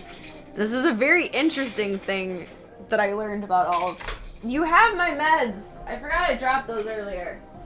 Son. Oh my god. I forgot I dropped that earlier, and then I left it on the floor like an idiot. Oopsies. I'll probably be able to dance on the pole again, like, by summer. I had a pretty invasive surgery in my abdomen and my pelvis, so I'm going to be pretty limited in that space. Actually, I meant to ask, like, if I need physical therapy. I don't think I would need physical therapy to, like, get back to full range of motion again. I don't know. We'll see. I still need to schedule it for my back. Fractious cats, believe it or not, are typically upset friendly house cats or house pets because they're pissed that they got trapped and they want to go back to their family and why did this strange human abduct me? So, I mean, that's an interesting sign that if they're growling, hissing, spitting, lunging, biting, scratching, that they're not actually feral. I never would have considered that. I think that's really important knowledge to understand feral versus fractious, and that's something I never would have considered. I would think that a cat is more feral if they're doing the growling. Prior to this, I would have thought they were more feral if they're growling, hissing, spitting, biting, lunging, scratching. And if they're fearful, then they're probably someone's pet. And it's the exact opposite. I was wrong. I learned today. I do like the clips. It does tell a story. She did a really good job with this presentation. No ballroom dancing at the conventions this year then. I know. Sad. Compared to everyone else, I'll feel like I'm wearing ball gowns, though, in terms of coverage.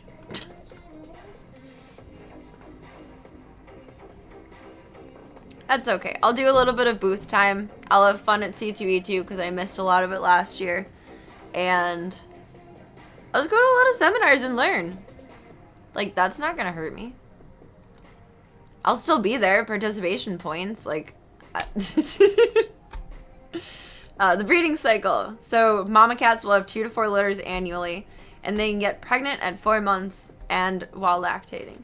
So I already knew the while lactating first part, but and again, I've mentioned with Slavka, like she was pregnant when I took her in, and she was about 5 or 6 months old. But that's such an important reason to spay and neuter your pets. Female cats can get pregnant at 4 months old. 4 months. And you can have multiple fathers in one litter. So Stripes and Nibbler might have a different daddy than Daisy. Because Void had 2 boyfriends outside that she hung out with. They might have had a threesome. It really makes me wonder. I wonder if animal siblings are the same as people siblings, where you have like 98.6% of the same DNA. I wonder if there's any way to like actually check that. Probably not. Probably only with people. But it's possible. I really wonder if Daisy had a different dad. So there's an all-white cat, and then there was a cat that looked like Daisy. I don't know.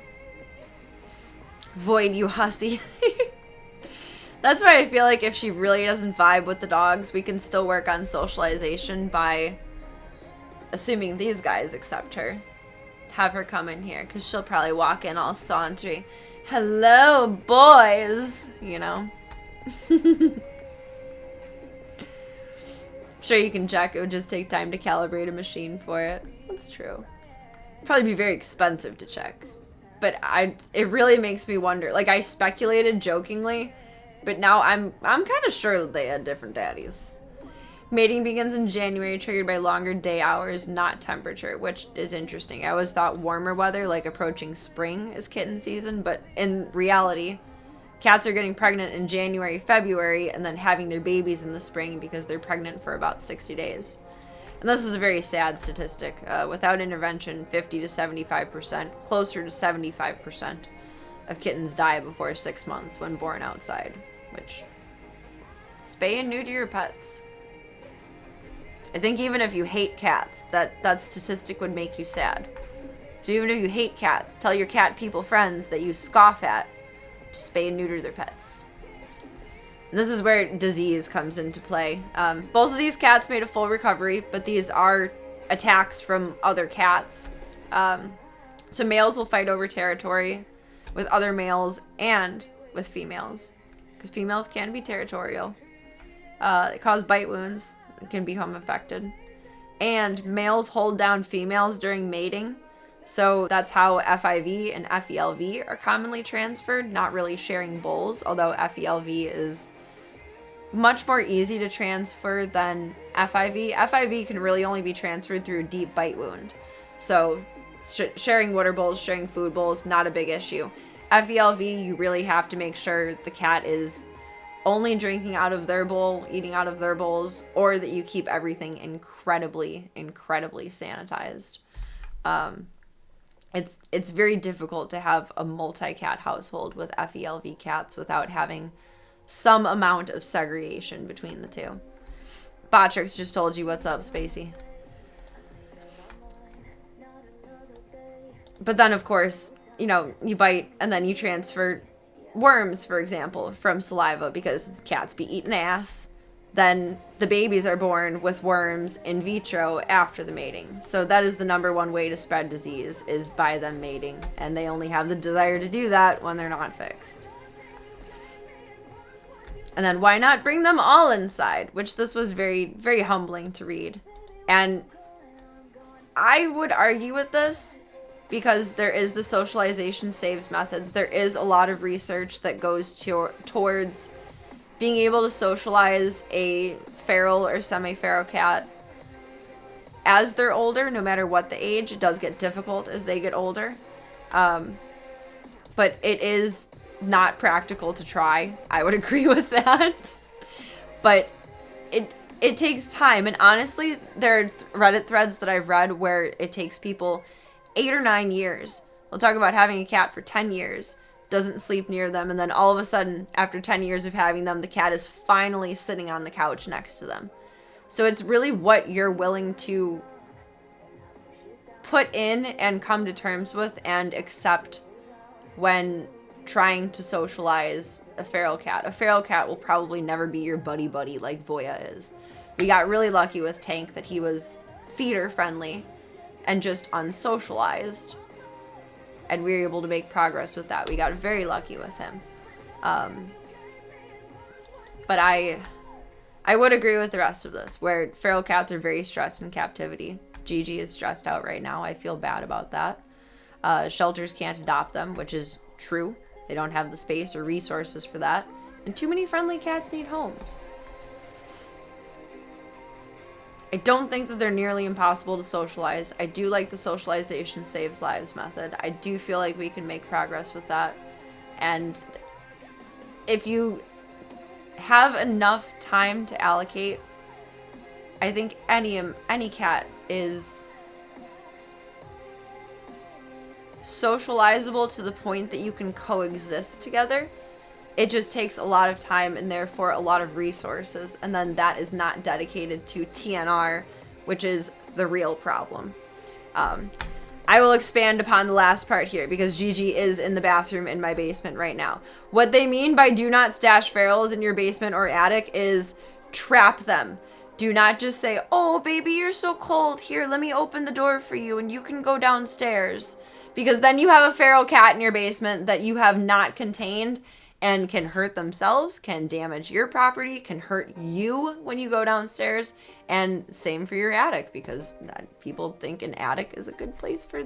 An attic is just a tall basement. I don't know. That is what that means. Not just like, don't keep the trap in your basement or the setup in your basement. It's don't just, oh, poor baby, because then you have a wild animal in your basement. And that's not good. Why not bring them all inside? That's why this was amazing information today, because I would say a more compassionate focused versus solution focused rescuer.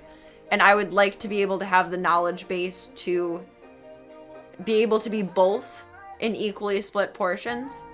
So why not bring them all inside? Relocation is very stressful. Stay rates are low, which is why we would probably look for a barn cat program. It's not really an option to release Gigi to her old place, unfortunately.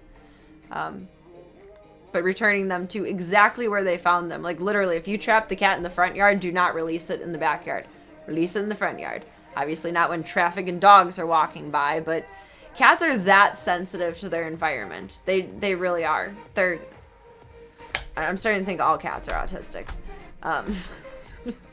Sanctuaries are impractical and run out of money, which she had a very good point on that. Like, sanctuaries are wonderful in the sense of it's a shelter and a safety haven and a confined, enclosed space for feral cats to bebop around. But how are you going to provide medical care? Like, they don't have good long-term success because you can't go and inspect every cat and monitor their health every day, and there's always more coming in. So you end up with 100 capacity, but 350 cats residency, and it's overcrowded. It's difficult to clean because they're wild animals, they're feral, and you can't really adequately provide medical attention to them because they're feral and there's so many of them. So sanctuaries are wonderful, but they're not often successful or set up for success for a multitude of reasons, but that being the largest. Ferals can lead healthy lives outside if spayed and neutered, because that reduces and managed colonies.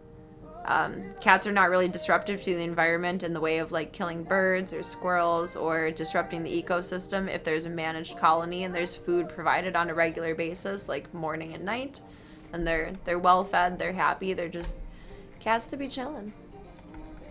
Then why not trap and euthanize? There's no city funding, there's no city resources, there's no volunteers, and there's no community support. But no one wants to kill cats. So, grassroots efforts, DIY. It starts with the people, which is crazy to hear. Like, I really thought I was going to hear some concrete information of like, this is the resource, and the resource expands out from here. No, we are the resource. We are the grand resource that expands out to TNR clinics, that expands out to more knowledge people, that expands out to learning more. It really is a grassroots effort thing, which sucks. And back to the vacuum effect, where I kind of got to stop bringing them inside if I can help it, because removing cats from an area creates a vacuum, and then new cats move in that are likely unsterilized. So you hear a lot of people say like, oh, you know, I brought this cat in from my colony outside, and now 2 more showed up. Well, that's because their ecosystem was disrupted, and the more territorial fixed cats aren't managing their territory as well because there's been a disruption to the cycle. Cats are interesting, man. They're really, really fucking interesting. So how can we help? Reduce the number of cats outside and improve their lives. So that's why we TNR. So reducing the number of cats outside, spay and neuter your pets, then don't have more babies outside. And then TNVR is the same as TNR. They just added vaccinate to the title. When you get a cat TNR'd, it's microchip, ear tip, vaccination for rabies, vaccination for distemper, and oftentimes they'll also do a little tattoo on their belly. So they still get their vaccines, even if it's just TNR. But some locations, it's more commonly referred to as TNVR. So you guys might have heard that one too. Cats are caught, sterilized, vaccinated, and returned to their outdoor homes where people continue to care for them. Territorial nature prevents new cats from coming in. Because, I mean, you can even see the hierarchy within my house. Cats really do have their own little social hierarchy. And that develops even more so in a community sense. Like, they have all their needs met here. They don't really care. They just bitch about food. Outside, their territory is everything to them. That's their home. So we trap using humane traps. I like the True Catch one. That's one I should have bought from the start, but I went with Harbor Freight because it was cheaper and have not had success with that trap. Void broke out of it 3 times and it just did not go well. The Tomahawk one is a little bit more expensive. It looks a little bit more heavy duty, but they did the demo today on a True Catch one and I visualized it. I'm a visual learner. I saw exactly how it works. I have confidence that I could set that thing up in 2 seconds. I think I built the Harbor Freight one on stream and I was struggling. And then we neuter, or spay. Neutering, castration, or spaying hysterectomy. It sterilizes the cat so he or she cannot reproduce. And when you go to a TNR clinic, they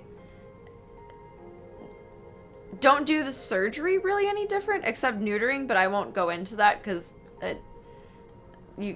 most of y'all have nuts, and I don't want to make you uncomfortable with that. But there's no external stitches, and then no more heat cycles for females. Urine loses its potential stenchiness, and no more mating, fighting, and spreading disease, which is very, very, very good. A lot of people have brought, it might be later in the slide, I don't remember if it was a visual or a wording. She mentioned that she's heard a lot of information where people shouldn't trap in the winter because when they get their belly shaved for spay, then that makes them colder and more susceptible to freeze outside, and that is simply not true. There is zero research that has found having a tiny belly shave will make a cat freeze to death. So your Harbor Freight trap, the one that got the skunk? No, it was a raccoon that I got, and yes, that is the only thing I successfully trapped in the Harbor Freight trap. Was the skunk, or the raccoon. And then ear tipping. It's wonderful, because it's a universal symbol of this is a sterilized cat. So it's just about a 1/4 inch of the top of the left ear. So that's a good way to tell, like, if a cat is, especially a male cat, has been fighting a lot. If it's their right ear that looks a little questionable, they're probably not TNR'd. If it's their left ear, then you're good to go. But when they're TNR'd, they're also microchipped, so it'll trace back to the facility that did it. Which for Gigi's ear tip, or not ear tip, her microchip, if she does end up having to be a barn cat, I think she would have to be either registered to my vet or the barn. So I'm going to put off her registration for now. Because then it'll be really confusing if she goes to a barn like an hour away and then someone finds her and scans her chip and is like, "Excuse me, Serena, why is your cat all the way over here?" Well, hierarchy of the stream room cats is Gunther is Anakin. He always takes the high ground. And Voya is Obi-Wan. Old Wise puts Gunther in his place. And that makes Zeke Darth Maul dark, mysterious, and unsure how to play with the other Jedi. You know what? Darth Maul is kind of feral, honestly, and I feel like if he would have had a little bit more exposure therapy, been a little bit more feeder friendly with the other Jedis, he could have been a good guy. You know, he had potential. He had potential. Sorry, the zoo is already female heavy. She may have to get a girlfriend instead. They'll be lesbians! What if her and Void fall in love? I'm planning to TNR Darth Maul. I mean, the Jedi would probably prefer that I do, but he scares me a little. I'm intimidated.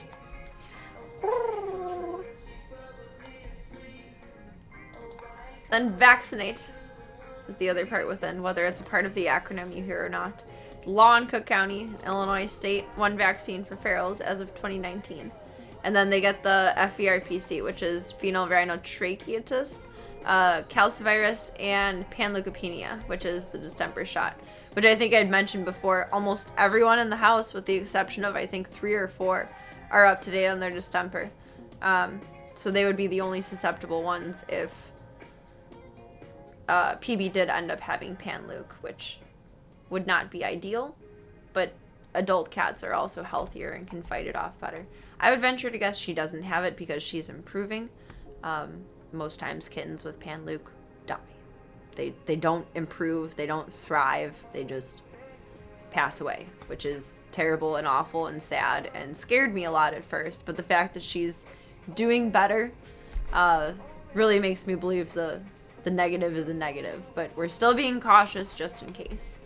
As far as return to the exact trapping location, which is why I talked to her after the seminar. I was like, I have a unique situation. I can't release the cat where she was trapped.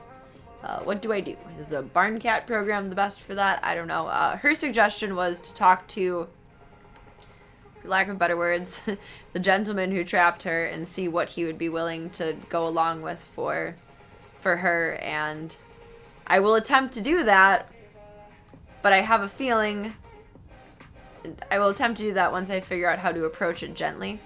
But I have a feeling he will have no desire to have the cat released back by him. And at that point, I worry about retaliation. If you have no problem trapping a cat and leaving a cat in a trap for 2 days, you probably don't have trouble having a more nefarious solution. And he was planning to relocate the cat to behind his restaurant downtown. So, relocating in that sense is even worse than me just choosing a barn versus releasing there, trying to trap again, her being released somewhere else. It's not good. And just downtown is like the worst place for cats. It's bad enough that they're in neighborhoods. Up on the street, no. No. The real question is, where does he keep his nuts? I don't know, and I don't want to know. No nuts for me. We're all neutered in this house. No nuts for me. Void is Ahsoka. Oh, she could be. No, I kind of see her more as like a Princess Leia. She's a peacekeeper, and she wants the best for everyone, but she also knows how to get what she wants. Take his Jabba. Just because he's a little chunky right now. Just because he's a little chunky. Obvious tips: point trap away from people in traffic, open back door, so that the front door tilts up like that. In the True Catch ones, the back door goes up, and the cat will typically, bolt back out. And then the cat may kind of hold it against you and not come back for a few days, but they know where the food is, they're smart, they'll be back. Otherwise, someone else is feeding them. So where to start? Make a plan. Do not do anything until you make a plan. That means figuring out where you're going to store the trap overnight before your appointment. Have the appointment lined up. Have extra newspapers on hand. Have a drop cloth to put over the trap so that the cat is not overstimulated. Have enough wet food that you can squeeze in over. And this is a hard part for me to swallow, but I need to just choke it down. Don't wait to socialize cats or make friends. My theory has always been it's going to be easier to trap you if we have an established repertoire. But the reality is that a hungry cat is a hungry cat, whether they like me or not, and they will eat food out of the trap if they are hungry enough to. So we're just going to have to try it no matter what. And then don't worry about trapping a neighbor's indoor-outdoor pet cat because leash laws. You are not supposed to let your cat roam, just like you are not supposed to let your dog roam. And if your cat ends up on someone who's TNRing's property and they are not fixed, they're gonna get fixed. And no repercussion. You just cannot steal someone else's cat. That's illegal. But TNRing your neighbor's cat, if it comes on your property, it's fine. But you cannot steal someone's cat. Let me just make that like very clear. You cannot steal someone's cat. And animals are property. You cannot steal someone's cat. It becomes a civil case, and that's even more annoying to deal with. Ha ha ha ha. Treat, treat, treat, treat. I feel like Hank does say that multiple times a day. Slavka, maybe Leia. They're both kind of meowthy. Oh, who would Slavka be?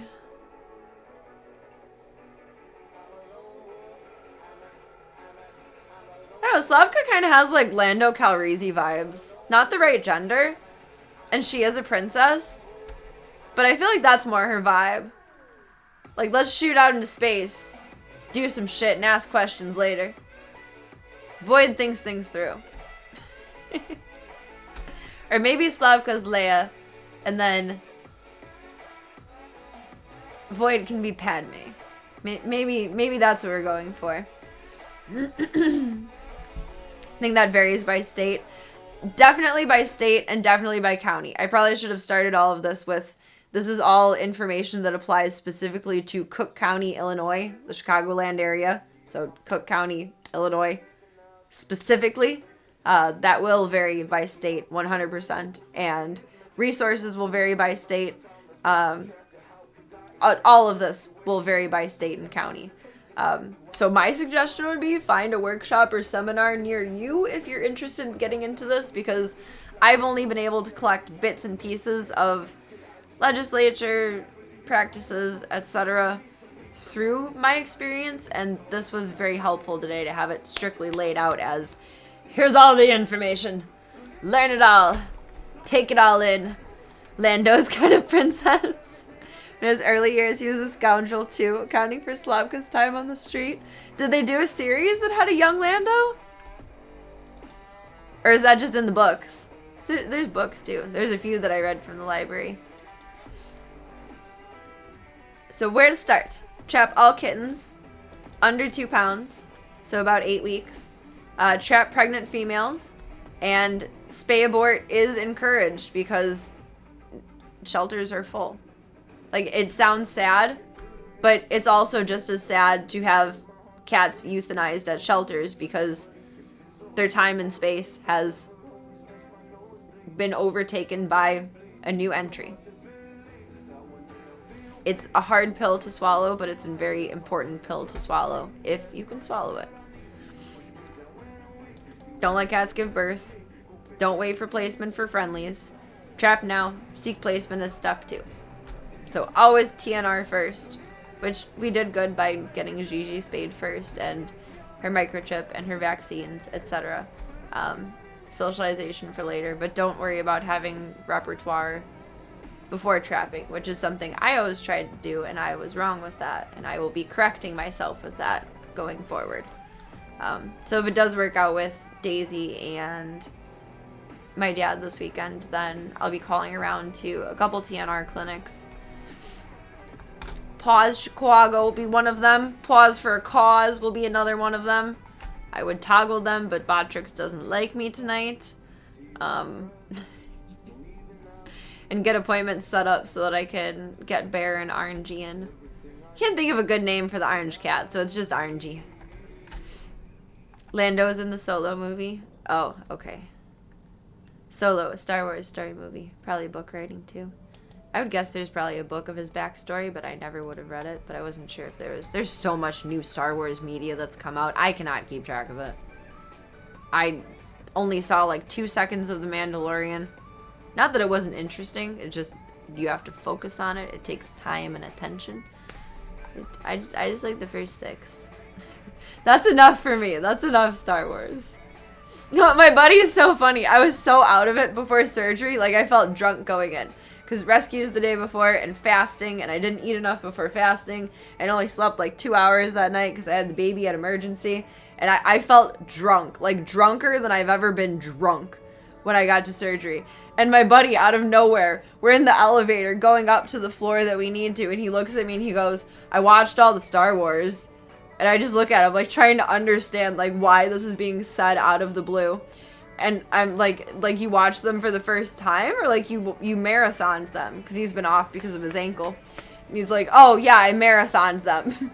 Like, in my off time. I'm like, okay, well, I'm happy for you, and that's wonderful, but that's a random-ass thing to say. Just out of nowhere, out of the blue. Like, silence, and then, I watched all the Star Wars.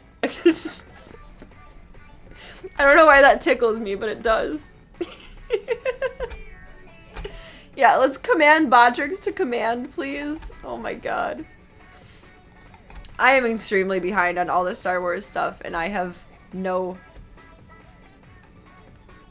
desire to get on top with it. Sorry. Not that much of a fangirl, I guess. Although I do like the movie Fanboys. It's cute.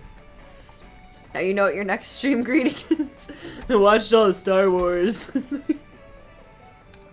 it's just like, it needs an introduction, that kind of thought.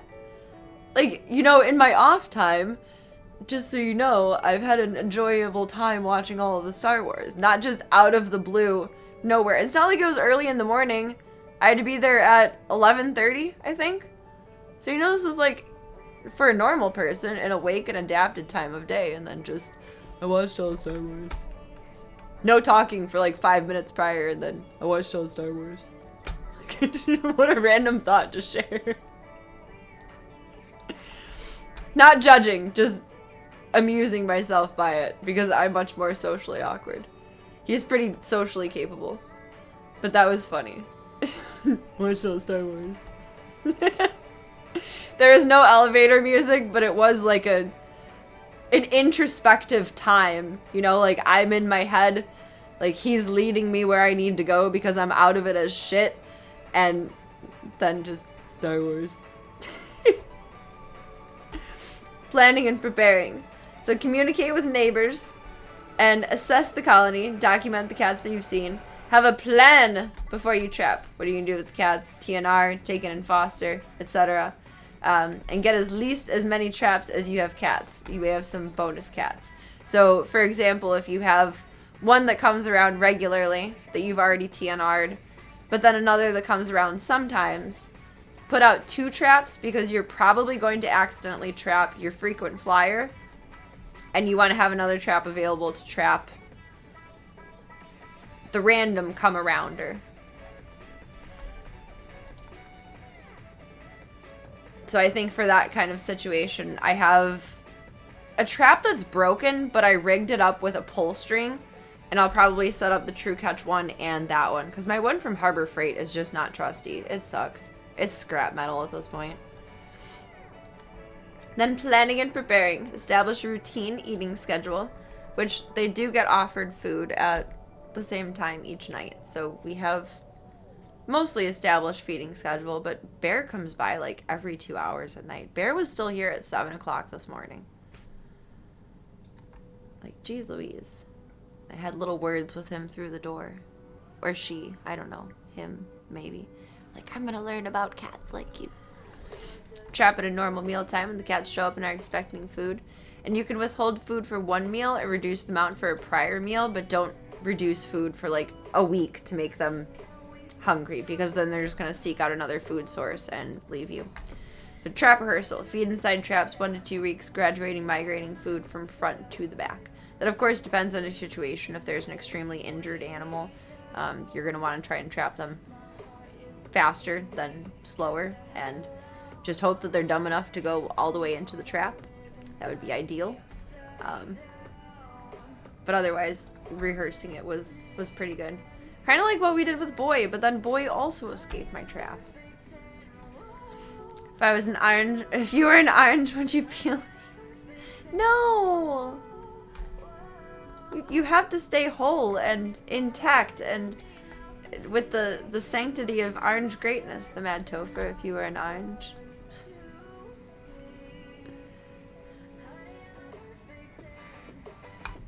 Could never do that to you. Could never. Planning and preparing. Supplies, newspaper, and trap covers, tarps. And then bait, tuna, cat food, chicken, Kentucky Fried Chicken. Prepare your vehicle so that you can, like you have a tarp down if you have a nicer car, or so that you have space if you keep a bunch of stuff in your car. And then a recovery space, which is ideally like a basement or a bathroom. Recovery does happen within the trap, and for males and females, because the surgery is done with such a small incision site for neuter or spay for TNR, they don't need to wear a cone, and they can be released 24 hours after surgery, roughly-ish. They just really need to come out of all of their anesthesia, but there's not a high risk of them ripping their stitches, because when they go out, they do their stitches kind of like mine right now, actually, because I have dissolvable stitches and then there's glue over them, which is it kind of freaks me. I don't like the glue part. It kind of weirds me out. And also kind of sticks to like my shirt underneath, which is a bit uncomfortable. But that's how TNR spay and neuter is done. So it's safe to release them. You just can't release them while they're still drunk from anesthesia. Most TNR clinics also offer community low-cost spay and neuter. So oftentimes pets will be done first thing in the morning, and then towards the end of the day, ferals will be done like TNRs. So they'll still be pretty drunk when you're picking them up and taking them home. They need adequate time to invent. To recover. That's what super glue was invented for. I don't know if that's actually true, but I can see the validity in that. Say Jenks is on Amazon ordering an orange peeler right now. You have fingers for that. Don't spend money on that. Goodness golly. Okay, don't own one already. This is how you worked up the grapefruit spoon. Oh, it's ogres and onions. There's layers to this, huh? Starts with a grapefruit spoon. We get on to an orange peeler. Oh my goodness. These are very important points. How to trap. Only trap when you are home and available to monitor frequently. So whether you're watching through a camera and you're close in distance, whether you're looking out your window, whether you're sitting in your car at the street in front of wherever you are trapping, it's very important to never leave a trap unattended. Don't leave them unattended for more than 20 minutes, and never leave traps opened overnight. That leaves the trapped animal, whether it's wildlife, a cat, whatever it is, susceptible to predators. It's traumatic. It's horrifying. Imagine someone put you in a space this big for God knows what amount of time. Exposed, out in the open. Really hard to turn around and see if there's anything behind you. Bunch of weird sounds outside. It's scary. It's very scary. I think of it as like alien abduction. That's how I'm thinking about it with Gigi the most, where it's like, you were abducted by aliens. Like, you had no choice in this matter, and wonderful, you're fixed. This is fantastic, but completely in zones of unfamiliarity, from the trap to here to the vet to back to here. Like, it's hard, but hopefully love will win, and if love doesn't win, then barn will win, and we'll have a good little mouser. So the best practice is to stay and watch out traps. If you're trapping in a public place like a park or something, you can lock up your trap with a bike lock and place a sign on them. And then how to trap continued. Line with newspaper and tape it down so it doesn't blow around. Place food directly on the newspaper, or half in a small paper plate, like the little like a little French fry cuppy. Don't use glass or ceramic or metal dishes, which has been my mistake. I like to use them for sanitary reasons. But I need to get little cuppy. Well, we have paper plates. I think that would be good enough. And then cover the trap with a blanket or towel. Or, okay, an eepee. It's okay to trap without a cover if you maintain the trap in sight at all times and you're able to cover quickly when the cat goes in. Some cats like the idea of being, let me rephrase that. Some cats are more susceptible to the idea of seeing an open end instead of a covered space, because they think there's an escape route even if there's not. And trapping is a necessary part of TNR, so use your due diligence for that one. I've not successfully trapped anything but a raccoon, and that was with a cover, so take that what you will. No, man. Might be more like alien abduction with PB with how fixated you are with her bottom. I'm not probing it, I'm just wiping it. Okay? Her butthole is very inflamed and very swollen to the point that when I brought her in, it looked like she had a prolapsed anus. Again, if you don't know what that is, don't Google it. You will want to burn your eyes with bleach. It's not a pretty thing. But I thought she had a prolapsed anus. Thankfully, it's just very irritated from severe diarrhea and just very inflamed. That's why she needs the ointment on her booty. Syringe made you wince. It's just like animal version of Vaseline. Like, not that Vaseline isn't butt safe, but there are better things to use, you know? Just a little lube for her booty. How to trap. Release any wildlife at the trapping spot. Do not call animal control because you will get fined. You have to be a brave girl or guy and release the animal yourself. Oh my god. Trapping wildlife without a license is illegal and relocation is dangerous for the animals and most die.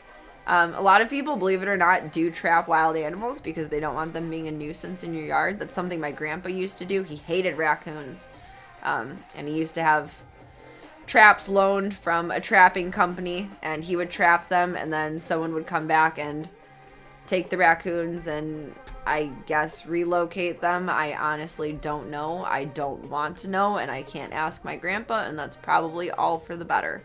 But if you think about it in terms of, okay, this raccoon is really annoying getting into my garbage, and then you relocate it across the reservoir lake in the neighborhood or something, they're going to cause the same nuisance over there. Those people are probably going to trap the raccoon and relocate it right back to you. Like, you're just going to be swapping wildlife at that point.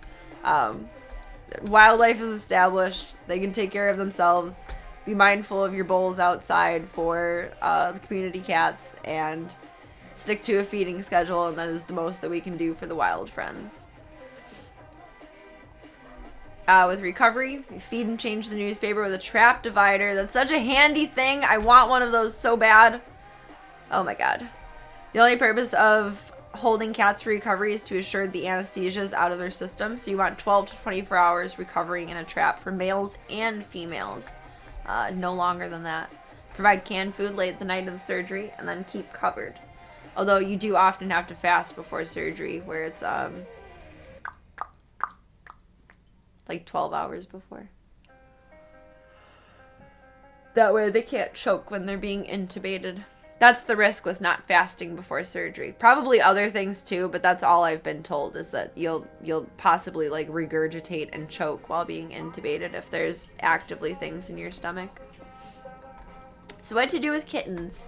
If you have a friendly mama, trap her with kittens ASAP and get them inside to safety. And then keep mama with kittens until they're 2 pounds or 8 weeks, and then spay and neuter the kittens.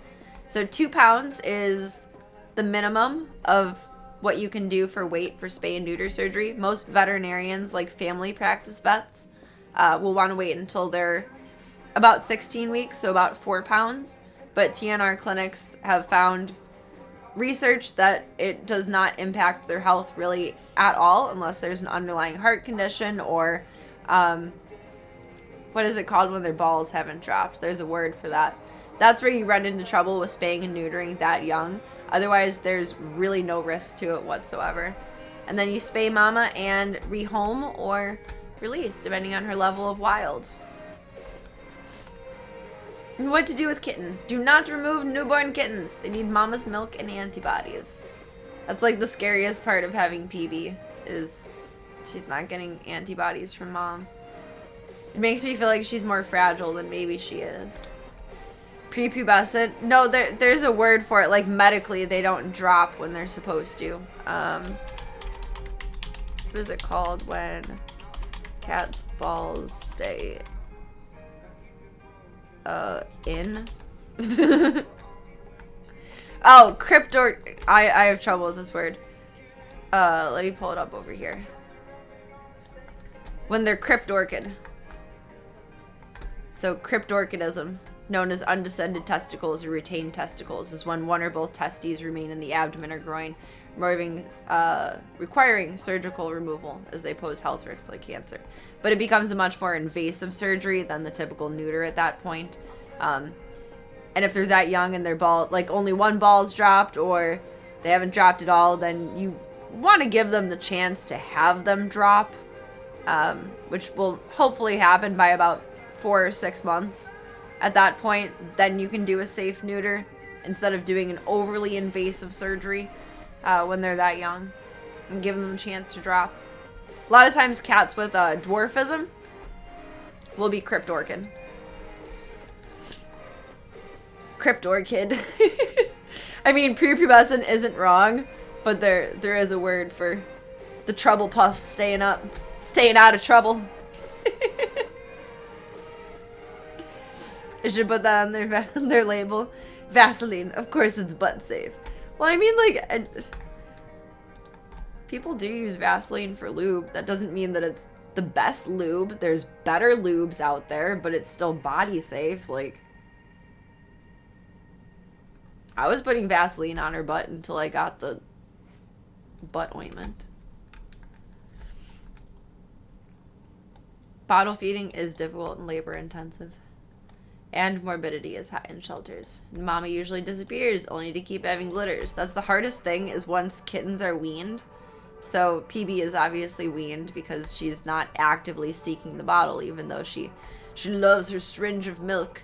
And it genuinely makes me wonder, like, did mom go into another heat cycle? Because that's usually how it happens. That's usually how kittens are weaned outside. That's why Daisy still latches onto a titty, because mom isn't running around unspayed out there saying, "Oh boy, you whistling at me? I want to have babies with you." And then their instincts tell them to push the other kitten away. Otherwise, they won't naturally do it until they're about 6 or 8 months of age. And it really, the only effect that it has on mom once she's spayed to keep lactating is that it takes extra energy and calories, and then she has to keep eating kitten food. And then, of course, has more saggy boobies, which isn't always the most appealing to adopters.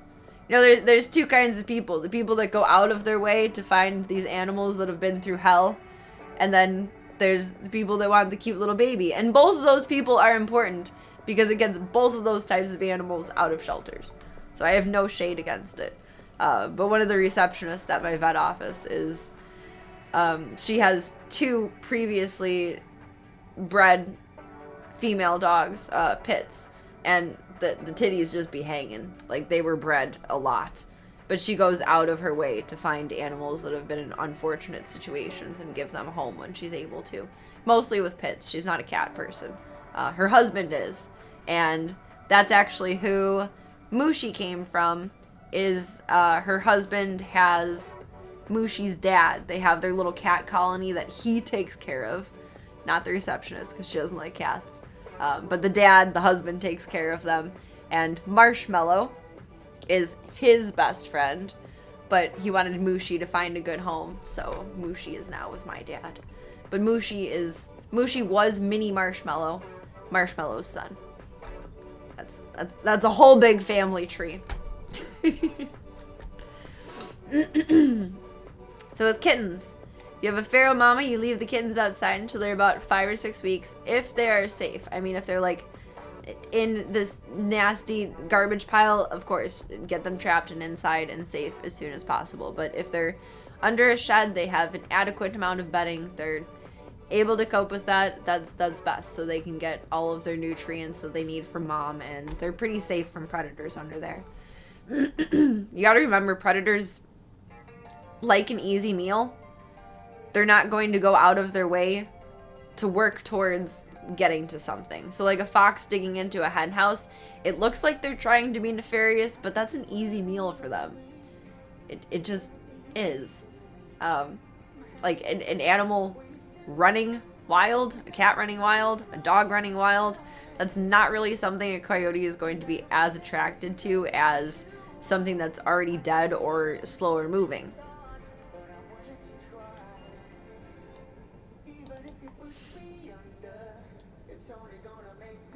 That's the next part. And then it's just like best practices. So trap her with kittens if they are not safe outside, and then do the large dog crate in a small room methodology. I like the crate, but I think I like the tents moving forward. They're a little bit harder to clean if someone's super messy. Cough, PV, cough. But I do like the tent method. It gives a little bit more space. It gives a little bit more privacy, like with the shaded sides. I like it. And keep the crate covered. Minimal interaction with mama, and then separated 5 to 6 weeks if they're eating well on their own. And then spay the mama and return her to the colony. Because her little buddies have been expecting her back. Her little boyfriends. Once you rescue kittens, remove fleas, bathe if too young for flea meds, provide vetting, vaccinate, deworm, spay, neuter, seek shelter admission. And if you adopt them out of your house, please make sure they're sterilized or you're certain their adopters will do it. I really liked what I did with the last round of fosters, where it was 16 weeks and spayed. I think the only exception to that I would make would be with PB if she was totally set up to go to my vet tech, because I know she would stay on top of it along with her. So I think that would be the only exception to my rule. I know she's not going to breed her. I know she's going to get her spayed. Like, that's Bible. Next steps. Stay on top of it. Talk with neighbors, share your success, and spread the word. Trap any newcomers as quickly as possible, and don't let the population explode again. That part lit a fire under my ass today, where it's like, oh my god, I need to trap bear. I need to trap bear. I need to trap RNG. I need to trap bear. I need to. Let's see. The Anti-Cruelty Society operates pretty broadly in the Chicago area. Treehouse Humane Society is more for like the north side. Paws does more south side. They're a little bit more north than CACC. CACC is like barely in Chicago. It's on the outskirts. God, the roads have gotten so much worse than the last time I went there. They were bad when the last time I went there, but I was afraid for my tires. Thankfully, Discount will put on a new one for free if it breaks, but like, I thought for sure I was gonna pop a bitch. There's the Feral Feline Project in Northwest, Heartland in Northeast, Triple R Pets in South and Southwest Cook County, Cat Vando, West Cook, Feral Fixers in DuPage, Paws for a Cause, we love them, in Naperville, Spay and Stay, Lake County, Illinois. Actually, I need to bring the food to Paws for a Cause to donate once everything calms down a little bit. I'd like to do that sometime this week. So I will ask about their TNR appointments when I go over there. It's a little bit of a hike, but I like their facility. I would rather drive further for a facility that I'm comfortable with, considering what I went through with Patches, than just choose whatever's closest to me. Not that any of these places are bad at all. We all feel certain types of ways about what we feel about. Spay and Stay is in Lake County, Illinois. South Suburban Humane Society, I've heard really good things about them, is in Chicago Heights. Noah's in Mokina. And then Snip in Joliet. And Joylet, because it rhymes with toilet. You guys ever heard that? I wonder if that's like a widely said thing or just like an around here thing. Preparing for winter. Cats are very resilient to winter temperatures. Properly insulated shelters enhance comfort and avoid frostbite. And trapping is safe year-round. There are actually a lot of people that have... I've never read this or seen this anywhere, but I guess there's a lot of information that people will distribute that says don't trap in winter because they're so susceptible, and it's... I think it's more difficult for humans to trap in winter than it is for cats to get trapped in winter. I think the biggest concern that other people would have is the practice of releasing them still in winter. And at that point, I would say it's not good to have a cat in a trap for more than 24 hours. But if it's going to be 0 degrees today and like 15 degrees tomorrow, give it another 12 to 24 hours. Set up in a dog crate that you can transfer to a trap if possible, if it's going to be a couple days of super cold. And that would be my personal opinion. That's not something that I learned today. That's just the only time that I would see the weather being an issue for something like that.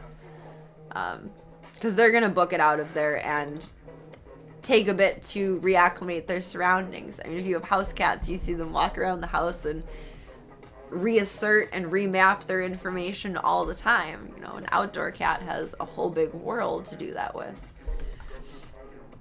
But you gotta also forget, cats mostly aren't dumb. It's only house cats that are dumb. They know how to seek shelter, they know how to look for food, they know their limits. It's only when they're confined and scared or threatened that cats will fight to the death. Like, they won't just stand out in the cold not finding shelter because they don't know what to do. They know what to do. They're wild animals. They're smart. No cardboard blankets or towels or cloth in the shelters. Only hay is for horses and straw is for strays. Only straw. Straw stands up well to cold, rain. It's still insulative. It's good. If you use blankets, cardboard, towels, cloth, it can freeze. And even if you have it in a covered shelter like I do, a covered shelter like I have that has straw in it, when the cat comes in and they're all wet from the rain or all wet from the snow, they're going to freeze to the blankets or towels or cardboard inside of there and be stuck and likely face some kind of consequence, whether that's as extreme as dying or being exposed to frostbite from having that so much. Straw does act as an insulator, keeps them warm, gets the moisture regulated so that they don't have a chance of freezing that way.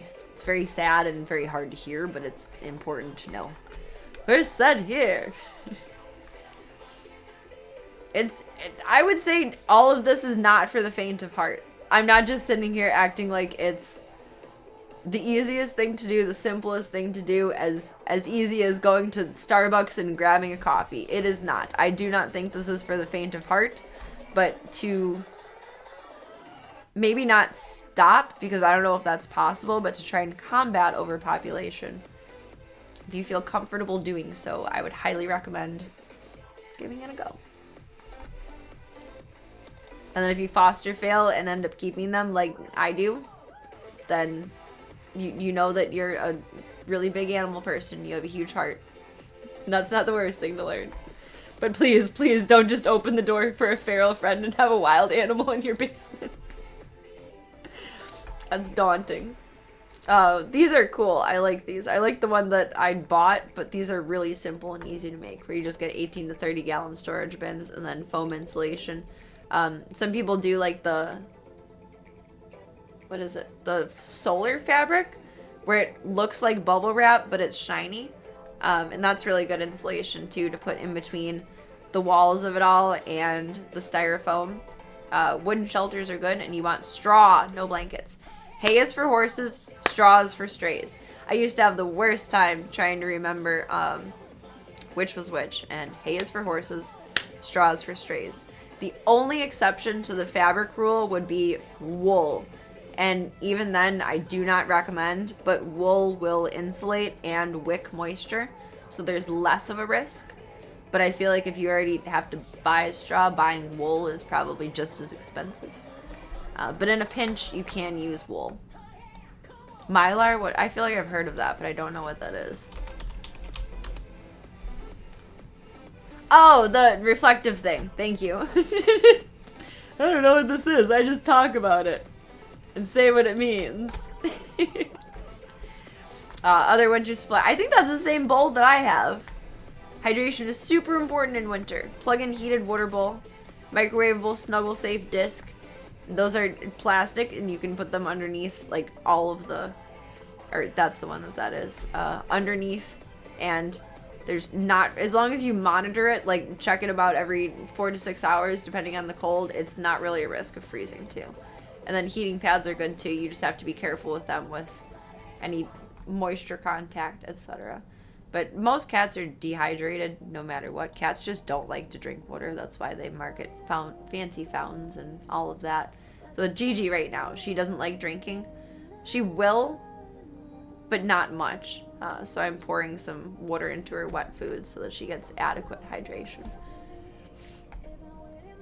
Then nuisance prevention. Acknowledge your neighbor's concerns. They're also part of the community. Address elimination issues. like outdoor covered litter boxes, open sandboxes, and chicken wire over gardens. So if you're trying to TNR or you have a colony and your neighbor is pissed that the cat is shitting in their yard, well, get a sandbox. Get outdoor litter boxes. They also make something that I heard about today that I was curious to look up.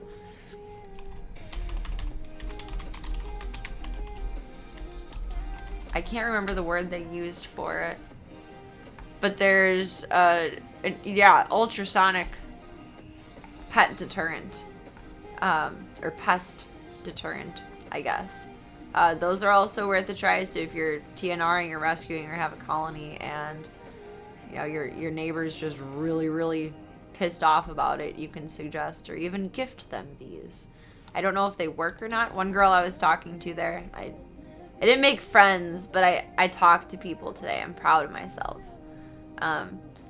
But she was talking about how her neighbor got these, but they got ones that are audible for people too, and they don't work at all and they're annoying. So use your best discretion for using that as a resource. I'm not sure which ones are tried and true or not, but it's an option. It's an option. Thank you.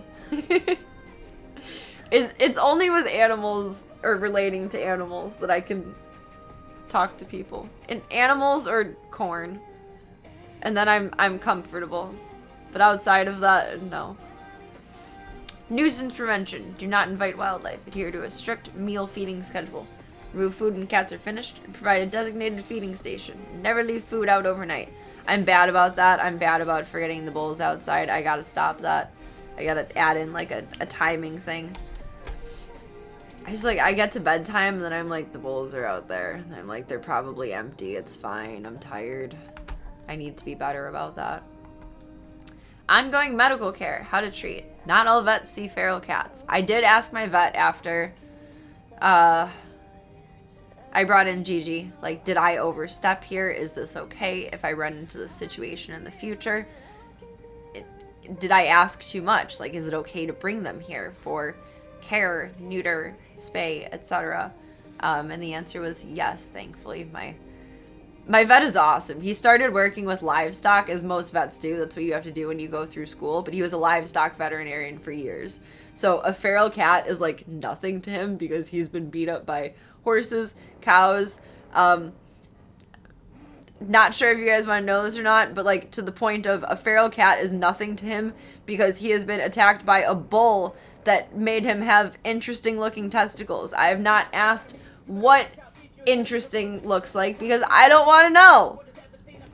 But apparently things look a little bit different down there because a bull had some feelings while he was farm vetting. So I'm so sorry, Doc. That sounds very uncomfortable. But he laughs about it, so that's the important part. But I think that's why he's okay with this, thankfully. But I just wanted to make sure I wasn't asking too much because I am going to run into this in the future. And heaven forbid a TNR clinic is completely full and I'm pretty sure this cat can be socialized. Okay, then we probably don't have to worry about an ear tip. Tattoo is enough. Let's do this. And believe it or not, vaccines do actually last a long time. I will say most vets do not see feral cats. They will not just gas them and treat them. They will not accept them at all. Just like a lot of veterinary practices won't take pit bulls because they don't have the insurance policy for it or they're not comfortable with it. Believe it or not, vaccines do last a long time. It's by your county or state regulation or even city sometimes of when they need to be revaccinated. So like here we have 1 and 3 year rabies. Those are the only required ones. FVRPC, distemper and panleuk, those aren't necessary, they're optional. There's the leptospirosis one that is for Lyme disease, that one's optional. But vaccines do last a good chunk of time. It's just legislature that forces you to redo them, otherwise a veterinarian can't see your animal if they're not up to date on their shots. I usually opt for like the 3 year rabies because it's the same what's it called? It's the same shot. It's not like you get a bigger vaccine for it being 3 years. It's just you paying that amount to say I will be responsible for my animal for the next 3 years, and that's why I'm getting them this vaccine. Deworming typically not necessary. I would disagree with that, but that probably depends on your environment. Being in a neighborhood versus like a warehouse area, there's a lot more critters running around here too, versus a warehouse probably does not have like more critters running around, and it's the other critters that tend to be spreading worms and disease to cats that then spread it to other cats. Ongoing medical care, common issues. There's weight loss, there's eye infections, runny noses, sneezing, runny eyes. It's like upper respiratory infection, limping or walking on 3 legs, bite or scratch wounds, and fur loss or scratching. Those are generally things that when you go to a TNR appointment, they can address then, or bite wounds, or there, right there, bite or scratch wounds. But if an animal is in like serious need of help, it's good to have, I'm very lucky that my vet will help, but it's good to know a veterinary clinic that will take in feral cats, because TNR clinics are limited to TNR and the surrounding issues of that, but not big medical issues. Where did my brain just go with that one?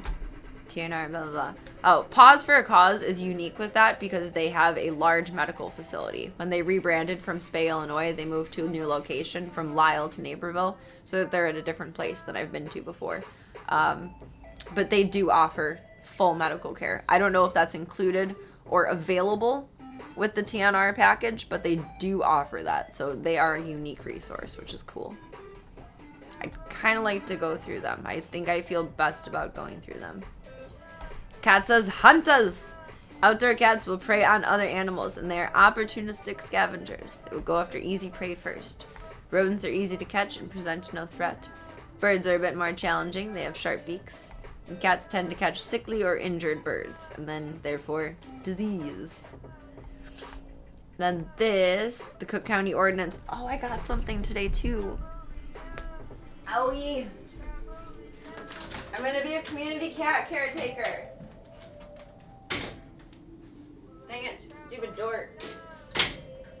I still gotta fill this out and mail it.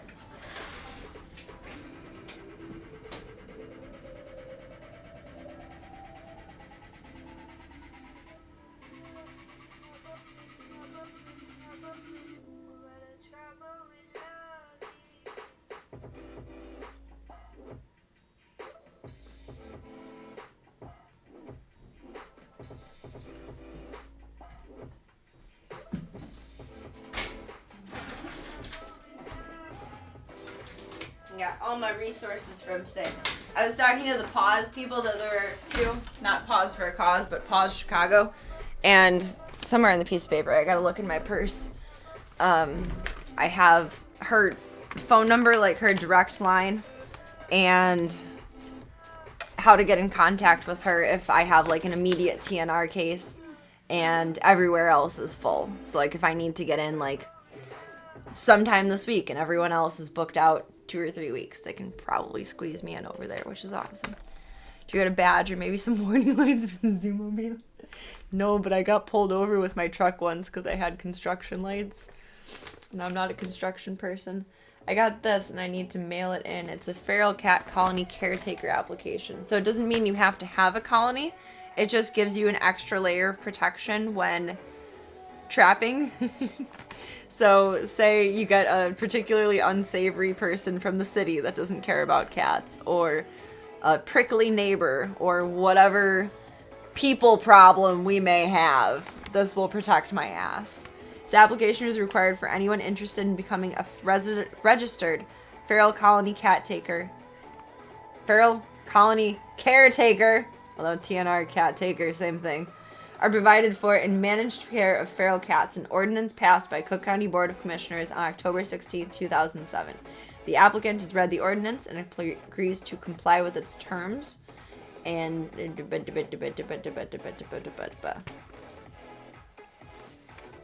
to send this off to Paws after I fill it out. Let's see. That's all just compliance agreements.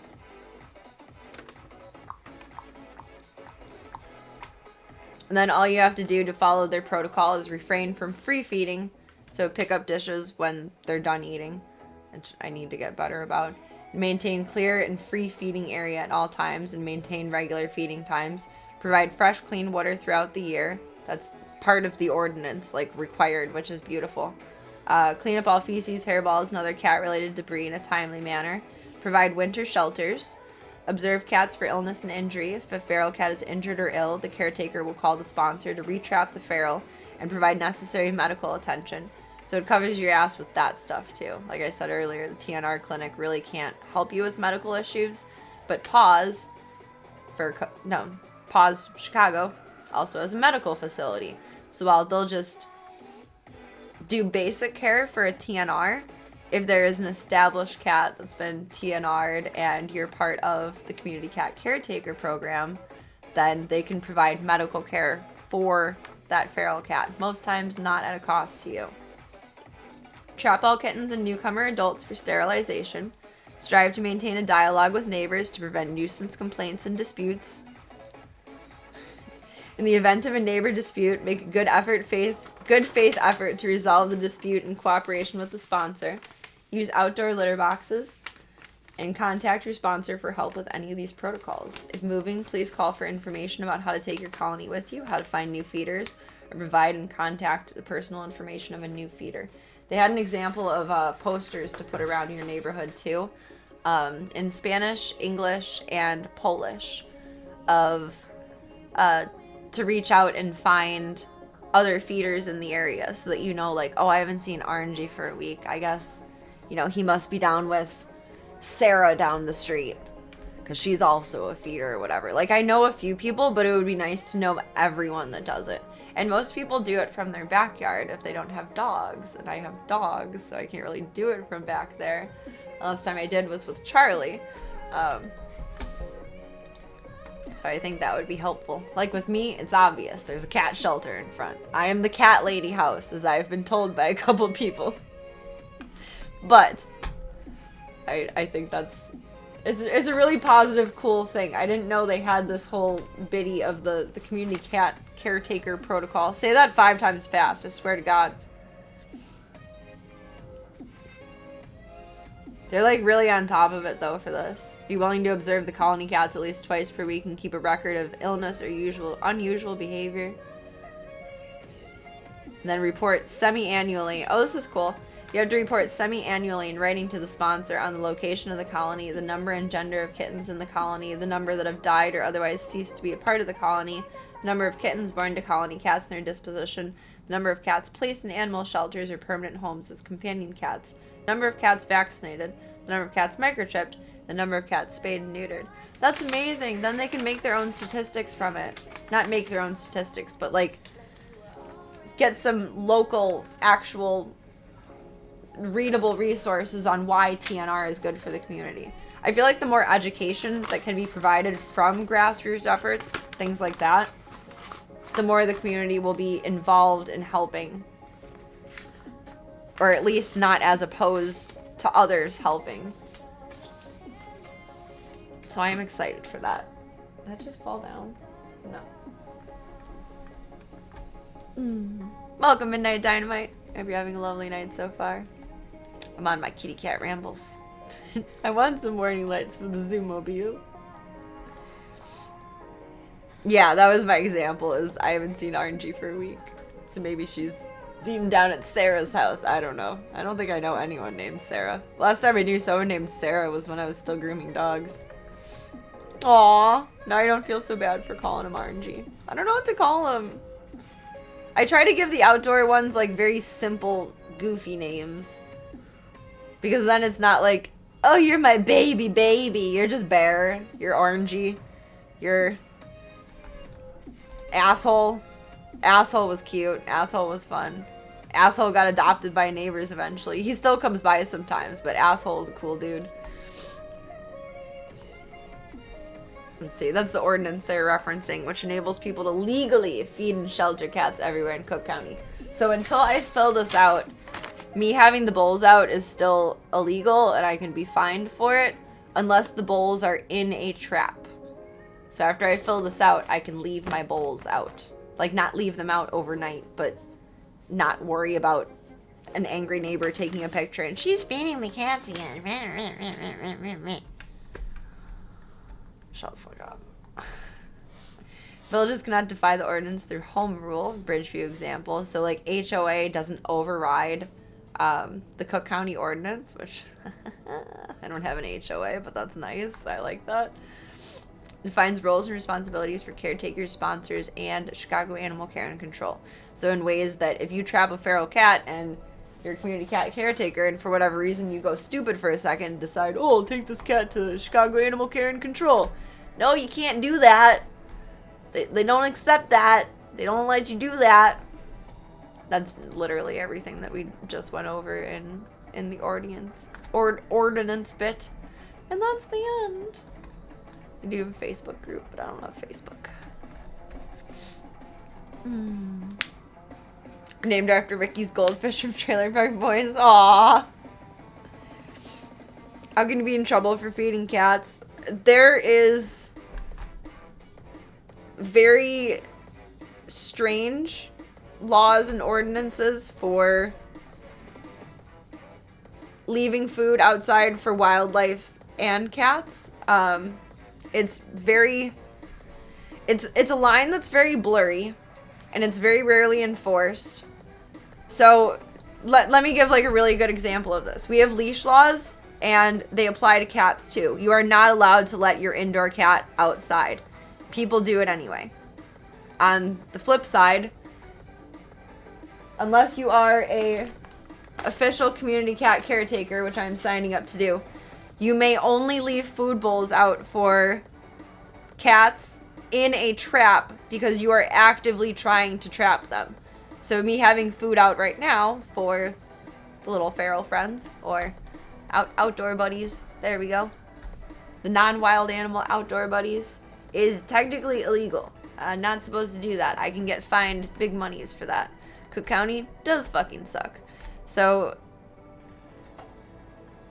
after going to the workshop today, I'm hoping within the next 5 to 10 years, at most, we will have more clear laws based on more research that's done from grassroots efforts and community cat caretaker programs that we can convince legislature to look at the statistics and create better policies and update the policies that already exist.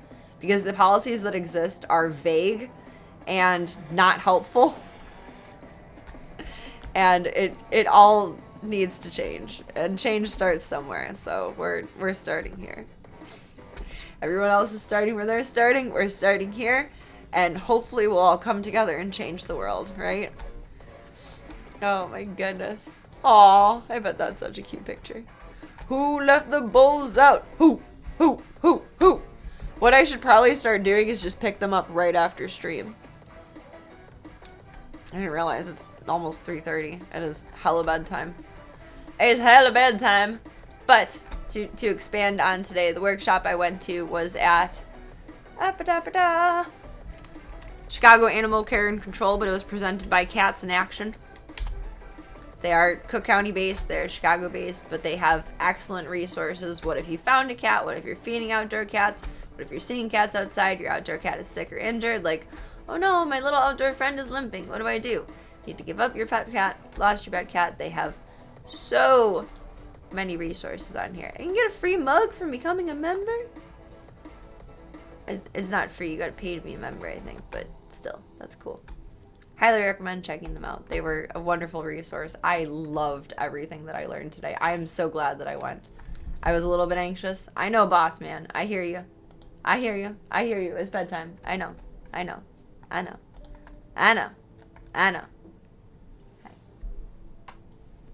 Indoor is always best, but unfortunately there's just not enough people in the world to adopt all of the animals that are already overcrowded and overfilled in shelters. That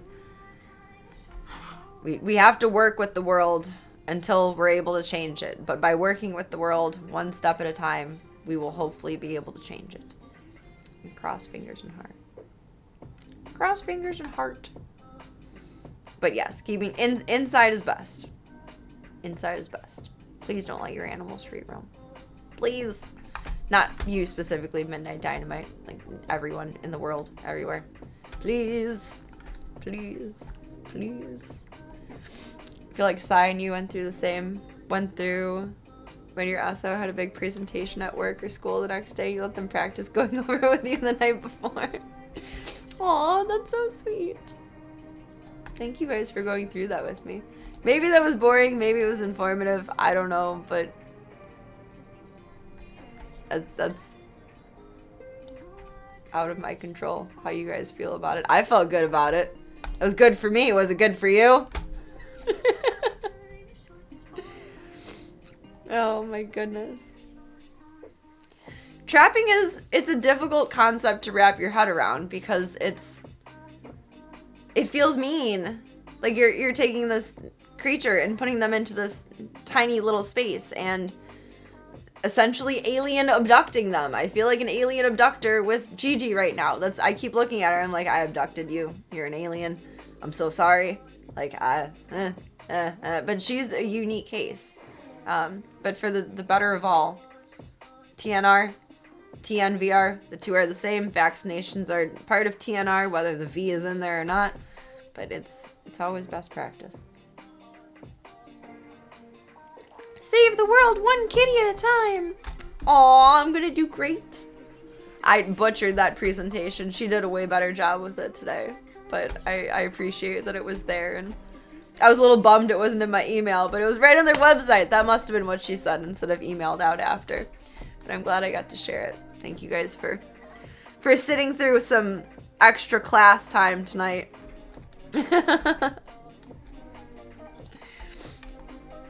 You have some notes, like low and slow DJ voice. Oh, that's the SSL method, though. Where'd my window go here?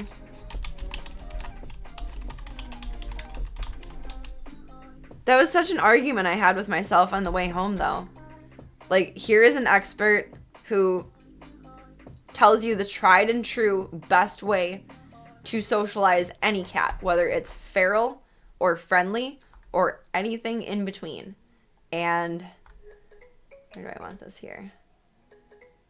At the same time, now I'm getting all this information of always return the cats outside. Like, you need to control the population before you worry about getting them all homed. And community cats that become comfortable with their feeder, often 2, 3, 4, 5, 6, 7, however many years after being TNR'd, can become... God, I'm getting kind of sick. I really gotta get to bed soon. But I'm the one keeping myself up right now, so it's okay. I will keep yapping for as long as I feel capable of yapping. I just don't want to be yerping. That's not fun. To attack population control head on and solutionize for that before worrying about socializing later. Oh, I went backwards with what I was saying. Back to the middle. After a certain amount of years with association to a caretaker, regular mealtime, again, you'll see a lot of cats in shelters that have the ear tip because after a certain amount of time, they've become social enough and acclimated to people enough to be considered adoptable because they've had that human support.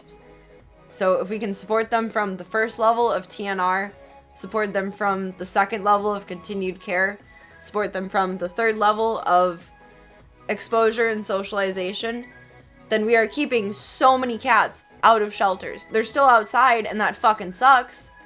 But there's really nothing we can do about that when they're overpopulated. The other solution is to euthanize every cat that's outside. And I feel much worse about that than I do about TNR. I don't feel bad about TNR. I just feel bad about the position that I'm in, that I would like to be able to rehabilitate cats. And I now understand that won't always be an option, whether because of the world that we live in or because of the uniqueness of a cat. I would say 99% of cats can be socialized if given the time. 1% will always be 100% feral. And that's a difficult thing that we're going to have to live with, but I think we can live with it. I think we'll have more successes than fails, and that's the important part. The low and slow DJ voice, though. You see, there's a theory in background. Theory in background. That's the part I wanted. I think these 2 bits are really important, and then we'll head to Eeps. She is like an expert in the socialization field, though. I love all of her information. If you search... I know, the boss man is saying, go the fuck to bed, Serena. It's fucking off time. I know, but Foya, I'm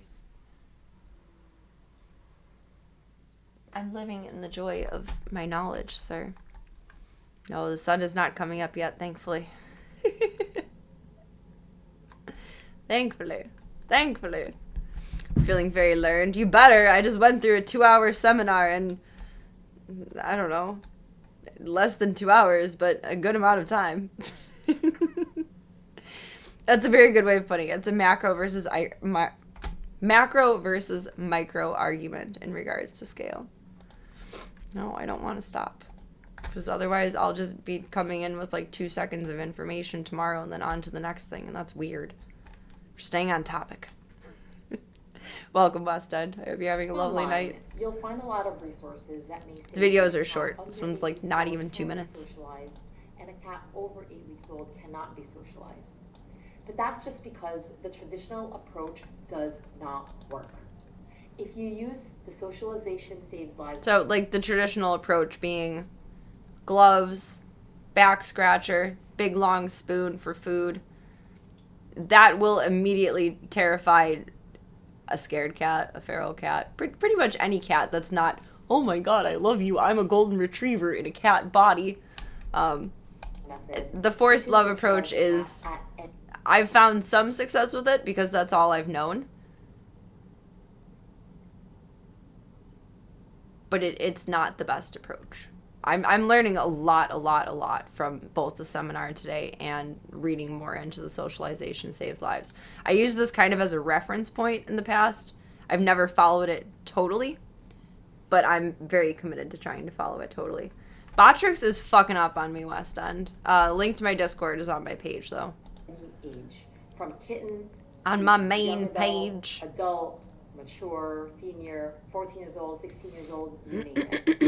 And if you compare socializing kittens with a traditional approach and socialization saves lives method, you'll find that this method will be a quicker socialization. She has something beeping in the back of her videos and it drives me nuts. So it's really worth just applying this no matter what the age. I've worked with many people in socializing cats, and we've applied the socialization saves lives method to all sorts of cats. You can have a cat who's food motivated, who's only play motivated, who's neither play nor food motivated. So that was quite an interesting. Yeah, I have not. I think Gigi is motivated for neither, and I'm not sure what she's going to be motivated for. You can also use it for cats who may have only 3 legs. There's just some adjustments to be done. Now we've also applied it to a cat who was back legs paralyzed, but there's a couple of nuances there as well. And we're currently working with some cats who are blind, and so I feel like it's in like half the TikToks I see where the smoke detector is going off. I don't know how people live with that. I mean, I guess, like, I'm in a unique situation, kind of. Like, if the smoke detector would go off at my house, like, in the middle of the night, like, the battery indication, not like, oh, my God, there's a fire. My dad would take it and put it in the boat, in the garage, inside of one of the seats, and shut it in. After yelling and bitching about it very intensely. So, I'm really, really apt to change the batteries when they start. I can't live with that sound. I just can't. I don't know how some people can just tune it out of their head, but I can't. Once I hear it, it's all I can hear. Hers sounds like a microwave to me. I don't even know what's happening there. Just take the battery out. At my dad's house, they did like, I think the only thing they didn't do was motion sensors, and cameras weren't really an affordable thing back then, but when they built the house, they did as much security measures as they could. So, like, the screens within the door are wired into the alarm, and the battery portion, I shit you not, I don't even know how this works. The battery portion connector of the smoke detector is a part of, there's a battery portion and then there's a battery backup. It's connected to the alarm system, so it will keep beeping Even if you take the batteries out, that can come out. So you take it off of the ceiling and off of the part that's connected to the whole house alarm system, and then it's still beeping because the battery backup is still like juiced inside of it from the electricity. It'll still keep going for about 4 hours, disconnected from everything. So you take it, you put it in the seat in the boat in the garage and close it in, and then you don't hear it anymore, and then you worry about changing the batteries and getting it all set up again in the morning. At my house, it's that simple. Just take the batteries out. But at his house, it's not. Some notes on podcasts where we leverage the slow DJ voice in place of the slow voice. Low and slow DJ voice. Variations depending on the situation of the cat. You just need a boat. If you have a cat you need to socialize who has yeah, I don't know how people can tune it out. I guess if you grow up with it and it's like normal, it probably doesn't matter at all. Like it's really easy to tune out, but I can't tune it out. Come up with a variation that will help you. But whenever I hear them going off, I hear my dad in my head. He's like, what fire detector, what smoke detector is going off? What's this? Figure out which one it is and get the goddamn thing out of here. Where's the low and slow DJ voice? I think it's under setup and supplies. So my setup is exactly what they're suggesting, with the exception of they suggest to not do in a bathroom, and the space that I have available is the bathroom. So that's what I'm doing wrong there. But other than that, I think I'm doing everything right according to her methods. Is it further down here? Treats. Handmade squeezed treats. Maybe it was on the previous page and I just missed it.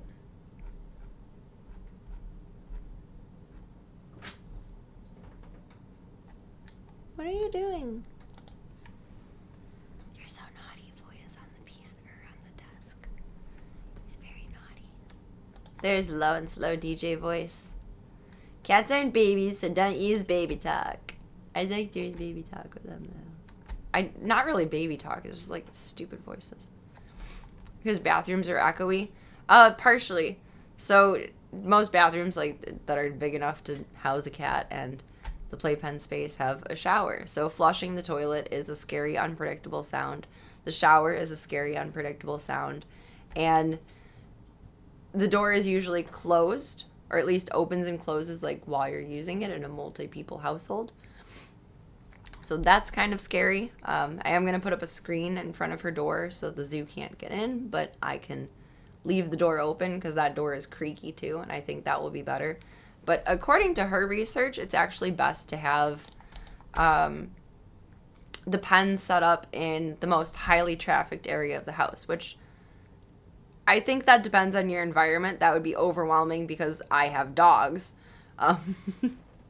But at the same time, I can see the validity in that, to where they're exposed to everything around them and see how other animals interact with you, which to learn by observation, which I think is a really cool and important point. I don't feel the worst about doing it wrong by having her in the bathroom, because I know that's a safe place for her, and that's paramount first and foremost. The most important thing is to keep my animals safe and her safe.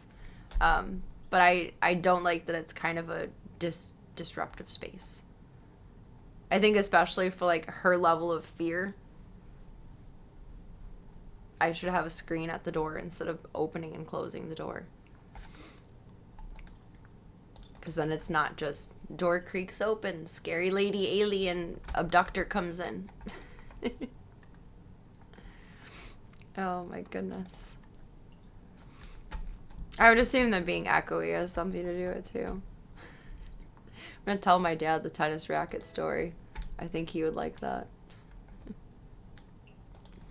Welcome back, Narwhals. Thank you for the follow. Welcome to the club. Welcome back to the cult. It is still whatever you want it to be, baby. Hope you're having a lovely night so far. Bathrooms is just scary. Let's talk about Showers are scary. Toilets flushing is scary.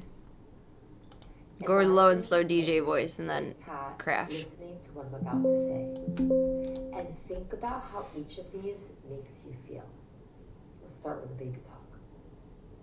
Hi, you're so cute. I love you. I just brought some treats for you. Like, that's I high hope you energy. like That's a it." little bit scary. So it's quick. My baby talk is more like this, though. It's so cute. I feel like my baby talk is a mix between baby talk and low and slow DJ voice. I'm not like, oh my god! Only with the dogs. And it is high pitched. Let's switch over to the low slow DJ voice. Hi.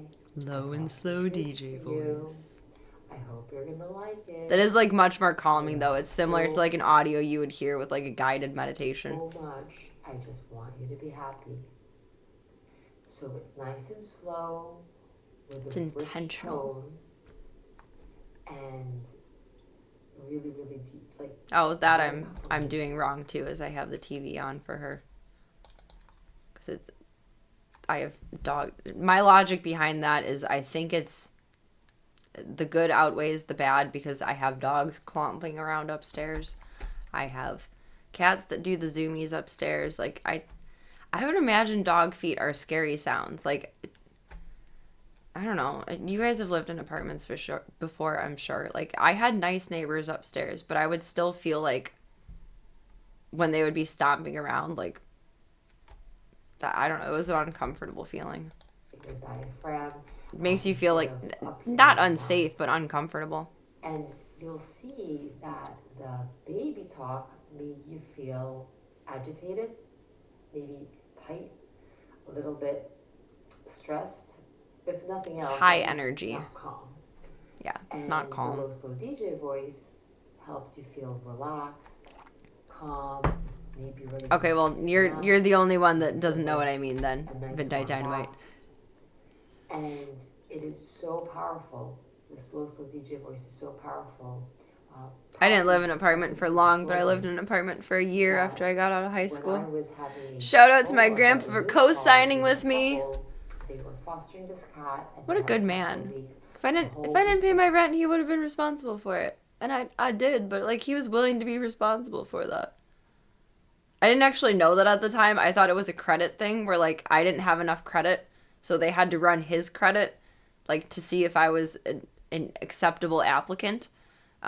We never actually like talked it over, and I learned after I had moved out of my apartment that he would have been responsible for rent if I didn't pay it. I didn't know that.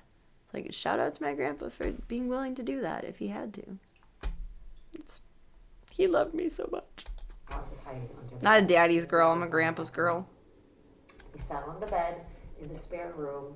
And we Your had last Zoom apartment, call there was on a my toddler phone. that I So swear it's ran like a happening, rhino. right? One is Apartments need to do a better job of insulating their floors and walls, focused though. on me. But also, the cat heard my voice coming through the phone. Because, yeah, a toddler Zoom should not call. sound like a rhino unless there's And this much insulation. They were just in shock because in the middle of our call, the cat came out for the very first time and sat Aw. on the windowsill. And And she recommends, like, doodling around on your phone or, like, reading a book, whether out loud or to yourself when you're doing your socialization time, too, which I really like. Because I feel like when you're not paying attention to them is when they start to get a little bit more curious. So I'm trying to not, like, what are you doing, Jeej? What are you doing? While I'm in there, I'm just, okay, this is my TikTok time. Got my AirPods in. My knockoff AirPods, and this is my TikTok time. And it was all because the cat heard my voice over the phone. So this slow. Yeah, or me yelling, Slavka! It's good to have that muted out. And I don't walk softly either. This is pretty darn close too. I clomp around. Cats, we actually use I feel like it's better to have a little bit of sound down in instead there that's of buffering. The slow blinks, and it's. The sound is probably unnerving, but it would be more unnerving to hear silence than dun dun dun dun dun upstairs out of nowhere. But then you feel like the ceiling's gonna crash down on you. Like, that would be my opinion. Low and slow DJ voice. Low and slow DJ voice. Okay, now it's bedtime. Do we feel adequately educated, Club Cult? I'm just so glad I went today. That was amazing. You have your headset on, your cat starts screaming at you. You know what? My animals do something similar. Almost all my babies, when I'm talking on the phone, or you guys have seen when I'm streaming in the kitchen and like the dogs are up and active, they get extra antsy and extra stupid and extra goofy because they know I'm giving my attention to something else.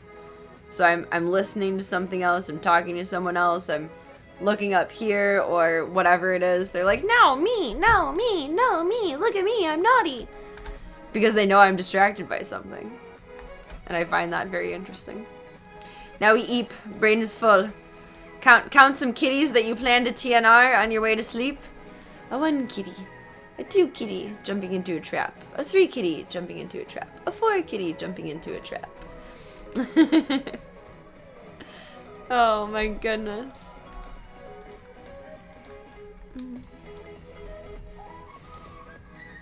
Now we eat. Brain is very full. I learned so much today though, and thank you all for letting me regurgitate it back out at you all. I don't know exactly what my focus should be in the future, but right now it's a learning process to tread the line, but I think I do want to stay 1 foot in the bucket of let's try and rehabilitate and socialize, and another foot in the bucket of TNR and return whether you want to or not, because that's how you stop the vacuum effect. And then I don't like medical cases because it means someone needs help, but I think in a broader spectrum that will probably apply to medical cases that will be needing rehabilitation, at least because of the medical case, and therefore will probably build some sort of bond from there. So I want to stick and try to really, really learn every detail of the socialization saves lives method, and hopefully we can have a good balance of both, where I'm doing what I feel like my calling is in terms of being able to get unadoptable pets adopted, and also going with my calling that I feel is less cats on the streets, less cats overpopulating and reproducing in general on the streets. It doesn't need to be any babies born outside. They just don't need to. It does not need to happen. Aw, we appreciate you, Midnight Dynamite. Thank you for stopping by. The ankle twice, ton the constabulary. I mean, it's... I can only do so many hand movements a night. We had to throw some ankles in there. That's an excellent way of putting it, the Mad Topher. TNR is a bigger lasting effect, but fostering feels more gratifying. I would absolutely agree with that. There's personal satisfaction out of both, but TNR attacks the problem head on. So it would be like providing vaccinations versus providing supplementary medical care once you get sick. If you vaccinate everyone, very broadly, not meaning to incite any opinions here, but this is the best example that I can think of at the moment. If people are vaccinated against something, then they're not going to contract it, more than likely. They have a much lower risk of contracting it. Safer life, longer existence, more safe existence. If you let people get sick and then you have to treat them, then you can be a compassionate caregiver and you're one-on-one with them. You're giving help, you're giving support, you're giving medical care, but you haven't attacked the problem head-on. So TNR is absolutely attacking the problem head-on, and it's not meant to be gratifying, except in terms of knowing that there will be less disease, less overpopulation, and extension from that, no more babies born outside, which is wonderful and amazing, and that's very important to me. I've wanted to know more about TNR for years so that I have the best practice for it. I've attempted it before and not succeeded, but thankfully everyone's been sociable, which is lovely. But you're absolutely right. Fostering feels more gratifying. Fostering feeds the ego. It fills the soul. It feels good to have a fun new little buddy for a while, even if their case is a little bit more complicated. And it's certainly soul fulfilling to be able to rehabilitate animals as well and see them live the best life that they were meant to live. But I think that will be less of a focus and more individualized cases as I go forward in rescue, and the primary focus will be on TNR, so that, like you say, Smoops, preventative is always better, IMO. So let's get preventative measures done. If Bear wants to be friendly in a couple years and decides, oh, I want a home, find me a home, then hell yeah, let's go for it, assuming Bear isn't already owned by a neighbor. You never know. But leash laws, I'm protected. Leash laws. Leash laws. Cheers to that. Should be drinking water, not coffee. Your religions of Catonism and dogma, I ordain you Saint Serena. I'll take it. Cheers to that one. I'm no saint, but I can try to achieve my saintly duty. But attacking it head on, TNR wise, that's how you prevent all of the problems, and then we can start to clean up the mess once TNR is a much more bigger part of society. But I'm gonna go back to what I said in the beginning before I head out, which is this all literally depends on DIY, human intervention, us random people of the world that are not official rescues, are not working for animal control, are not volunteering on a regular basis, and anything like that. You can not be involved at all, and you can still make such a difference by getting into TNR if it's something that you're comfortable with. Because they are overpopulated. There's too many cats that are adoptable in shelters that are being euthanized, not just adoptable by their tag, but adoptable like, oh, hey, friendly, I love you, take me home, be my baby, be my friend, love me. All of that is futile if we do not incorporate TNR efforts as well, because then there's just going to be more animals being born, more animals brought to a shelter. Caregivers, volunteers, veterinarians are going to get more burnt out because the euthanasia rate is only going to rise. It's important. It's very important. If we can all make the world a little bit safer for community cats by making community cats safer, then hopefully 5 to 10 years we'll have better legislature after there's tried and true methods that are proven via studies and data that's collected,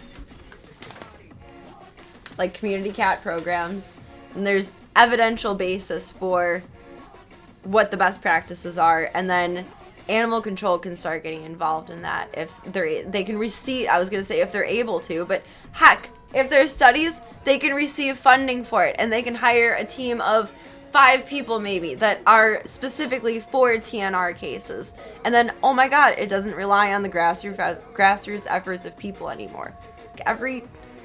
It's like dominoes. You just got to build up every single little block, and then all of a sudden you have this like 30-mile design of a crazy pattern and just go, and it's all beautiful. That's what we want for the world. That's what we want for the kitties. Please. Please. Couldn't even think of some anti-vaccine propaganda, and you live in the most yoga pants wearing state. I feel like vaccines are a horrible example for that, because that's on par with like religion and politics at this point for speaking in a public or even family and friends setting. It's controversial, but that was the best example I could come up with, where either you vaccinate people against a disease, or you deal with treating the disease and the mortality that comes with it, and the problems and side effects and etc. that comes with it. It's attack the problem head on. Preventative measures, Smith says. Almost as volatile. I'm not even reading that out loud. I like pineapple on pizza. It's good. You guys think pineapple is not good on pizza? You have to order a barbecue chicken pineapple pizza. I think that's what they're called. That was the first time I had it that way, and it was good.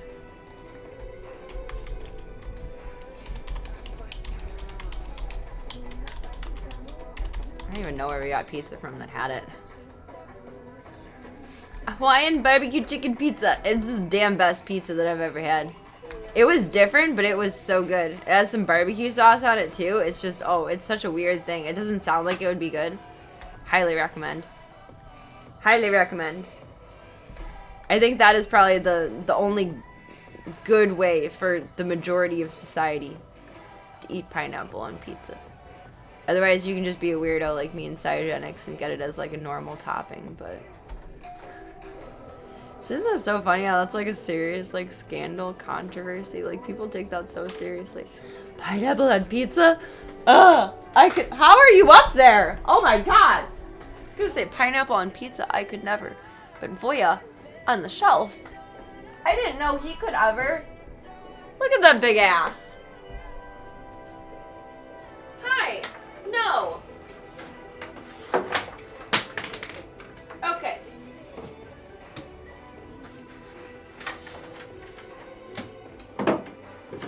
Voya! God damn it. There you go. Oh my god.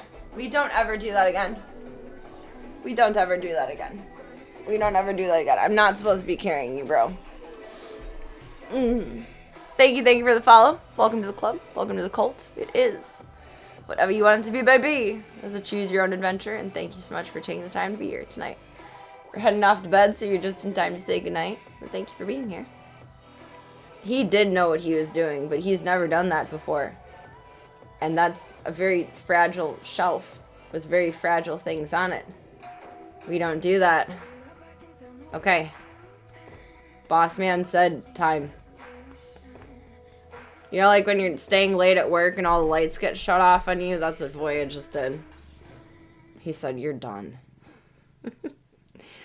He's acting up to get attention, but like, also to tell me that it's like I'm off my routine. He acts up when I'm out of routine. It's over, Gunther. I have the high ground. Funny thing is, Gunther would fit better up there than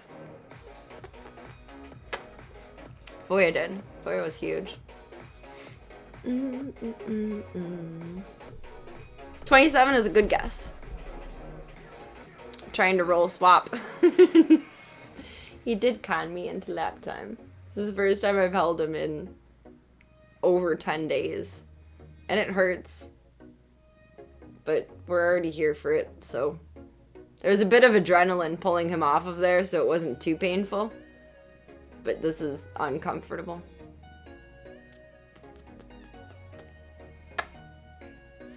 Actually, it's 4:03 a.m. Alright, Bean. You gonna stay up for nice? Oh, nope. Okay, if you're coming up, you gotta be a booby boy. You cannot lay on my stomach. You cannot. I have stitches. I have stitches. Thank you.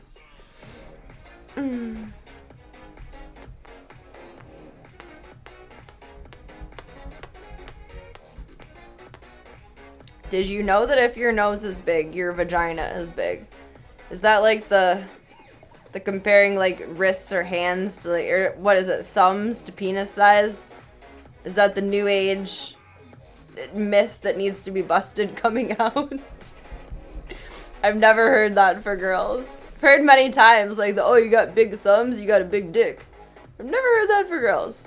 It's all false and fake. I love you. I love you. In my 27 wise years of life, I have learned has nothing to do with anything.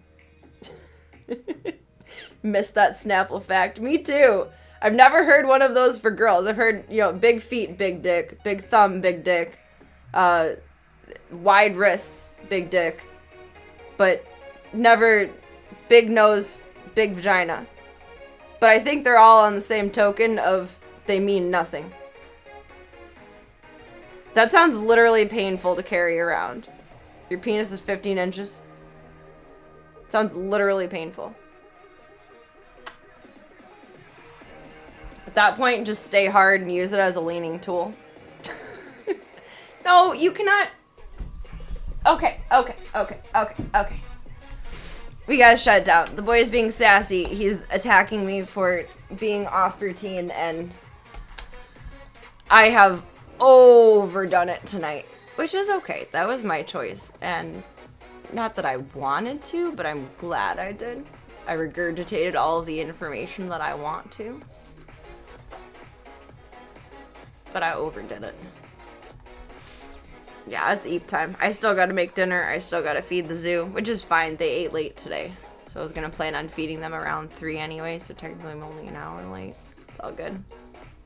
No, that's not nice. A 15-inch penis would be painful. That's like a harpoon penetration. That's not a penile penetration. That's a harpoon. That's scary. It's very scary. I am afraid. I'm very, very afraid. I will take care of me if you promise to take care of you too. Thank you all for a wonderful night. Thank you for your time. Thank you for your chats. Thank you for your support. And thank you for being your wonderful selves. More than anything, thank you for your time. Your time is very valuable. And please do not ever forget that. I have a lot of clapping emphasis today. We'll blame the seminar. I think that works. And please remember your time is very valuable. It is this finite resource. You cannot make more of it. You cannot go buy more time. You cannot invent more time. You only get so much free time to do whatever you want with it. And when you're able to spend it here, I'm honored. I really am. Because, dang, that's pretty fucking cool of you. And thank you so much. If you guys want to keep up with me offline, there is all of my links on my main page of my profile. Botrix is posting for me, but like won't write anything that I want to toggle. So my hands are tied. That's it. No, what's a bikini? I've never heard of that. As we slowly scroll to all of my clips, and half of them are cats and half of them are bikinis. Aw. Aw, thank you, Mad Topher. I try. I do my best. I show up and I talk about the kitties and you guys put up with it for whatever reason, and I appreciate that very much. Thank you. My community cat daddies, I love you all and thank you for being used.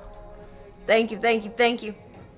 Whether it is for 2 seconds, 2 minutes, 2 hours, round see you again for 2 days. When our times collide, it is beautiful, magical, amazing, and incredible. And thank you all for being used. I appreciate you, Beebs. Do me one favor until do I have pockets today? I have double pockets today. I got pants pockets, I got hoodie pockets, I got all the pockets. Do me one favor until I see you next, and that is remember that you are wonderful, amazing, kind, spectacular, fantastic, phenomenal, oh so gorgeous, all the good things in the world. Take all those compliments and put them in. I don't have back pockets though. Do I? No, that's just the seam of the pants. Put them in your back pocket, your side pocket, your cute little hoodie pocket. Floating in suspended animation wherever it needs to go until I see you next, you sweet bubbos. Have a beautiful rest of your night. Get some good eepy sleepies. Get some good munchies. Have a beautiful Sunday fun day if I don't see you. Probably be a little low energy tomorrow. Well, depending on if I bring Daisy back home with me or not. But if I do bring her back home, I'll be off the walls and happy. If I don't, then I might be a little Linus Charlie Brown tomorrow, but that's okay. We'll get through it. That's what games are for. That's what games are for. But thank you all for being here tonight. Wish us luck and cross fingers and paws for some good cat dad time tomorrow, and I shall see you all for the next one. Get some eepies, get some eats, and enjoy your Sunday. I shall see you, Vebs, for the next one. Thank you for a beautiful night. Thank you, thank you, thank you. Me too. I want to see my breasts too. That's why I'm getting offline. I'm going to go stare at myself in the mirror for the next 6 hours. If you guys want to keep up with me offline, my socials, Discord, everything are on my main page. I shall see you all for the next one, and have a beautiful rest of your night. Thank you, thank you, thank you, Club Cult, for being the awesome humans that you always are.